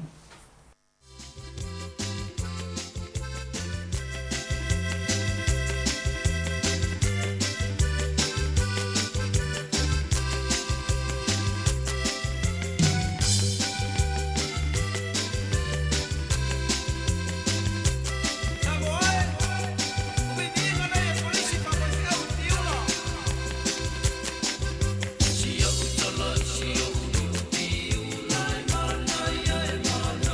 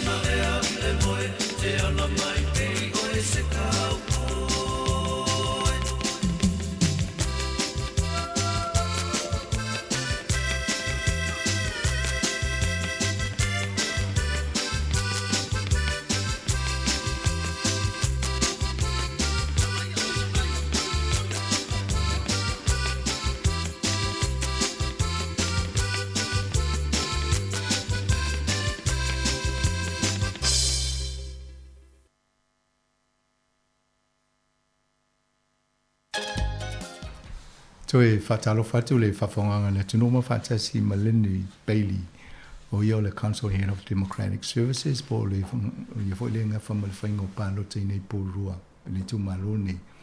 Whamamlama tu nisi o fuwhanga ma tau vaenga o tau o na maua o tau i whamtalanga po o le stala fo i tau ngua mo le whainga pālota. Ma matala noa tu e amata tu las fulu ono se tema e o tu las urusu tasi o le masino se tema o tau o na maua i a pepa pālota. E whai e re whiwhiringa tangata. Ia atono nana o tau manino vaenga lea.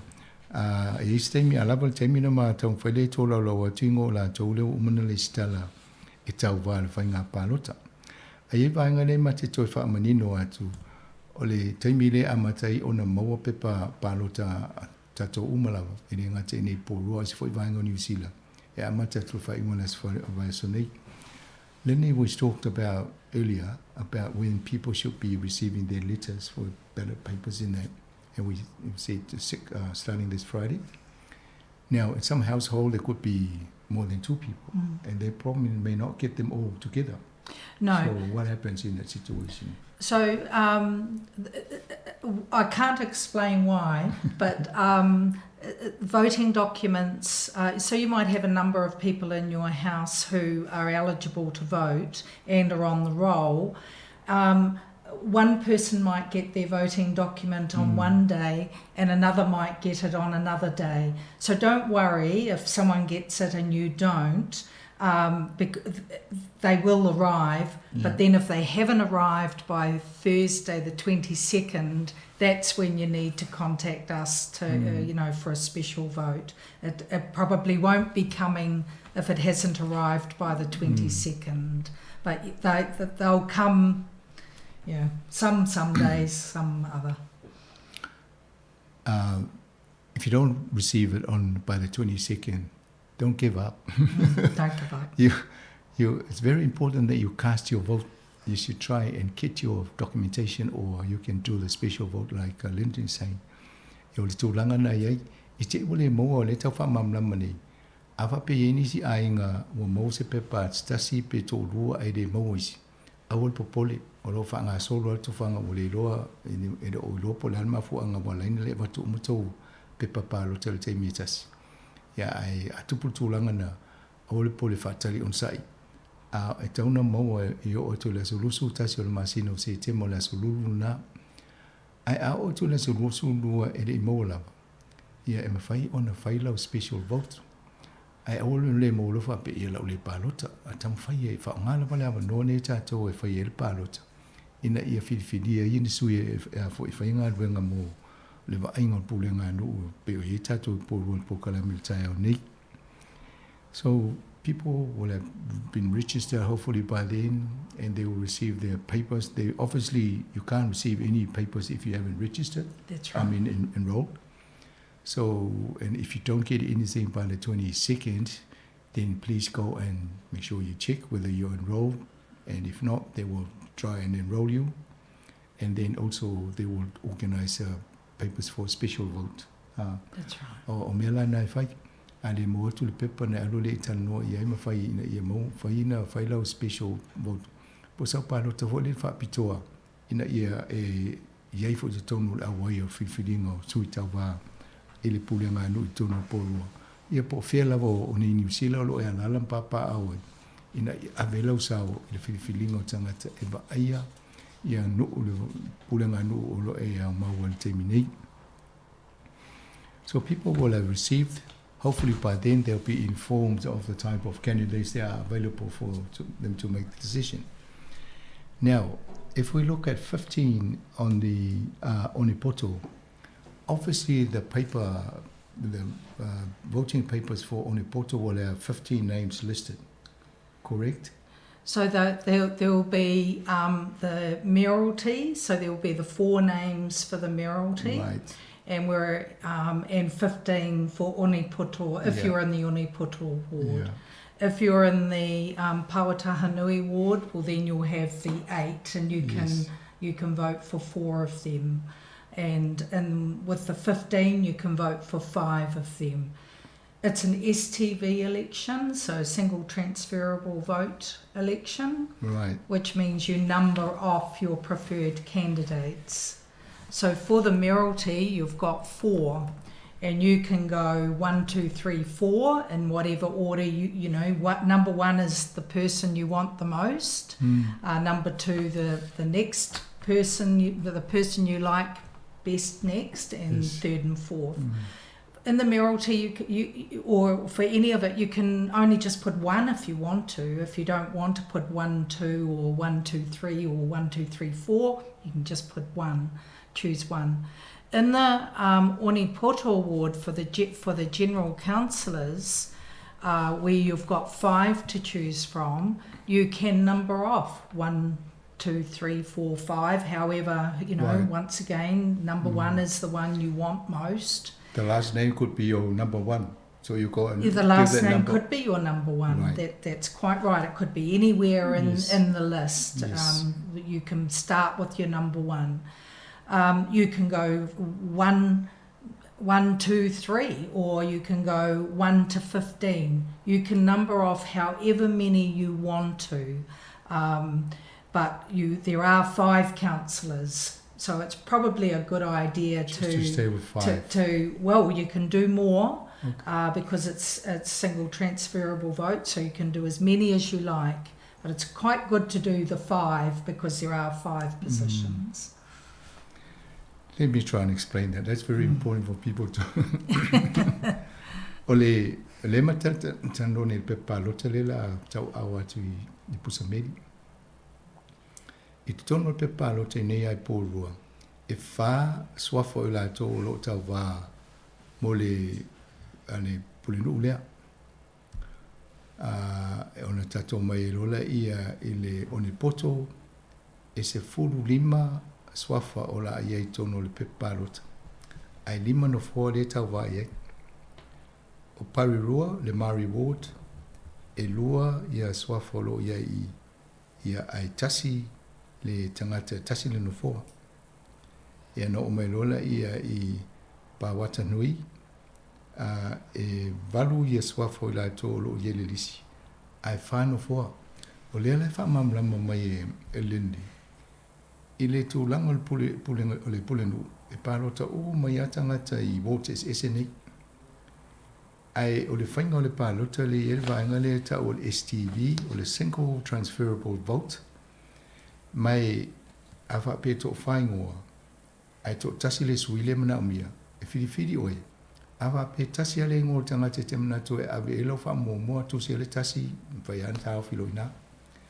Ai a whape ma le tō whale te mana oe e ranke o e pete tango e whaatūranga e tūsai malau wawa aia la tō tangata numero tasi, numero 2, numero 3, numero 4.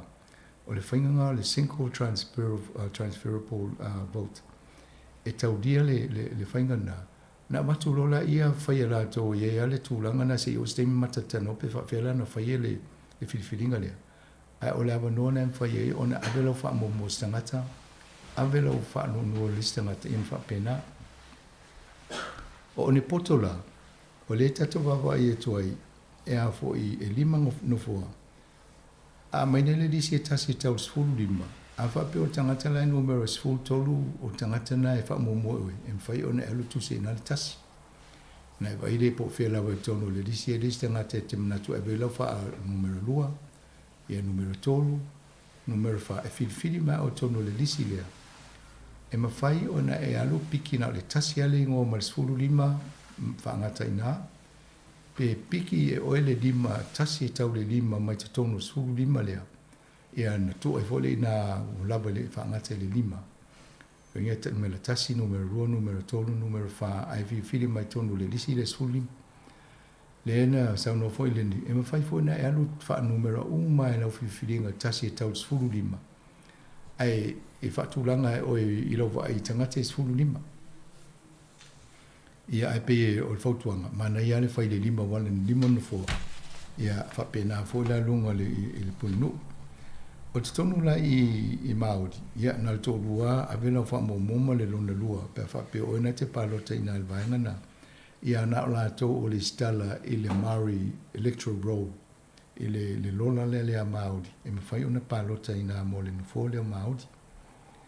I te tonu o lesi vaenga le i Pāwata Nui, ia e mawhai fo i wana le whanofua, ai walu tangata le taufturi e mawhai ona e alo fo i whiriwhiri mai o e te tonu le walu lea, po ai awe lau wha mo numero tasi, awe le numero lua i lesi tangata i te whiriwhiria, mai te tonu le lisi lea, i e tau le wha, ai mawhai fo i nai whai ana tau tasi.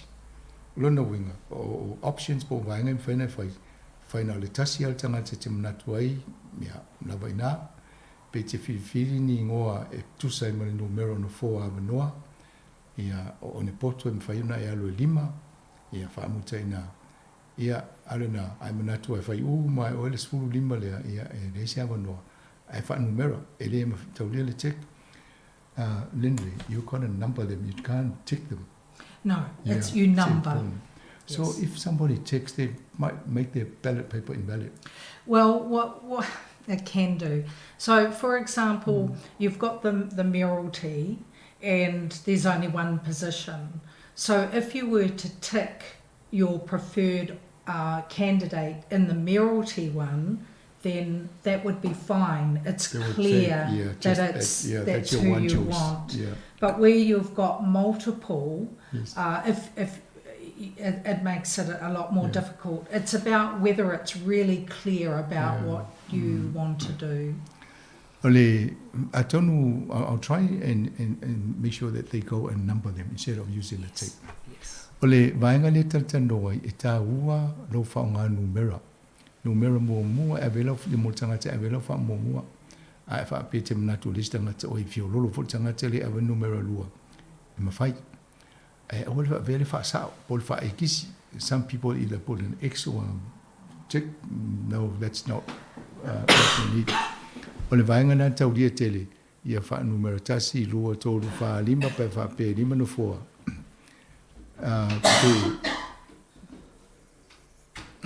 Pe a foi.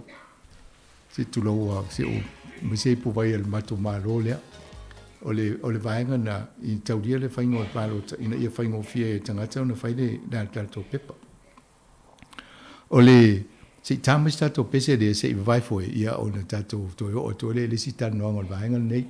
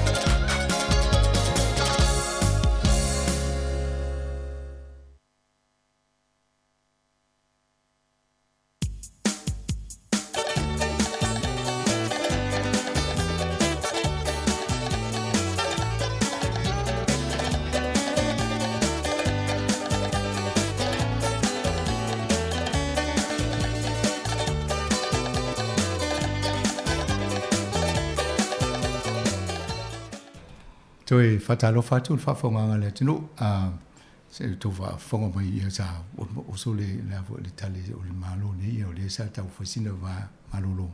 A le la tau wha o matuna mapo kalame. Lindley, let's come back. There was one question that we gave you. This voters from overseas. Because they can't vote online, so obviously they can fill in the papers and send it in. Yes. So if the voting documents come into the letterbox, then if they've got somebody that they trust, they can send them on to them wherever they are overseas. Sure. They can ring the 0800 922 822 number and we can send them a special vote overseas. But any overseas voting, you need to be aware that the voting document must be back by the 8th of October. Otherwise, it won't be counted. Can you do it by email? No. Oh, it's got to be posted. It's got to be posted. Yes. So the planes better fly regularly, otherwise you won't. True. O tau te le vaenga lea, e mawhai ona e pālota mai whafo po Australia, po Whialawa, pe whape te anga wa e pālota nei. Ai te tau ona lafo mai le medi. E le mawhai ona mai le I medi pe text po lale se vaenga. E te tau o le tūlafo no le teimi nei, e lafo mai le te utusi e ila pepa. Ai te tau ona tau nuu mai nei. It's got to be by the 8th of October? Yes. E te tau ona tau nuu mai nei so valu October. Ia lewa tato masino se tema a whape na ta ua ia aulo pālota mai sesi o sui tau valu te mini. Ai te anga wa te pālota nei po rua po whela vale vaengo ni sino ia. Ia a matana whaatumula o whailau pepa I tausanga mai vato pepa. Ia ona lafo mai leo lau pepa. Ia o mai o tu le so valu o maua le vaenga po pulenga nuna ave ila pepa pālota. Thank you for that. And then what happens after the voting day on the 8th of October? So on the 8th of October, all the votes will be collected at the at election services where they're all processed and counted. So no counting can be done until 12 noon on the 8th of October. But the moment it clicks over, it will start voting all the documents of all the votes, that have come in up to that point. And then we'll be taking the voting documents that have come in on the Saturday morning up to Auckland, where they'll be processed and added into the pile. A result, what they call a progressive result, will be made available probably late afternoon on the Saturday, but it is only a progressive result. And then a preliminary result where all the ordinary votes are counted will be available Sunday morning, and then all the special votes are then included to come up with a final result, and that's made available on probably Thursday, the following Thursday. So there's sort of 3 stages of the voting. So all the votes, results. all the ballot papers you receive here are sent to Auckland? Yes. So there's a centre up there that does all the collation, and they've got, because it's STV, it's quite complex, the counting of the votes, and so they have all the computers and scanning machines up there to process the voting. Ole vaenga le pai matano le o to tia mo tatu taimi. Ole ana me tupu le so valo October. E hau o mai la tope palota ye nei po rua ona lafo le I o kilani momoli le o kilani. Na matulo le ia faita wala tau ma fa nga solo la tau ma mai le fai unga mo le. Ai if fa tau la pepa yo mo wat. Ne ta o ia o le progressive report results. Umal na ona mawale mai si pepa mfa mo tu ona mawa mai lola ia o le preliminary o lo no inga le uta watata mai apo ai tangata malo alo ta liel faita unga o palota special palota vai fa pitoa. Umalona fa popo e palota na special votes by fa pitoa. Ia o ta mai lola tato final. Usually it takes 2 weeks or 1 week to get the final? No, it takes about 5 days to get the final result. Yeah. and the councillors are not considered to be elected until that final result is given, and then they come into office the day after the final result is published to our website. And then there's a period until they're sworn in. They have to actually be sworn in. That will happen on Monday the 31st of October in the evening at Pātaka in the Spine. And once they're sworn in, they've signed their declaration, then they are able to act as councillors. And who swears them in? So the chief executive swears the mayor in, and then once the mayor's sworn in, the mayor will swear all of the councillors in. Yes. Very good. Ole, vaingala le polale me tu pole so valo to pole sa tau fa mamla mat. Ai yo tu e tasirva yaso mo uma fa lo ya le tele o avo yo o final po la to ye le o fa mo tu mo po ye malo le no fo mo le no fo po la to ye malo fu mo no fo ye tau ba ye.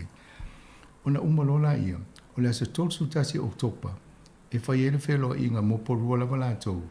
E swearing in pe e fa mo tu lo ma fa u fale lo la to tofi ne tangata nei e la to tofi e ma fa la lo e lo ole na si o la tangata fa ye nga wenga na ina ia fa u fale la to ye o tofi o le pule no mo sui ta va sui pule o councillors fa pule ia ne fa mai o le CEO o lo no inga o tu langa na e fa ia o tangata le ta yulo ne le pule nga no o le council polo ia o ia na e fa ye le tu langa le e mai aloa na no forola ia o le si o le pule nu le o una swear in le pe fa fale ele CEO o le tai ulo o pule nganu ia ma fa ia fa fale ia to tele o suita vai na o fa tasi fa pule i te tonu i vanga le ia mai le o mo atu e fa ia fo fanga le i Pātaka Museum la so le.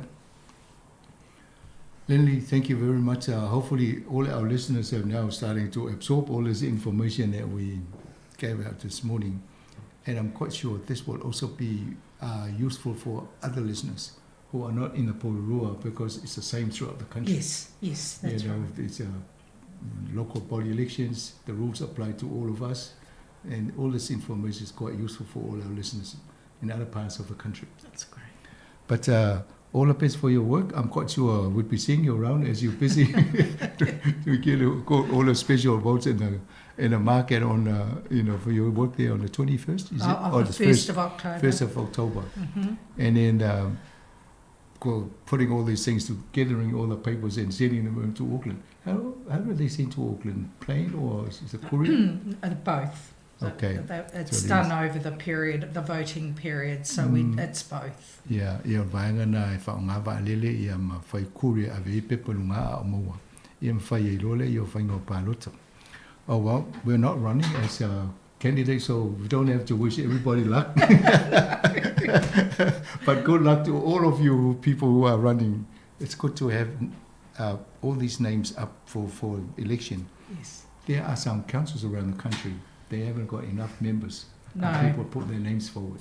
No, that's quite a problem because they'll need to then undertake a by-election in the new year. So the rate of people standing this year has been lower, which is a real shame. But we've done well in Porirua. Yeah.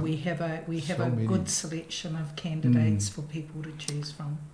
We're very fortunate, like you said. Ia tātou Porirua le tō te lai o tō le nau ina ia mawasama no te tautua e mō tangata I tōnu pulenga nu Porirua. O lo iei si vaenga New Zealand e le o mawane numero tangata I tauna tō tōla tō ingoa. A wale whainga pālota. Ia a o le tātou nei lawa I Porirua.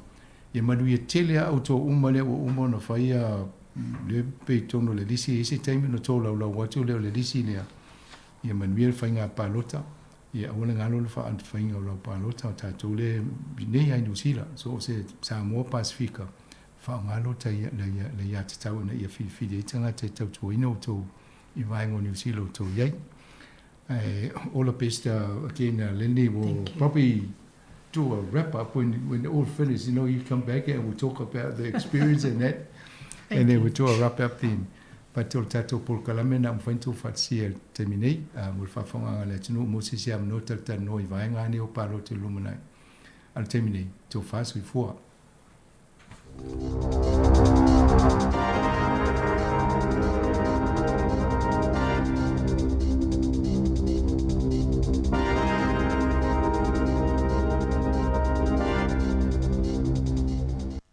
Ahi Marie toi whaatalofa atu o le whaapoponga o Talofou.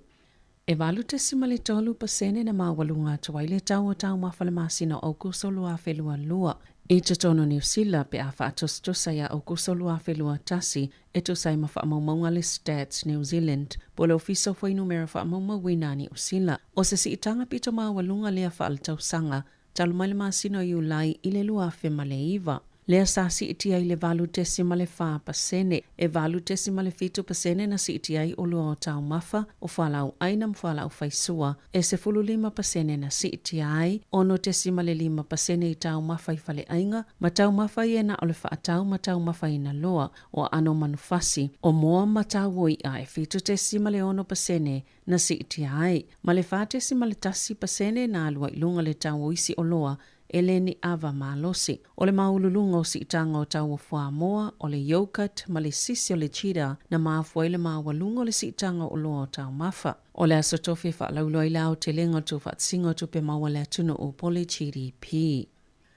O le tangata le na maolo na tina maliu i tutono sta vale na mui Hawke's Bay le vai aso taluai, o le tamaita isfulu valu tau sanga le matua, Ariki Rigby o Napier, o le usu eina leo leo na maliu, o se whaalawelawe na whao o ai seisi tangata leo ti ia te ia. Masa whaaleo wha mai senga leo i le ainga o lea tamaita i talavou, ma uofo ina atu fo i le fsosoani i ai. O le asongfua taluai na mawele tina maliu o Ariki, lua aso muli ane, talo na eina leo le taavale lea na mui se paka. I tawhatawhani o se vai tafe i Havelock North, sa le i maua i leo le tino maliu i lea taimi, o no le tūlanga na iei le taavale, ma ia a fianga o le mō.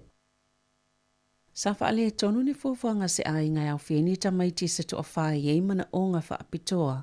I la lātou tā whaonga ua lewa na tā pena, ina ua le tali eina se whai ngā malanga le Chet Star, au whaatalitali le laina e siakila no fua whaatawale vale, a le a whawhine, e pe ona tā wai ripoti ale le te o New Zealand. E enia a whianga tū mau o le tā mā Casey Frederick, e whaisi whai ngā tā maonga. A iei fo ileisia na tama mai le to'oli maola na whanau, e maua ile ma ilili, ma le to'olua iei le ngase o le ADHD, na siaki o lātou pepa malanga le malewa alele au kilani, po le 5 minute a o le ifa atau nu wina la lātou malanga, na ave le tina le whanau ile itu e siaki le puipuinga ma le saunga le mō, ai alulo na to'olua e siaki le no fua whaata avale vale o la lātou mateine, na poloka i tu o istangata na whaatalitali lea, se i o ilo na taimi peitai, i o atu iluma ai whailo ane ua tapuni. Sa tā uele leiti o New Zealand na au ngani le ungali i le kampani ai whaapeane, e le ai sale i o atu le taimi na tatau na iai. Na paule isi tonu e whai o le tatongi o seisi whai ngā malanga pe piki fo ilo na fua whaatawalvale le isi tolu 10 minute, e se tangatai au kilani, na tā uele tina, na whaailoilon to ulu al kampani e leise tasia maasani au kilani, ma ele mawhaiona la tautu uina le nufua whaatawale vale, i se isi malanga vanga na e yeile tangatai whaonga aina e malanga ai o le isi malanga o le aso atai au, mai whanse lau valus fultala le isi tupe whaupopo e aluai. Ina ua tutongi o lātou awanoa, sa o lātou whaailoa e yeile no fua whaatawale vale. Na tā ua le Chet Style le te o New Zealand ua mai ona whasota i atu le ainga. Mai lātou te io e le tōlanga whaanoa noa sāwhianga i male ainga. O le ala leo lo lātou tala no atu i le tina. Ina ia whaailoa tonu lava le whaale tonu na tupule mlai vaalele. Au le a fo i se whasosani tala whiangai. E mawhaiona tu ina atu le company vaalele e langolango ina ai le ainga. O le vai luanga le pōna wha mutai le polo kalame o le puipuinga o New Zealand mo le COVID-19 lea na wha ingoina o le traffic light system. Po o moli wha ilo i le lanu mō, lanu moli, ma le mea mata pe ona whonga ina i tamaitai Palimia Jacinda Ardern e le aso ana nafi o tuunga mō tali pupuni o whonga o wha amutaina vāngana i tutono o whale mai, o whale talavai, o whale tausia i tangata mātutua, ma vaenga iei i lātou e iei mana o ngā whaapitoa. Maoni vaenga tāu o le whola sanga. Lea sai e whaatasi tamaitai Palimia, ma le minista mo le tali atu le COVID-19 Maleiva, Dr. Aisha Vero. E nā o tangata e whaamaonia lātou suenga po le test wa fiele COVID-19 E te tauna whaanofo e sea, mo aso e fitu ai le toi mo umia le whaanofo e sea o tangata o le ainga. Peitai e te tauna whaia su engo le vairusi aso uma, whaonga ai le rat test. O tu unga uma le malo mo tui pui e whaamutaine le aso luas fuluono se tema. O le a ave se ina fo i tu unga mo tangata malanga mai i le atunu o mai fafo, mo tui pui whapea i ma au whainga luenga i lunga o lele. O le a whaawau pea le fisosoani ma le lango mo pisinisi. Ma tangata whainga luenga i ala i tupe tutongi, mo lato aso malo lo po leave support payment. O tangata ni usila uma e ta iono 5 tausanga nga ilunga, ma tangata Maori Pasifika e ta 5 tausanga nga ilunga. O lea otometi lavona nga va aifuala au mol COVID-19 fluiva pe awha e wha maonia ile COVID-19 e amatatu ile so. O ripoti e maua yaso ta itasi o tangata e awhial wha mai, ma ilato e tau fia i whale mai o na ol COVID-19 fluiva. O le a whaia wha le vai yaso. Na sauno a Dern, e lava taimi ono wha atonu ina i tangata e wha o ngala tau talipupuni o fufonga. Inisi o no fuanga peitai, o le ai le wha i unga i lato o pule ina i no fuanga, ai le o se tu unga le malo. O le a wha o peo na tu ina mai le matanga luenga so i fua malo loina, ta i ala i le wha o nganga o talipupuni o fufonga, ma o le a wha o foi, o na wha alo tutele ina tangata e wha o ngā i no fuanga i pio feo ingolau tele, ma le ase se atu i tangata i whaingofio na apo ia i ngase peitai e leo toi a veo se tu unga mai le matanga luenga o la i fo i tangata i mana na o whaabobio na whaonga ina tali pupuni o fufonga. Ma o le fautuanga le tamaita i palimia ia whaalolongia mamana ia le filifilinga le tangata ta ito tasi ai maiso i lato o filifili whaonga pea tali pupuni o fufonga. O le asonga fualuas fuluono se tema, o le asomalolo whaapitoa u whaai unga whono ina le kāpeneta. Mō New Zealand, whaatasia malisaunga whaapitoa e manatua ina ma whaailonga ina i le tuumalo o Queen Elizabeth le lua. I se saunoanga le tamaita i Balimia Jacinda Ardern na ia tā uai. O le atalia tangata ni usila le avano e whailonga ina i le tuumalo. O lana mai estete ma pāti patia i fo ilona so i fuanga. O le sauninga whaamanatu whaalmalo. O le awhaia le malu sangato Paulo le Wellington Cathedral of St. Paul i le aso lavaleo le awhaia le aso malo lo. Ma o le awha asala la wina tu sa oilunga o televise ma upenga ta whailangi. Na sauno al Balimia, wa talawhia ngai le leile whailonga o le soifuanga le tupta maitai, sa lo fangia ni usila e ala i se aso malo lo whaale atuno, whaatase ma se sauninga whaamanatu whaale malo. Olo o tutu saima Beretania whapea ma Australia i sauningo lea sutele ua whaamawina i tala whaasolopito o le lalangi. Sa whaamaunia fo i Ardern o ia whaatasi malakova na sile o la whai masuyo ni usila i le whalela wa singa o Queen Elizabeth le lua i lone tona lea e whaia lea sunga fuas fulmaleiva o se tema. O lea sololo nei e tu ua i al Balimia lea tuna o na awhea leo New York California malo o whaatasi pe a mai a toi sauninga o Queen Elizabeth le lua ma toi taliu mai ai mo le sauninga whaamanatu.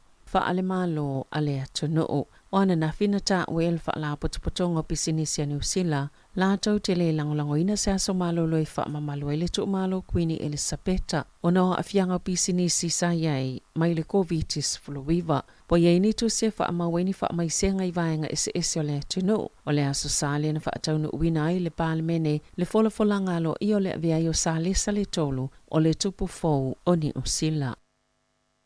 Wa whaasirisila le company wa alele le ea ni usila o le ale toi mo umia ina le whaonganga o tali pupuni o fufonga i lungo whainga malanga uma. Ale ea ni usila amatatu le so na ta o se suyo le company e mawhai e pasese o na whaia lato o tali pupuni o fufonga. Pe a mana na wai, ma ole a iai fo ini tali pupuni o sauni le company e te le se sao ta ua o tali pupuni o fufonga sa pui ai tangata. E whaonga ina le au nanga le company wa alele. Ai le ngata i leo le pui ngolau whainga luenga i lungo wa alele. Pe ona ta uele e New Zealand pe tai, wo o ile taimi e whaatatia e se ai. I ono mo miele whaonga o tali pupuni o fufonga, inisi o whainga malanga whaavao malo, e fua lava i lea tunu o lo oanga ai ia i whainga malanga.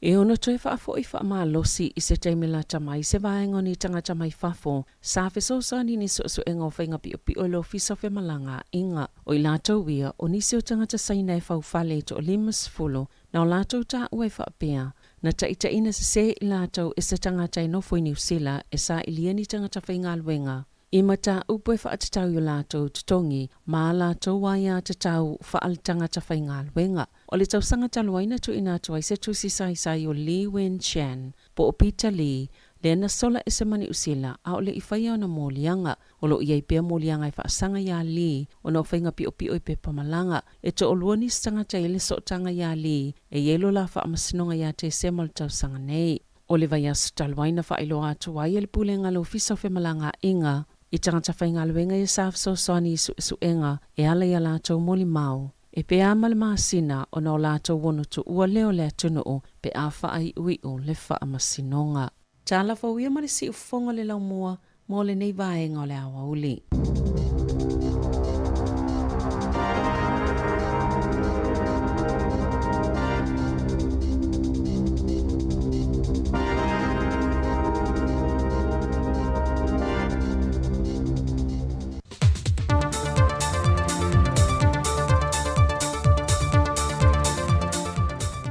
Talofa lava o se whaopoponga le neo tātou talafau mai Samoa e le tautua se whonga le mua. Wa toi whaopopo mai isi awanoa 5 mō tāma whānawa le atunu. E awanoa seilai whaingaluenga I lungo vaai company atunu I whafo. Whaalia le pule sili o le pulenga o unanga vaa Samoa, tau whalau timu ia a fō wele se vaai. O lo whaftaia pēlef so swandia le tua e ui, na sa ia a fianga o le atunu onor COVID-19 furuiva. Ai o lo tali mai lava company vaai atunu I whafo. E talo sanga company vaa sa mo moni awanoa whaingaluenga, mo alum whana o le atunu wa mai a la tua o onga, ma tali a whanoa. Whaalia lau timu ia, o lo whanga solo le tapina ino tātu seila, mo whaamanu eina ia wanoa whawinga lulua I lungo vaa, le company le Kiwi Rail, po le Inter-Island Ferry Services in New Zealand. Sau no lau timu ia, o le temine ua maulava awanoa I masina uma, o lo iei foi company lo wha wauna tu ina mai la tau talo sanga, monia tātou seila e whaingaluenga mo I lātou. E to lua tātou tamai tai seila o lo whaingaluenga I lunga wa meli le temine nei, peitai o lo wha ngā solo pe talo sanga mata penanga, mo isi tamai tai seila le malanga tuai, e fua ia awanoa e maua mai. O lo tu mo pele lei malamapui pui o soi fua wala mo whanau seila Samoa, leo lo ngā lulu e lungo vaai atunu I whafo. O lo wha wau fōi o na usta ia mwhaatino I lātou tūlanga o mo le pui pui ngā, e pe ona tu ina mai ele matanga ruenga lo soi fua manolo ina. E wha wau fōi o na whai e lungo vaa o lo ngā lulu e ai, mai le tele o wha mai o lo pepesi atunu o lo ngā lulu e ai. Wasilia ma le tolu se lau seila Samoa, o lo ngā lulu e lungo vaa meli ma vaa lau oloa, e o mai I le so. Wa whailo mai le whionga le minister mtanga luenga le soi fua maloloina, le whionga wa lasi lua pito whanua tā fito sele. E whaate ia o ia I wha sea I o wha o atu e nisi o le atunu o malanga mai atunu I whafo I Samoa. O lo o iai se ta ilua se lauli ma se fulta la o lo tutongi malai wa lele I Samoa e tangata malanga mai. Pe a whai e taunu mai whaleolo, e le whaia ni ana siaki wha le soi fua maloloina. O nisi na whai malanga mai le te wile le vai ason te nei, o whaasa la lawa lātou whaase ai lea tūpe te tongi, ma toi whai ai a lātou su enga I le malai wa lele whaleolo. O lo malanga I whawhale sui whaaton silio le mtanga ruengo soi fua maloloina, ia tangaloa Robert Thompson, e fia maua mai e se tali o lea mata opo. Au whaalia le whionga wālasi, o lea se fisilingia le vaenga le fōula na whaalongo, ma toi tali mai ai I talafou. Wa taunu mai sa mo le tino maliu o le alo le atunu o le na maliu mai New Zealand, e le 11 na malanga atu e ngalua ia wanoa ngā lueng whaawai teimi, ai pe tai o se whaalawe tau ta vale, le na whaalia e whaaurulunga o le Port Kalame o ngā lueng whaawai teimi le atunu, le malu ne le leilua, o le talavau sa mo le na maliu e lava le no whanga na tupu ai le whaalawe, e na watifa I tua le ta vale ma soa se pou mo li, o le poule na palasi lunga le taavale ma maliwa I lava. O le isi to lua au fie ma le na whaafoina le taavale o le isa mo lava. O lo I le whale mai lava o mai le teminei. O lo o whai I ei tong fitinga. O lo whaawa foi o na whaatale no pēle ka peneta nisi o ai e ngā fōu. E toi loi whaafitau li lo tūlai mai pēa. Mō tangata umole atunu o lo maua awanoa. E malangai porkala me whaawai teimi. Whaalia le minister ia le atinu o Wayne so ialo. O whaafitau le au fia ele maitanga mai o tinao lo malanga ia awanoa. O le whaamisa, o le tango fia o le awa malosi. Malele tausisi o isi tula fono mai einga. Na saini ai kon karate e malanga tuai. Wa toi te liu isini le amatango le vaiaso le nei, le tō whātiu malumatua mai whea whetu, e na wa mai e whaalea ngai na le whaai unga le whaamasinonga, tō inga na whaasanga ia te ia, na tangi e le whailau tūse le vang whaupu whai le whaatua tui le tū Samoa utasi, wa awao salwalo whipo. Na toi whaafitai e se tūstu singa lungo peng te whai langi le malai waalele, le tō whātiu malumatua i lana aulango lango mo na ainga, e na wamanuia le wha moe sa alo iai. Ma o toi wha matua tuai na tanga ruengo leo lo na tus fulau, e toi malanga e whailoa i lana whanau i Sydney, Australia. Peitai, o loo ta oto foi se isi mata au peitai fōlinga tutu sa wha penei, e pei o le mata au polo tau fia i pēla valsilia le tausanga, o loo moli ai malele paulo. E le nofo le pa io ala fio anga festo tai, lo lantou nau fo e tongi se lantou mai o pongi e le wha moe o le malo. E le wha mana tui no lonas futau sanga o le malo tuto tasi o Samoa le vaiason tenei. E tolu pito nu o le awhia anga sa wha tasi i le wha moe, e au fia i sa tui a lii, wale a lii ma vailui. Na tau vai siwa wha e vangalia, o siwa maulu o sa, pese wha le anganu, tala wha le anganu, wha tasi e masiva wha papalangi le hip hop. O le tāpenanga le le whiongo whasto tai. O lo lātou sao le wha moe le malo o lo wha ngā solupea mo le tausanga atoa. I le wheilo inga le sāwali masuia le malo mai whasto tai. O ia fwoi o le teite whono o le komiti o Leopoldo Kalame. Le tō whātango ia enga mau tua levi. Sa ia wha alia le ngono le wha anga e tia ma le whaafitai i le tua.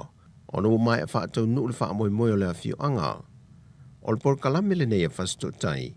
E le o se porkalame fou, o se porkalame whaatino ia iuni o tausanga uma, i teimi e whaamanatu i nei le tuto tasi. Peitai o le porkalame le tausanga nei, o lo mulmul ta ia e le whaatau o le sini au tua le tuto tasi o le malo Samoa, o le folau ma le whaatua tua. O Talofa wia mai le tātou tunu o le nei aso, whamanuia le tue fō whangamlawa singa o le awhenga e mo le tātou tunu, whasoi foia.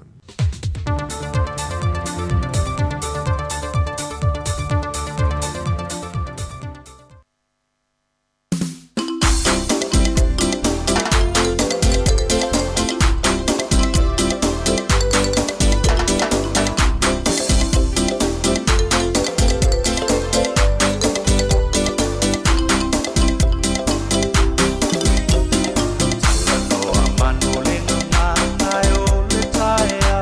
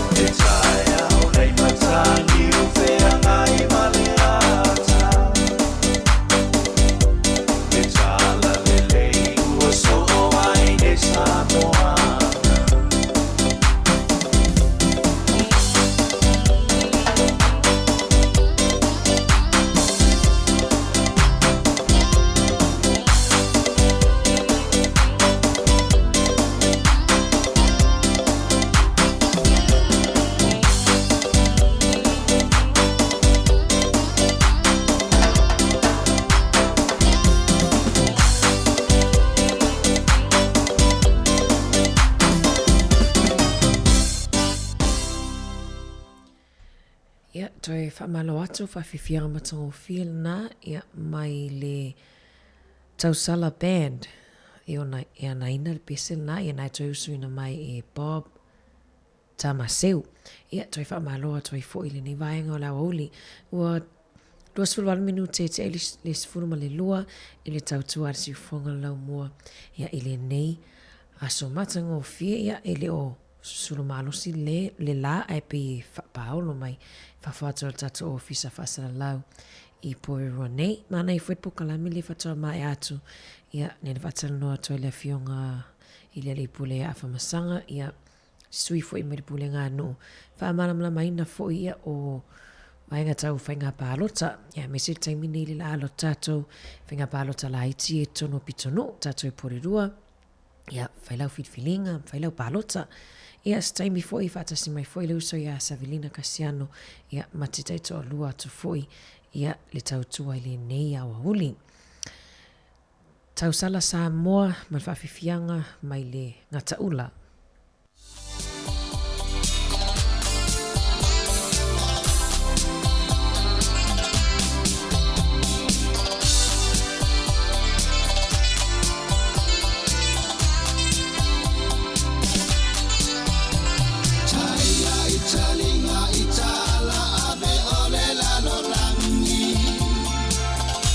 Tunu umai fafo ma ila jo efe malanga ila usiva Samoa o teta uatu numeratasi ele osa utala fatu a otala ave mayele matani anga isisi foto etanga Sasa so se tuli manu Samoa onai o utala ave o tufa a Samoa moni o teta o atu e lauiloa ai tau ai lau siva Samoa Siva mai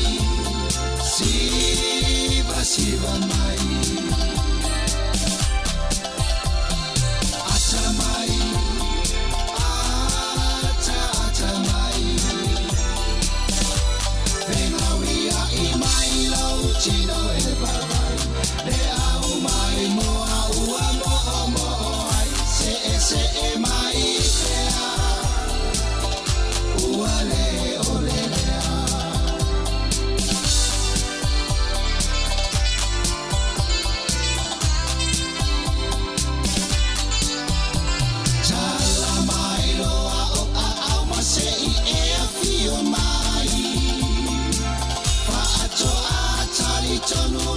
Toma ina ua sila iai o tele na tia ai ole a e mata iai le tau sala Samoa masiana siva e masani ai siva mai loa ma e tene ilunga malalo Fai malie ua mana ia o lauta alo o si au pule tasi ma si au fa a solo manongi e ilo ai oe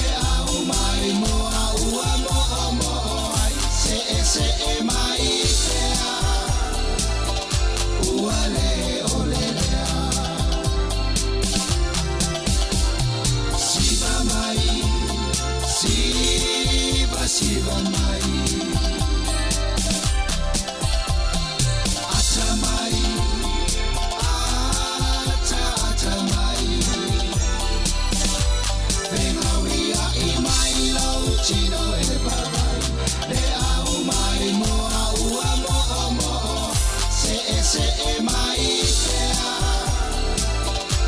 ua le ole lea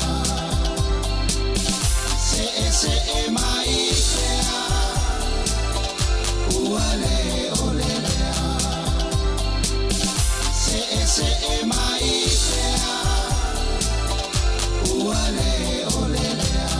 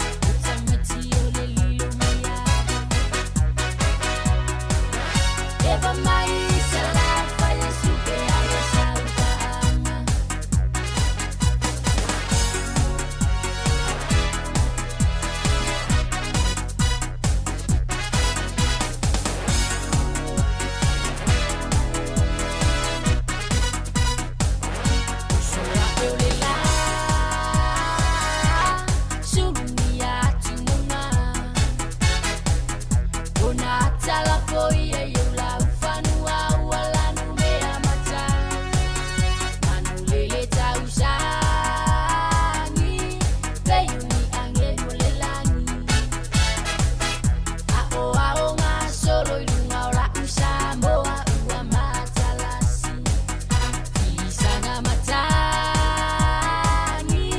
malu mai o le lai Kong taulanga faatuli ai malo ua whenga solo ai Ulo usani tio ata faato sina tangata I fale tali malo ne o le pae pae lunga o le matawhanga Aloha ki ora tamasi I tonga Mahalo malolei hula vida Nice to meet you hula hula maila Fia fianga Utamati o le lilo maiaga Eva mai salam fai supe ala saupanga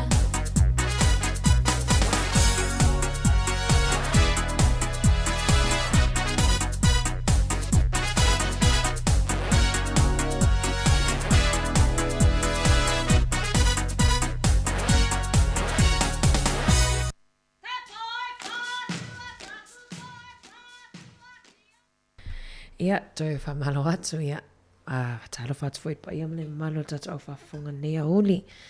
Ia, fifi fwoi whaido atu le fwoi wamanga lua to lua atu male uso ia Savilina. Ia, ni aso lua. Oi, kia tau ngalo e aso vai aso. Oi, lua. Tua mata ia aso lua. Ia, e aso lulu lo fwoi Savilina ia uma fwoi vai aso. Sa o le nei ia Talofa lava ana. Ioe. Nei alo la e nei tai au fa Talofa atu fo. O i le nei au haole i fiolai. Ia me se foi le malo le au whafonga ia mai lātou mwhena mau mali tātou tau tua ma sani le nei si ufonga lau mua I lunga o tātou penga ta whailangi ma lo lava soifua. Ioe ia o le vai aso maoli. Vai aso ngangana maori. Ia sa o le. O ta te it whanu tu le pa o whafoa. O le maa losi o le malingi o te munga ia. Sa mana ia mali tāon leila. Ia ai wa ile maa losi o le palasi o te munga ia. Ia masalo I se Jamie toi te ampe maumani atu. Le ango ta. O ta tele iwa ia le tala le tau o le au wa ai tau le se il tai au. Ia masalo le sa o leila valo iang o le tau ai moni le o le vaso le nei o le ngangana maori. Ia o le ngana le atunu o le ai tatou te nofo ai a e ta ua fo I lale tatou whaatawa ina. Le o mātulu ngana tonga ia le o tatou maori, te reo maori nei vai aso. Moni le ia te le ista upue le tau ati ato I launga tu tau le tau ngoi si upu maori a Savilina ia o le kiora. O le hello. Talofa. E sel mana ia wai te le upinga te whailangi le tatou te whawai a ia kiora o isa I langa wa te al tai au morena a. Le no whaalongo mai le te wha morena I lau malo. Le na luta no ana lila. Ioi, ai le lo mimita. E lo ta mimita I te lo se uposisi ngana. Ai e se poi le fia o tangata e ana ina le ngana pia whaalongo mai lai tutatala I. Sa o le lei. Le pokalame le sa fai o le vaenga tekonolosi tau tekonolosi le sa ta iala si alo le sa ulu faatala no ina pokalame tupulanga talavo e roa o iala sa MCA pe o ia fo ila sa o lato faatolanga ina manis tupulanga talavo pokalame sa fai lalo o ia uto I le sentale auto polirua ia le la lato pokalame na o se lua vai aso talua ia. Ia. O tamu foi le e tawana pe fa o Sofia tatou tupulanga talavo e o e faile mta opule o le so e atili le tekonolosi. O le mana ia e ana no ta o le mta o le vaanga na ia fa Talofa e te roa lu ngana mia. Ai failo malana fa Talofa ile ngana ma. O kale umi. O le alu peia o se maa se tangata whenua ma. O le maa nei ia whaalongolongo pe oe. Ta ile lei fo I tatou tupulanga ma whanau o le nau fo I e o na isi e mai se alongana Māori wa o na ole nu o tangata Māori ne tatou te iei. Pela o le mena o ta o le vangana. O le mana iei o le ta whaalongolongo atu isi tatou tangata I le ni Māori. A le tala noa mai I le te reo Māori. Wow, tele o alum whanau ia, o ngama masoi foi nei Savelina wale lei alfa Maori. E me se whai ata mai te tātou Samoa. Sa ole nei. Tamana whātou e whai mai lotu me aia, lawa wale whai mai ele lotu Samoa, wa pepe se mai lotu Maori. O wai, sa e wai ei le tausanga le whaatulanga ina i le, i se whalaptonga le o tangata Maori. E lei ele fofanga i o atu, wangalo i tausanga le whaatulanga ina lato, i o atu iai. O atu polo taso vai tolo tangata mala vai no foi New Zealand e polo taso vai tolo pe sa pe fia e miliona pe tasi e miliona leo fa ingo tangata i New Zealand ua mafai ona tau tala ngana Maori foi le tau tala matua malama mafai ona tala noa ai foi le fa le aso ia e mana ia fo elo ita e oferta ita e solo te fia sa openta ta wa ia po Maori fa ngai fa tawa le neiva yaso o le tereo ia po le ngana Maori ni le ia fa malo atu ia tato tata finua ia le a watu titia le singa nuenga Savelina tono New Zealand le mo istangata Maori ia e ia piva tatu Samoa to titia le singa nuenga le o se Samoa tono ia fa malo atu ia auto na il tafa malo nei na Savelina na le pe fa malo i tangata uma ia fa malo la i tangata uma le fa pe mai tēnā koutou e masani ano fa no i le lotu pe fai au e fa talofa fa feiloa i le ngana Maori ia pol fa ilonga fo i le koluse le ngana Maori ia awa watato poto ia male telo vaenga na o le sauninga lotu le fa sawa ia fa Britania mal fa Maori ia tai pele tato le vesele ia e te ariki whakarongo mai pe o tasina ope masem tato whaarongo pe a whai le lotu ia ma nea la lotu wale wa me anta mai tau pui wale whai so oi sa o leo e pe o le vaenga whailo tasanga lau tele ia nā tōnua ia wale toi ai se le ali e whaafonga mai foi lea ia e pena wasu i le wha Maori lea ai sa o lea lau tala o tono lotu e tele na tailo mai foi le tele o o vaenga foi i le ngana Maori ale ala la sani foi ia ia tau si aso tato e o mai wana whanongo foi i le whionga le lipuleta foi nā matana o tato e te ua whai se tato su e ngai se aso ia e te o tauri waa e lei au te re mana o au te uri waa ia tasi si ria tasi la tata pese Maori a Savelina po ia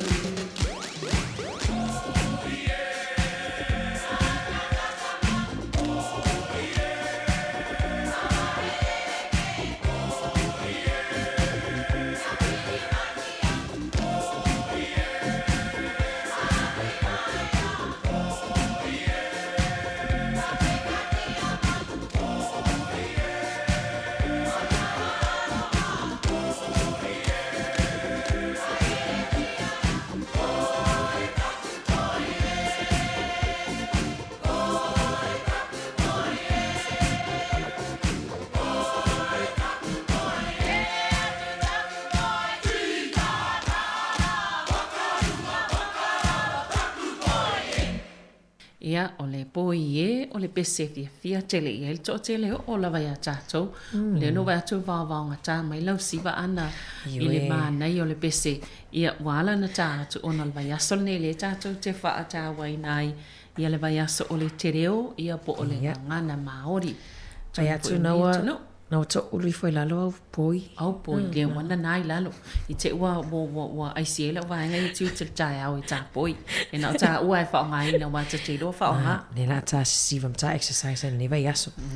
Sa velina whaalo atu i lau talafole na mai nei le tatu aso malolo le o le awhai o le whama malo i fo ia le.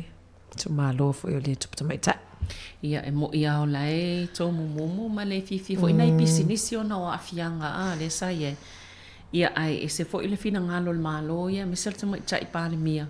Ono la fo i whai e wha manatu e Australia. Ia tō lang wha pēr Britania. Ia o le fo i le manatu e. Ta fo i ona wha manatu e tātou ia ma wha man. Vai aso la lea lea so... Tu sai le vai aso lea o le vai aso matua.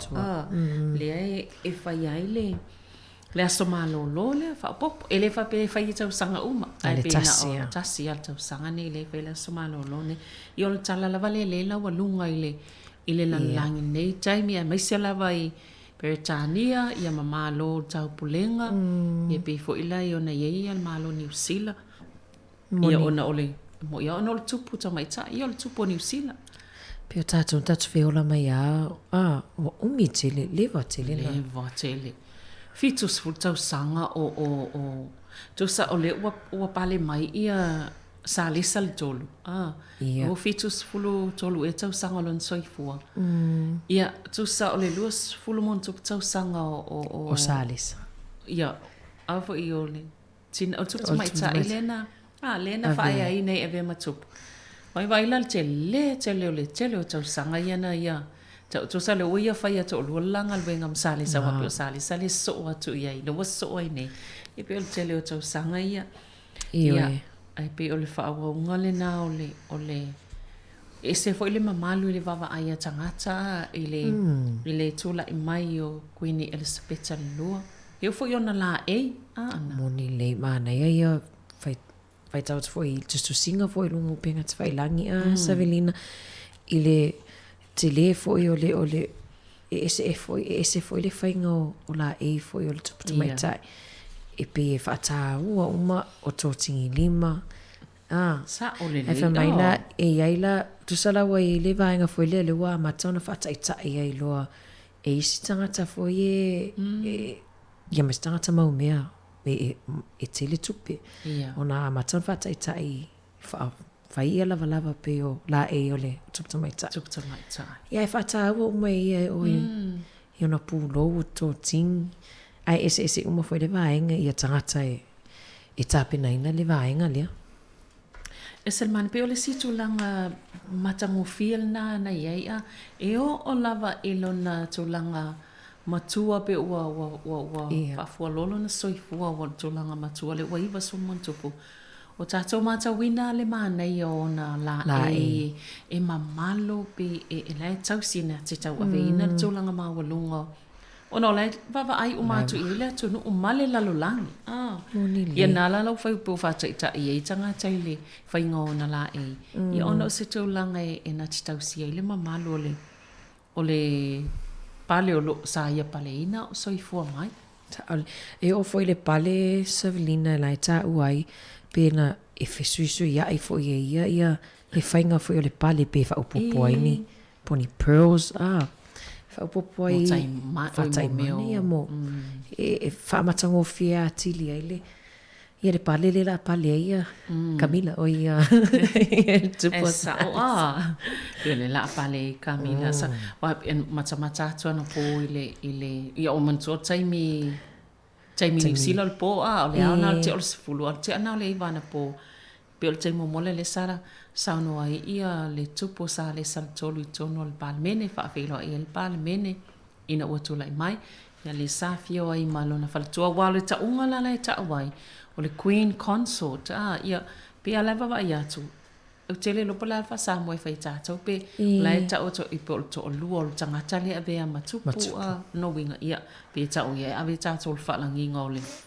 o le faletua po o se masiofo. Po o se masiofo po o se tūlanga whapena. Ia, ai a tonu le fo ila o whaito whaangana lopi whasa o mai tātou po le a tonu lava le whaalili unga o le ai ia le. Avea ia, Camila. Camila. Iwe ai pele na vai atu Savelina pe o le si e matua o le woa.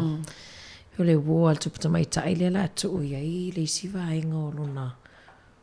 O le fale Ia, pe o tangatale le na vai o na lava po o na la e. Ia.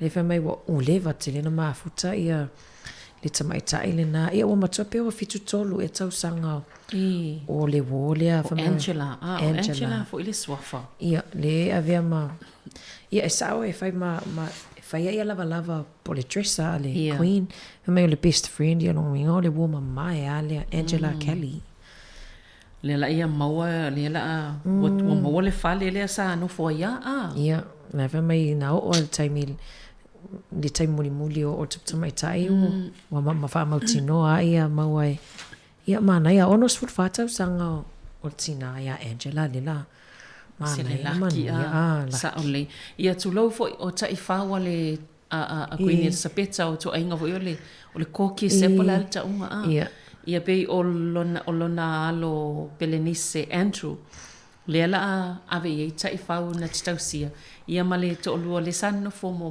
ma Andrew mai tai yo po ferchi e po ile Ola lela ave ia tai fawa ale top tama tai in la tausia ma va ia e vola mantua il fala tongo o tanga China Wellington e la tai fawa ia le sa fala to solo sa ave tai fawa le tu ainga i tai fawa le al top tama tai wa pe lima ia ave ina ave fa sa vale il parka i toni Wellington wa pe le ta wa fia al top tama tai I toinga tai fawia e taua pe o se mai sa pe sa fai mana wo time fo ilia le lokai le lalo langi o nol fa mai ia pe sa so sani fo ia mai se fo le tele fa fi tau sa fi ngai mala ainga topul na vai tau pe o tai fau sa so sani e fo e se le nga fo o ia foi me ola se to lo mole so fo mal tanga tamal ma fa ia ana ona ole o toi tolu minuta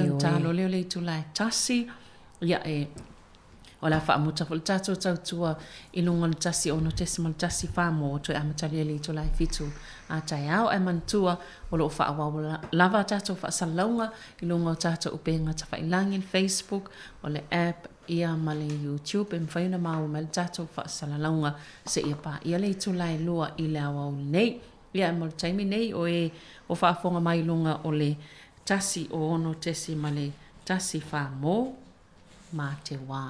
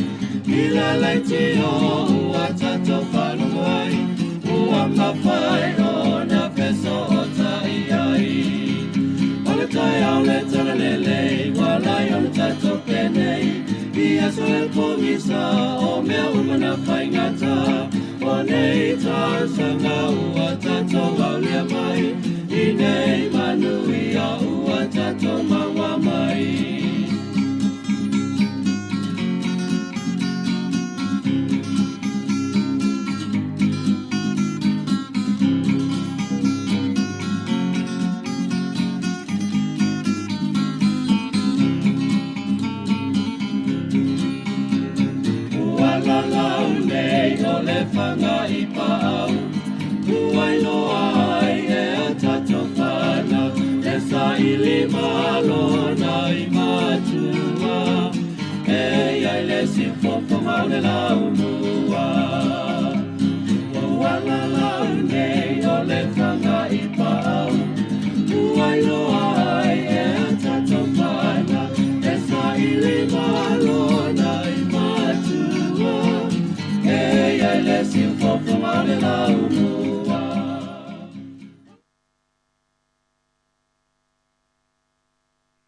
Ia sole polisa.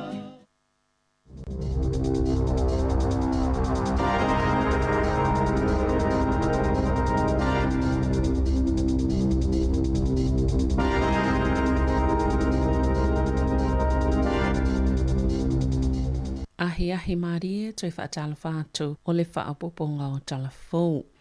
E walu te simale tolu pasene na mawalunga tuai le tau o tau mawhale masina o kusolu a whelua lua.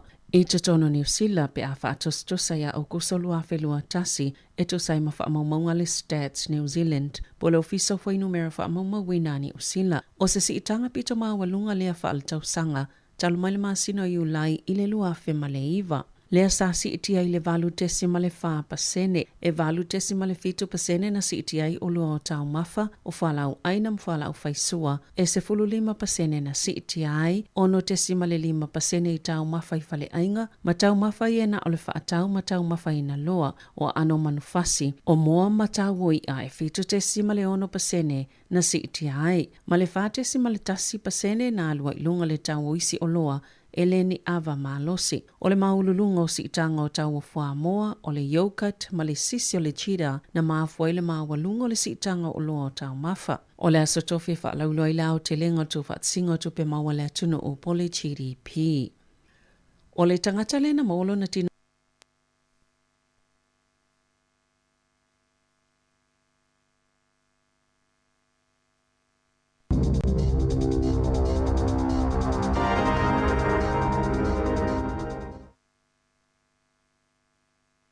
e le ai sale I o atu le taimina tatau na iai. Na paule isi tonu e whai o le tatongi o seisi whai ngā malanga pe piki fo ile nufua wha atawalvale le isi tolu 10 minute e se tangatai au kilani na ta uele tina na whaailoelun to ulu al company e le isi tasia maasani au kilani ma ele mawhaiona la tautu uina le nufua wha atawalvale I se isi malanga vanga na e yeile tangatai wha o ngā ina e malanga ai o le isi malanga o le aso atai au.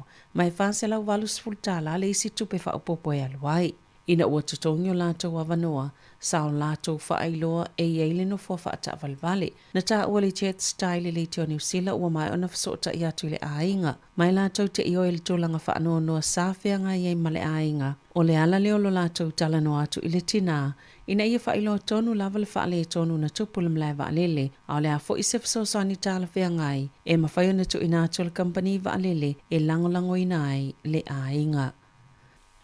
O le vailuanga le pōna wha mutai le polo kalame o le puipuinga o New Zealand mo le COVID-19 lea na whaingo ina o le traffic light system. Po o moli whaailoilo I le lanu momo, lanu moli, ma le mea mata pe ona whonga ina I le tamaitai palemia Jacinda Ardern e lea soa na nafi o tuunga uma mo tali popuni o whonga o whaamutaina vāngana I tutono o whale mai, o whale talavai, o whale e tausia I tangata mātutua, ma vaenga iei I lātou e iei mana o ngā whaapitoa, ma oni vaenga tāu o le whola sanga. Lea sai e whaatasi tamaitai palemia, ma le minista mo le tali atu le COVID-19 ma le iwa, Dr. Aisha Vero. E nā o tangatai whaamaonia lātou suenga po le test ua fia le COVID-19 iwa e te tauna whaanofo e sea, mo aso e fitu ai le toi mo umia le whaanofo e sea o tangata o le ainga. Peitai e te tauna whaia suenga le vairusi aso uma, whaonga ai le rat test. O tuunga uma le malo mo tui pui e whaamutaine le aso luas fuluono se tema. O le a ave se ina fo I tuunga mo tangata malanga mai I le atunu o mai fafo, mo tui pui whapea I mau whainga luenga I lunga wa lele. O le a whaawau pea le fsosoani male lango mo pisinisi. Ma tangata whainga luenga I ala I tupe tutongi, mo lato a somalo lo po leave support payment. o tangata ni usila uma e tai ono 5 tausanga nga ilunga, ma tangata Maori Pasifika e tai 5 tausanga nga ilunga. O lea o tometi lava ona anga va aifuala au mol COVID-19 fluiva pe a whai e wha maonia ile COVID-19 e amatatu ile so. O ripoti e maua ia so ta itasi o tangata e a fial wha mai, ma ilato e tau fia i whale mai o na ol COVID-19 fluiva. O le a whaia wha le vai aso. Na sauno a Dern, e lava taimi ono wha atono ina i tangata e wha o ngala tau talipupuni o fufonga. Inisi o no fuanga peitai, o le ai le wha i unga i lato o pule ina i no fuanga, ai le o se tu unga le malo. O le a wha o maupeo na tu ina mai le matanga luenga soifua malo loina, ta iala i le wha o nganga o talipupuni o fufonga, ma o le a wha o foi, o na wha alo tu tele ina tangata e wha o ngā i no fuanga i pio feo inga lau tele, ma le ase se atu i tangata i whaingofio na apo ia i ngase peitai e leo toi a veo se unga mai le matanga luenga. O la i fo i tangata i mana na o whaabo beo na whaonga ina tali pupuni o fufonga. Ma o le fautua ngal tamai tai palimia ia whaalolongia mamana ia le filifili ngal tangata tai to tasi ai mai so ilato o filifili whaonga pea tali pupuni o fufonga. O le asonga fualuas fuluano se tema, o le asomalolo whaapitoa u whaai unga whono ina le kāpeneta. Mō New Zealand, whaatasia mal sauninga whaapitoa e manatua ina ma whaailonga ina le tuumalo o Queen Elizabeth le lua. I se saunonga le tamaitai Balimia Jacinda Ardern na ia tā uai, o le atalia tangata ni usila le avano e whailonga ina le tuumalo, o lana mai estete ma pāti patia i fo ilona soifuanga, o le sauninga whaamanatu whaalmalo.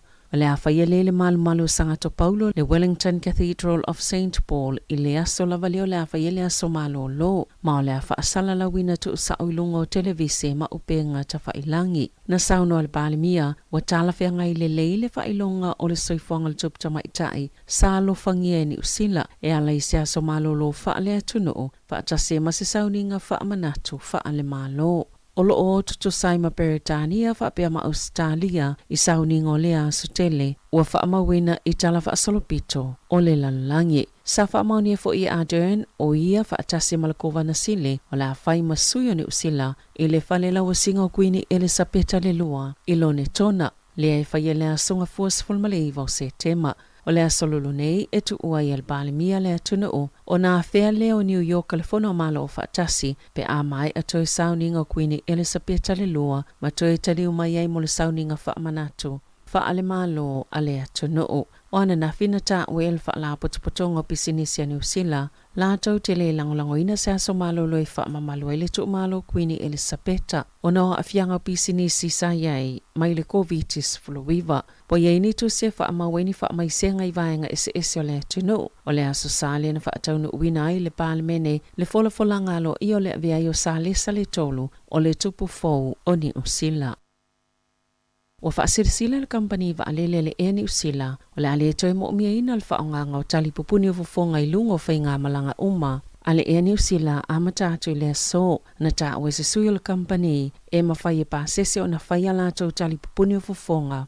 Pe a mana na wai, ma o le ai fo ini tali pupuni o sauni le company e te le se sao tāua o tali pupuni o fufonga sa pui ai tangata. E whaonga ina le au nanga le company wa alele, ai le ngata i leo le pui ngā whainga luenga i lungo wa alele, pe o na ta uele e ni usila pe tai, wo o ile taime whaatatia e se ai. I ono mo umia le whaonga o tali pupuni o fufonga, inisio whainga malanga whaavao malo, e fua lava i lea tunu o lo oanga ai ai whainga malanga.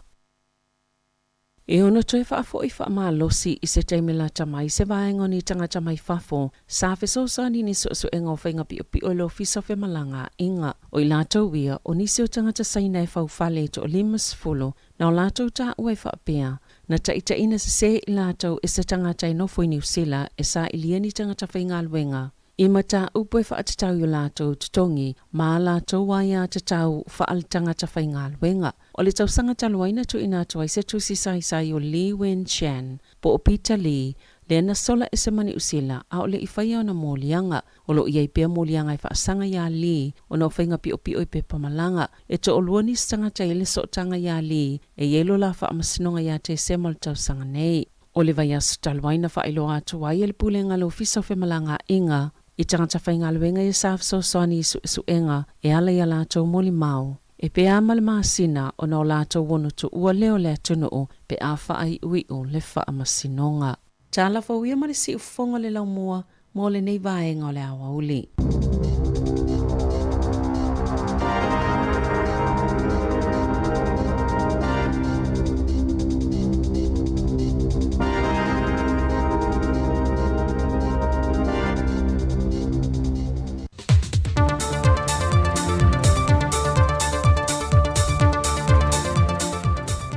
Talofa lava o se whaopoponga le neo tātu talafau mai Samoa e le tautua se whonga le mua.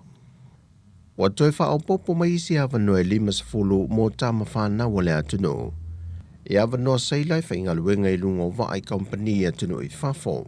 Whaalia le pule sili le pulenga o unanga vaa Samoa, tau whalau timu ia a fō wele se vaai. O lo whaaftaia pēle so swanya le tua e ui, na sa ia a fianga o le atunu onor COVID-19 furuiva.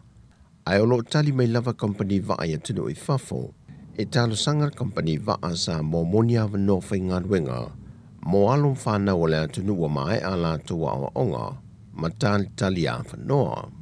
Whaalia lau timu ia, o lo whanga solo le tapina ino tātu seila, mo whaamanu eina ia wanoa whawinga lulua i lungo vaa, le company le Kiwi Rail, po le Inter-Island Ferry Services in New Zealand. Sau no lau timu ia, o le temine ua mawalava awanoa i masina uma, o lo iei foi company lo wha wau na tu ina mai ala tau talo sanga, monia tātou seila e whainga luenga mo i la tau. E to lua tātou tamai tai seila o lo whainga luenga i lunga wa ameli le temine nei, peitai o lo wha ngā solo pe talo sanga mata penanga, mo isi tamai tai seila le malanga tuai, e fua ia wanoa e maua mai. O lo tu mo pele le leima le marapui pui o soi fua wala mo whanau seila Samoa, leo lo ngā lulu e lungo vaai atunu i whafo.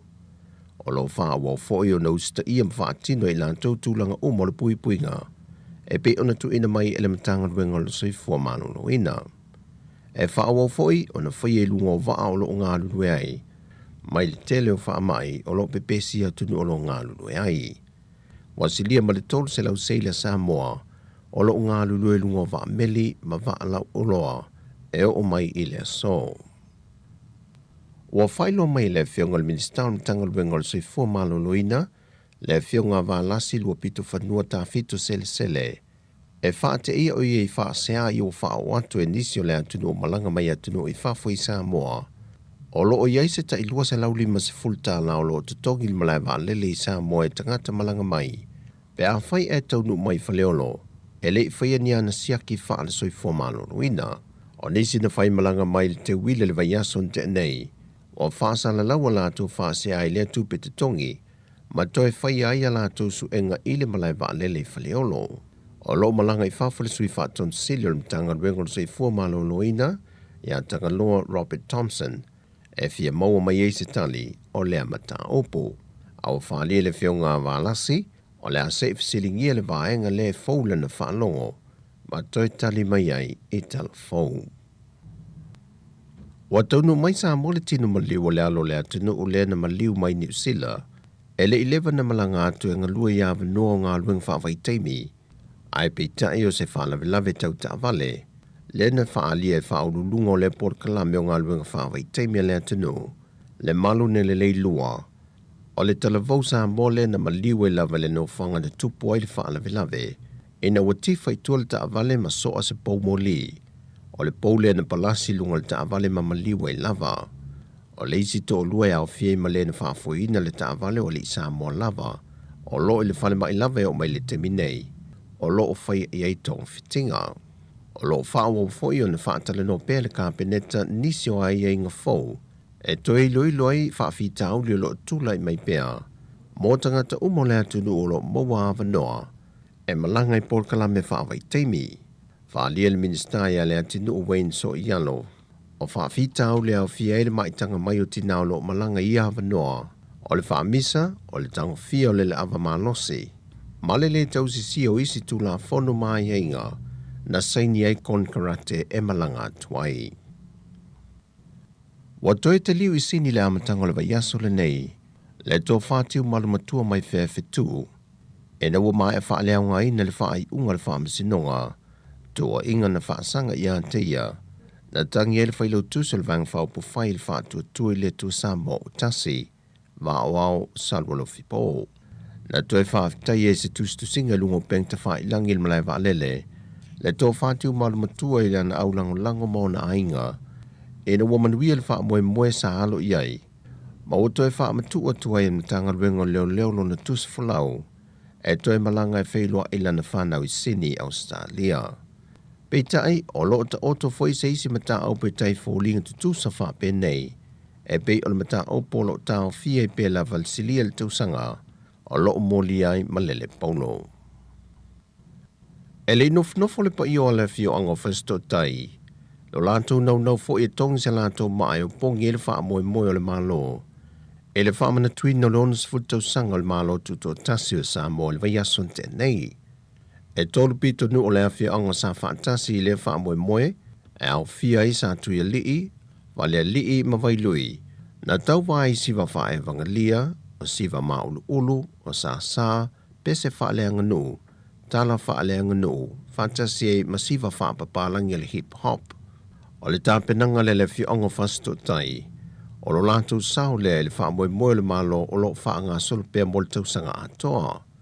I le whailo inga le sāwali masuia le malo mai fasto tai, o ia fwoi le teite fono le komiti o Leopoldo Kalame, le tō whātango ia enga mau tua levi. Sa ia wha alia le ngono le wha anga e tia ma le wha aftai i le tua, o no mai e wha atau nu le wha moe o le afio anga.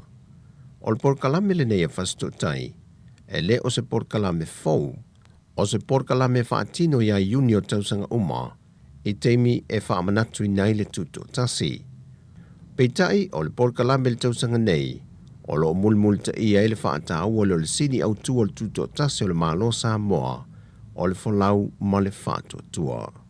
O Talofa wia mai le tātou tunu o le nei aso, whamanuia le tue fua whangamlawa singa o le awhenga e mo le tātou tunu, whasoi foia.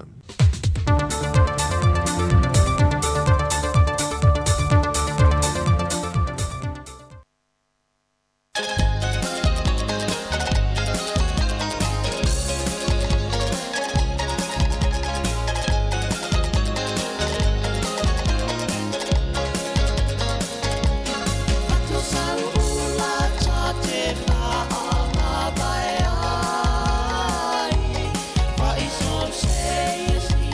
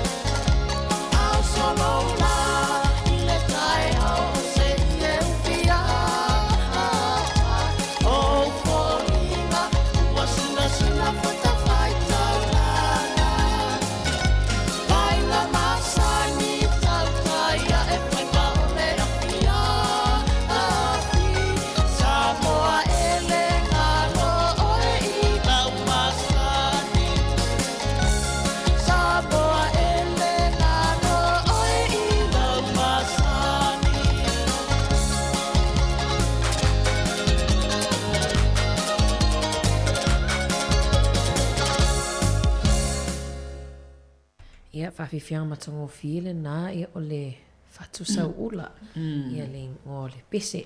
Ia, Savelina ia toi whamalo atu tato au mai moa le mai moa mai lungo tato halata. Yo e mo i lātou o malawalo o whaatalofa mai lungo le Facebook ma le YouTube. Ia talofa lava malo lava soifu ia tau. Ia tan sia o na umai as whaamalo stino mana ia lava se whaalif talo pe. Ai tamala na ai le tau samir e lengi. O kol mana ia e wata fia ai atu ai se e le ni whalai mani. Ma le whaalif talo pol whaalif wha. Sa o le le. Ia, peo lava o tata ua fo ia le i mai a mai le i o le tūlai tasi.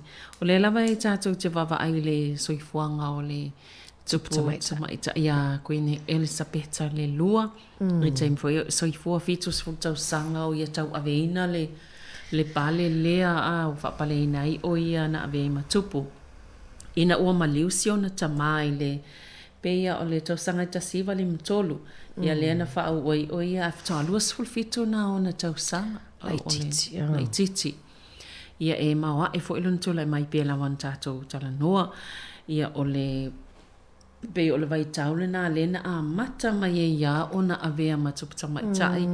Ia e toa se fulu lima le lei ia pia palemia o le atunu o Beritania sa safsu ia imel nava i tau a toa na tupu wa mantua fo ie.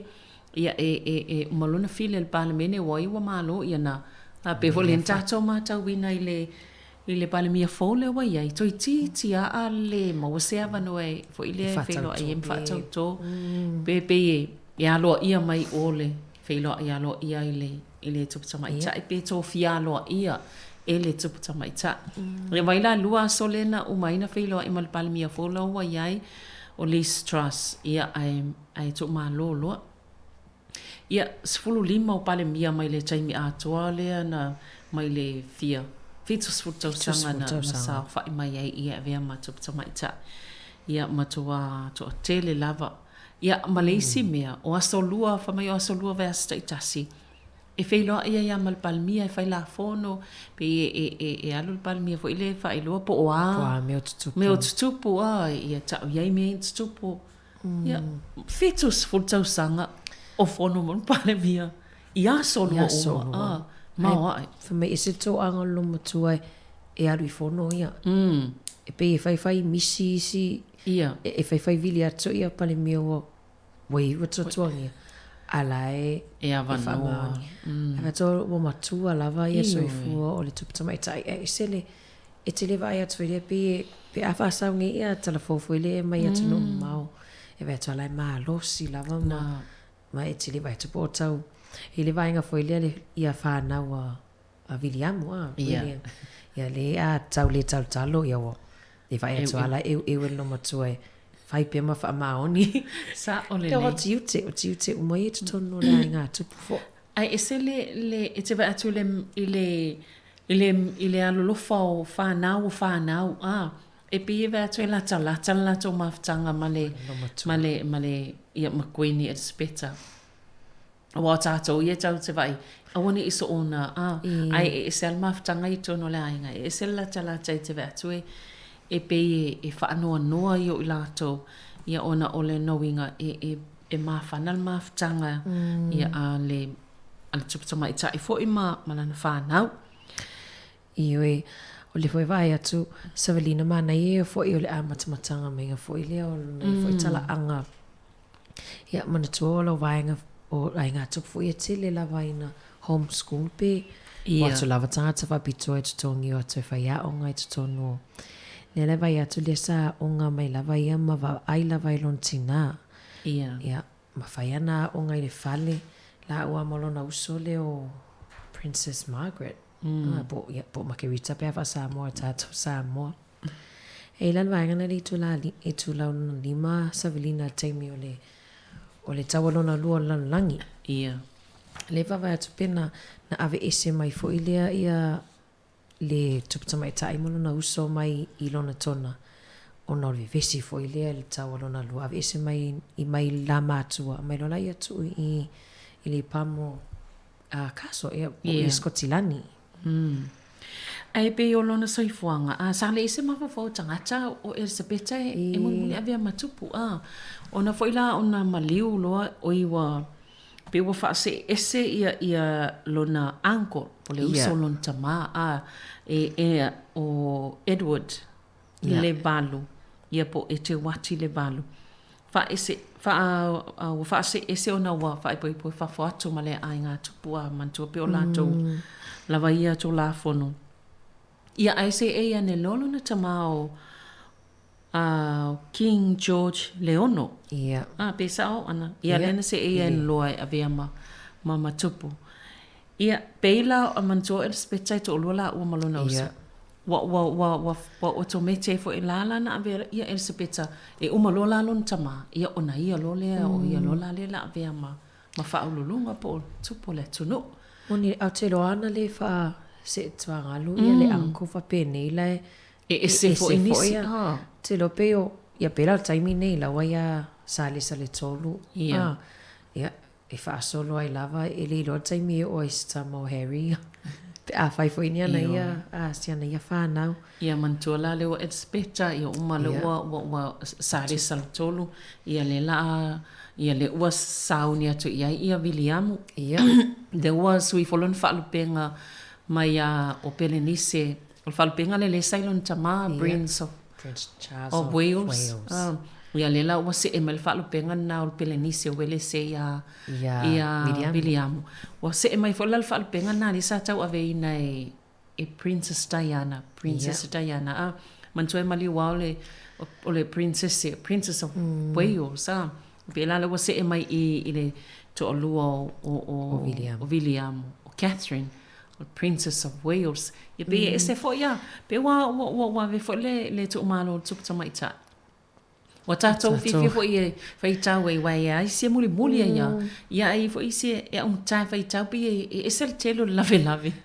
Ia pe o mana I fo I wa ai toi tu fa solongo o le fai ngola ai nga tupu. Ia wai ta ulo ai ngā tupu e paulavana o le ai ngā tupu e waweana tau ien mawhawhau tangata. O le ai ngā tupu o Britania o le tupu tamaita e kuini e speta. Ia iei fwoi ai ngā tupu ia le pe o tonga. Ia e pe mo mua tau le mawhawhau o le me mamau. Ia ona pe o ai ngā tupu ia leo o te le ina fwoi lea I loa I lalulangi ma ta I tu fwoi I lalulangi ta ingo. Ia mau le ata fwoi o. Ni sa peta le nunga tato tupi. Nā tōnua. Ia ora no inga po la sa taimi o le ia. La tala noa I po la taimi o le sui mai. E mantua la tele fo I sangata. Wo fo I taimi nei tupe ia tau il speta o momeo tupe si leva ma tupe pepa. Lau ama talo lana teu. Wa iei ne fias futau sango I luma. E toi langa mai. Ua tau ngata pe wha tau I sangata. I se tau ngata. Ona oni me fo ia wa leva Pini souvenir. Ia I se ave ni fale mataanga. Onisi. Ia e teu o le si luas futau sanga ia wa la to te watu walu lunga le value o le Europe o le ale tupele ia te o le atau e speta. Mana ia. Te fa leilau. Mana ia lau tala savilina. Mana ia foi te role mafuta mai. Awa lisi me te wai tupena ia to se peta tau ai mai atau. Mai atau ata te whatau o fiatio. Te uwha lea tupena ia o e fo e matua ia luani. Nā lole tala wa lole whaatau watu. Ia te lea e mwelu tau lo na whale. Io ia ai o le a vai foi se pese Savelina ia wa foi le whafonga mai foi la tuno. Alo le tau atai.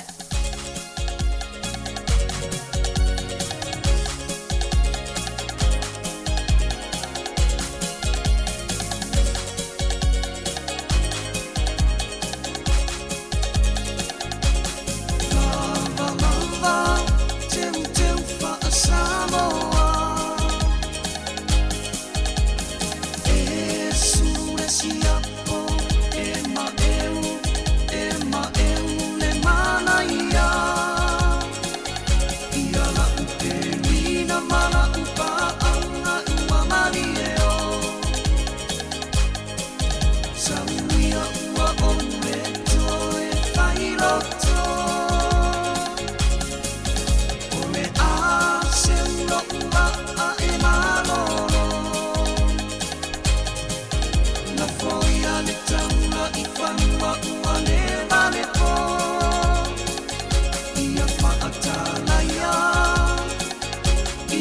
atala tala au mai se tala mai le wale sie e wafo imani la umara sa eta amilo ia Samoa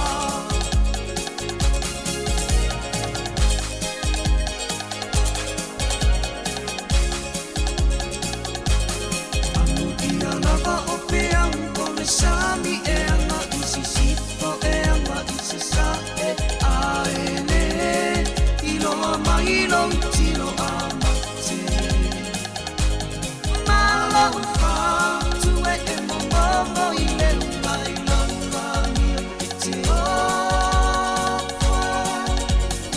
anei ama lepe sia taso ma sia taso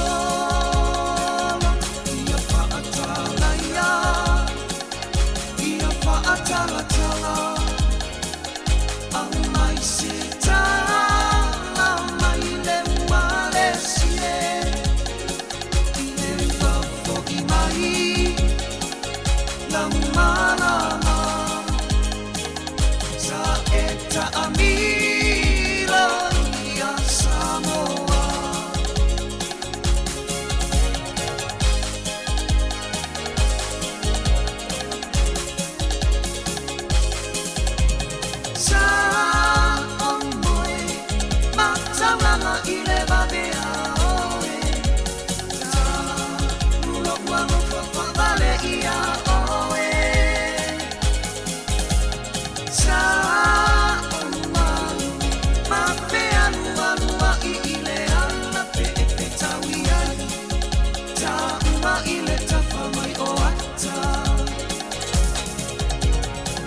Ema e ita ile anga I isa sa e Betawi matanga tato e no ia nga I isisipo E ta ino Isia mea pa ala me walea Wa ela mea tele Ile la uleva o tele kea Tamo ema e ita ile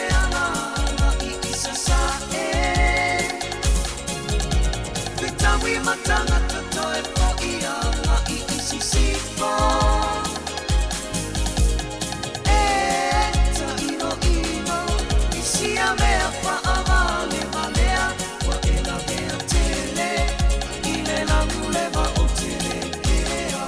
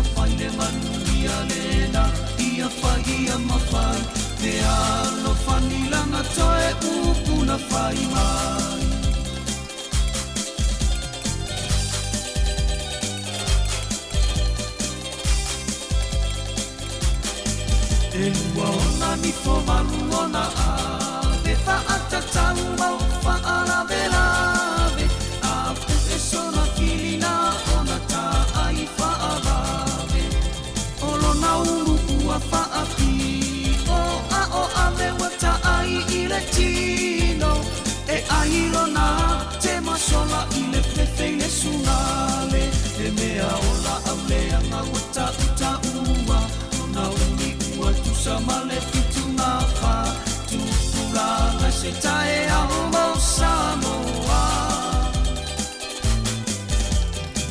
malama matango ina talisa paile manuia lena ia ia mafai te ano fanila na toe upu na fai mai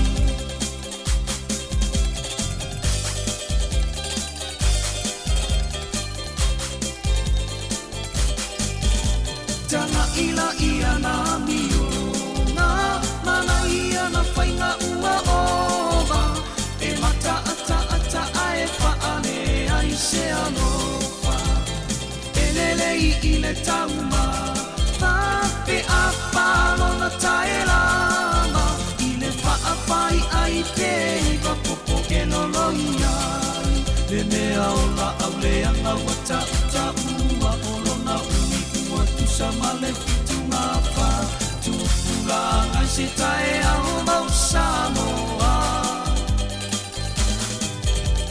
ia malama matango ina talisa faile manu ia lena ia fai ia mafa e alo fanila na toe upu na fai mai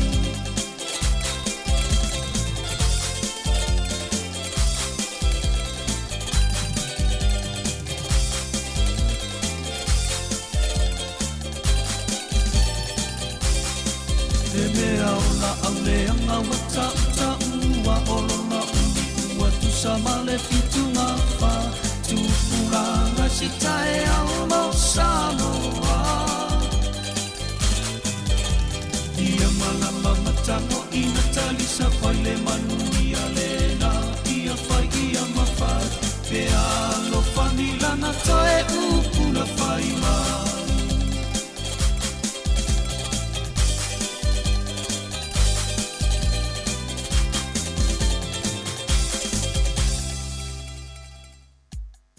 Ia, toi whaamalo atu leo toi lua sifulu. Ma le lua minuti o na tāle o leitu lai lua. Whaamuta fo i leo tato tautua. I lunga o tato ala ata Facebook ma le YouTube. I le ngata i leo tato Samoa Capital Radio app. Savelina? Ia, malo. Lea lava tato tatal noa ia respeta whaonga ia nia so wai e o mātuloa. Ia tato te le toi whaangoina fo i la. Ese fo ia tato i fo ia i tato talamasa. Ma tātou whai te tala i tala māsani. Nā, moni le. Ia pe alana tā ua, lena tā ua nei, ia isi me e a fo i e tūlanga e se tup tamai ta, a ia koe ni Elisabeta. Pe walana tā ua na ta i whau se i tūlou tu ainga leo le kōkes. Olana ta i whau mua na wha mea lofa i eilo na so whanau, tu sole, sifulu walu na o tau sangolo na soifua. O lana ta i whau mua lava lai ngo ia Susana. Sorry. O Susana la le ngo le ta i whau alo matua ale kuini. Sa mawailana me alo whanau, le sifulu tau sangolo na soifua. Ia o le ta i whau mua lava la na o le itua inga lea le sa pe o ni ana woi sa ye. Ia tu sai e silia man tolu sifulu ta i whau ale kuini. Ale tuptama ita isa ye. Mai lava le taimi o nei umana mate lea ta i whau. Ia, ato le sta i whau. E le taimi lea ta tabe atu pe e li mai sta i whau le ie. So wingo le te le lava na sa o ie ta i whau le taimi tasi. Ia, ale tupu tama i ta. Mana, ia, ia, o te lor vaenga lea Savelina, ia, le tioala a pe lea lo matuam fia le tupu tama i ta i. Ia voi toinga ta i whau na nasa a mata mai lava mai sifulu wale tau sanga ia. A fika atu ia lewa iwa sifulu ono tau sanga lewa tu o malo ai. Ai mana ia o siwa vai atu fo i si alo o tuputama i tai. Le ai ia per Princess Anne. Ia po Anne Elizabeth Alice Louise. E na le fo iwa ai atu ia la ata le na isa no Savelina la e mua mai o ia le e whawhia awa mai ia le lontina. Ia.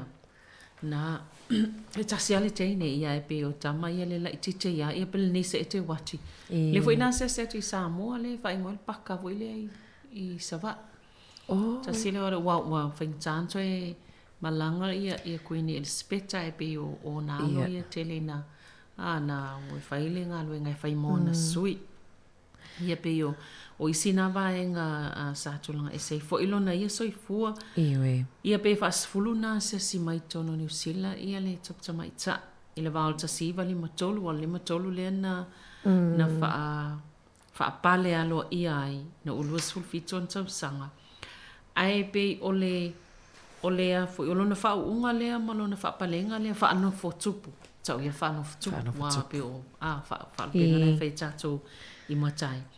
Ai pe o le sauninga na sa whai o lona wha ano fo tupu. O le wha ano fo tupu mua lava na lai ngā tupu na wha salalawina i lungo le televise. Ia ale ai ngā tupu lea, ia ai pesa iei lava na pui ngā fo ia le mwhaina ia ai pe na wha salalau. O le na mana ia na mau lava no e matamata i tangata ma mau fo ini ata a le. O man lewa i taimi ia le ua toi amata ona toi mai mo ina e tangata i le lalangi. Mana ia pe o le na whai malanga mai Australia ma New Zealand i le ia fo i tau sanga le na whai lana tua. Ia au tiri loa savelina po la fo i tau sanga le na wai atua i ata i tu ununga le na siasi atua i Samoa. O le tasiva fitu o Februari le tasiva fitu le na malanga tuwai ia ma siasi fo i Samoa sa tele ia mo mato o la itina ia o matulanga lua ia pe e fili fo ia tu ia o ngai mfaina ave tamaiti ia tu mafua ia na ia malo faala lua vo ile pasi atuloa ia o tu lalo fo ia lo fa mana ia tal fasul pizza io awai ia italo tu mai tai malanga tu Samoa ia o tamana ia io na vai tau tu sa sfulu lima ia tu no fo ia pe la lo pulenga malo tau pulenga ia sava ai ele kuini e ma tu no fo ia tai pe e pe o malo wai lima sfulfa tu no ia i o lo iai masa pulea e sa koloni le pu tau ia lo kolo sa koloni ia Britania ia lima sfulfa tu no a tola manale sa avia i la toma pe faululunga o lo ave faululunga ia le save ia Queen Elizabeth mo na faululunga ia to atele o tu ia sa sa kolonia Britania ai mali e foi le vai atu pawale o tangata i tonu fo Britania ia e fatanga ona alu ta vale le sela isini oi so watua ia vai telea ta onga le uta o le ta onga ia langa na le pawale o tangata le sela isini ta vale fatanga na alu ta e fatanga Isso. Ja. Wala nga tau. Waile ani fala vele sol tula fono ya.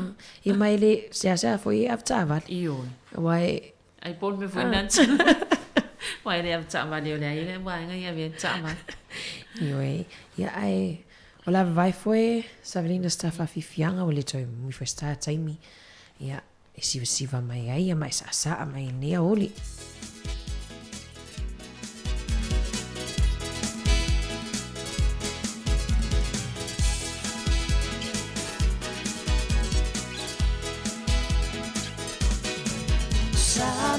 Si le fa fofonga nai pe se na si o umoni o se di vai fanua mau sana chofia e asomua awala valenga lutua ne machangi tonga ina sa somua o le mea uli lo umacha chichi wa ine ya wa tumua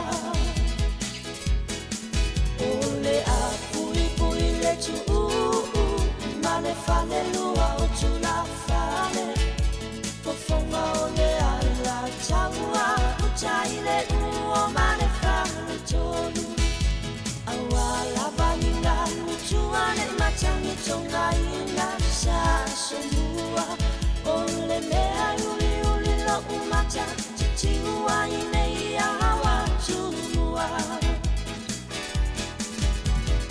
ole na lava uochofa ile malare mulinu uchiafa ole malayo mahulo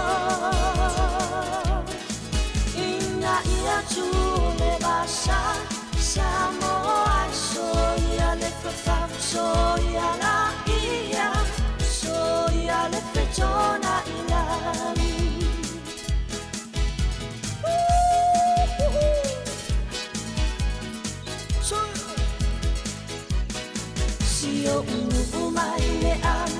Anga samanu pui pui na iona tulanga Pa solo solo mai tau sanga Suya pa abai ele poto tangata Sini ona fata mo e ile ala Se ivalo ia ele tele Tangata male malo malo a Uata apele ala la fanga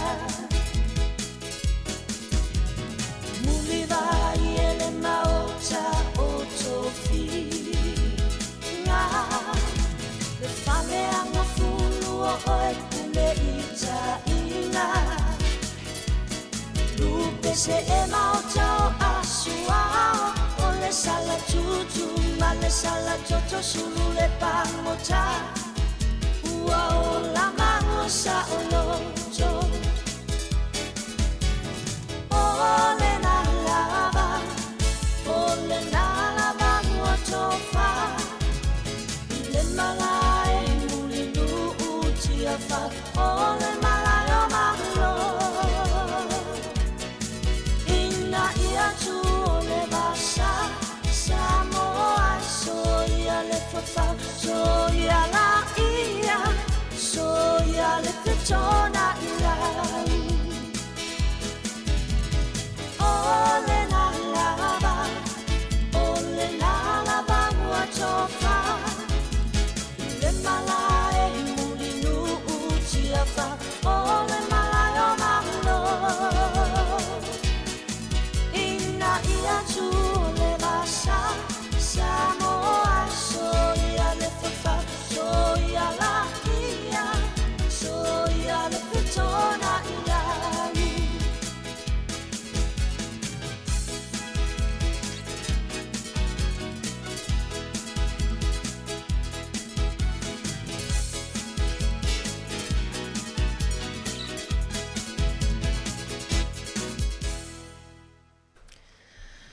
Ja, Savelina o ters fullu minuti fa muta tata utua ia mana ia sa vali mai ma vele ala le atali lungo tata screen time nei ia tai fio o twa sa mo le sa vali si la e so iwe ai longa vo ai si la e o manta ma fala na isilen tu mai lunga na sa ole ia ai molene yaso ia pe oni sina vaenga ai si vaenga ta ole wa sa tele lava ia fa amtalanga ia ma tau matenga vo ie pe ono fa o pe ona fa ma malu le aso a tata so malu lo fa tau sanga e se le aso malu lo le fa popo ele fa pe tu ma le fa popo ele pa le mia ma le fa nga malo ile aso lo ono se tema ia ai e se ale aso malu lo le ma sanina tata fa mana tu ino le Queen's birthday o le so tu tama ita ele aso nga fua mua o yuni. Wal masino yuni. E uia o lona soifua tonu ale solus futasio aperila.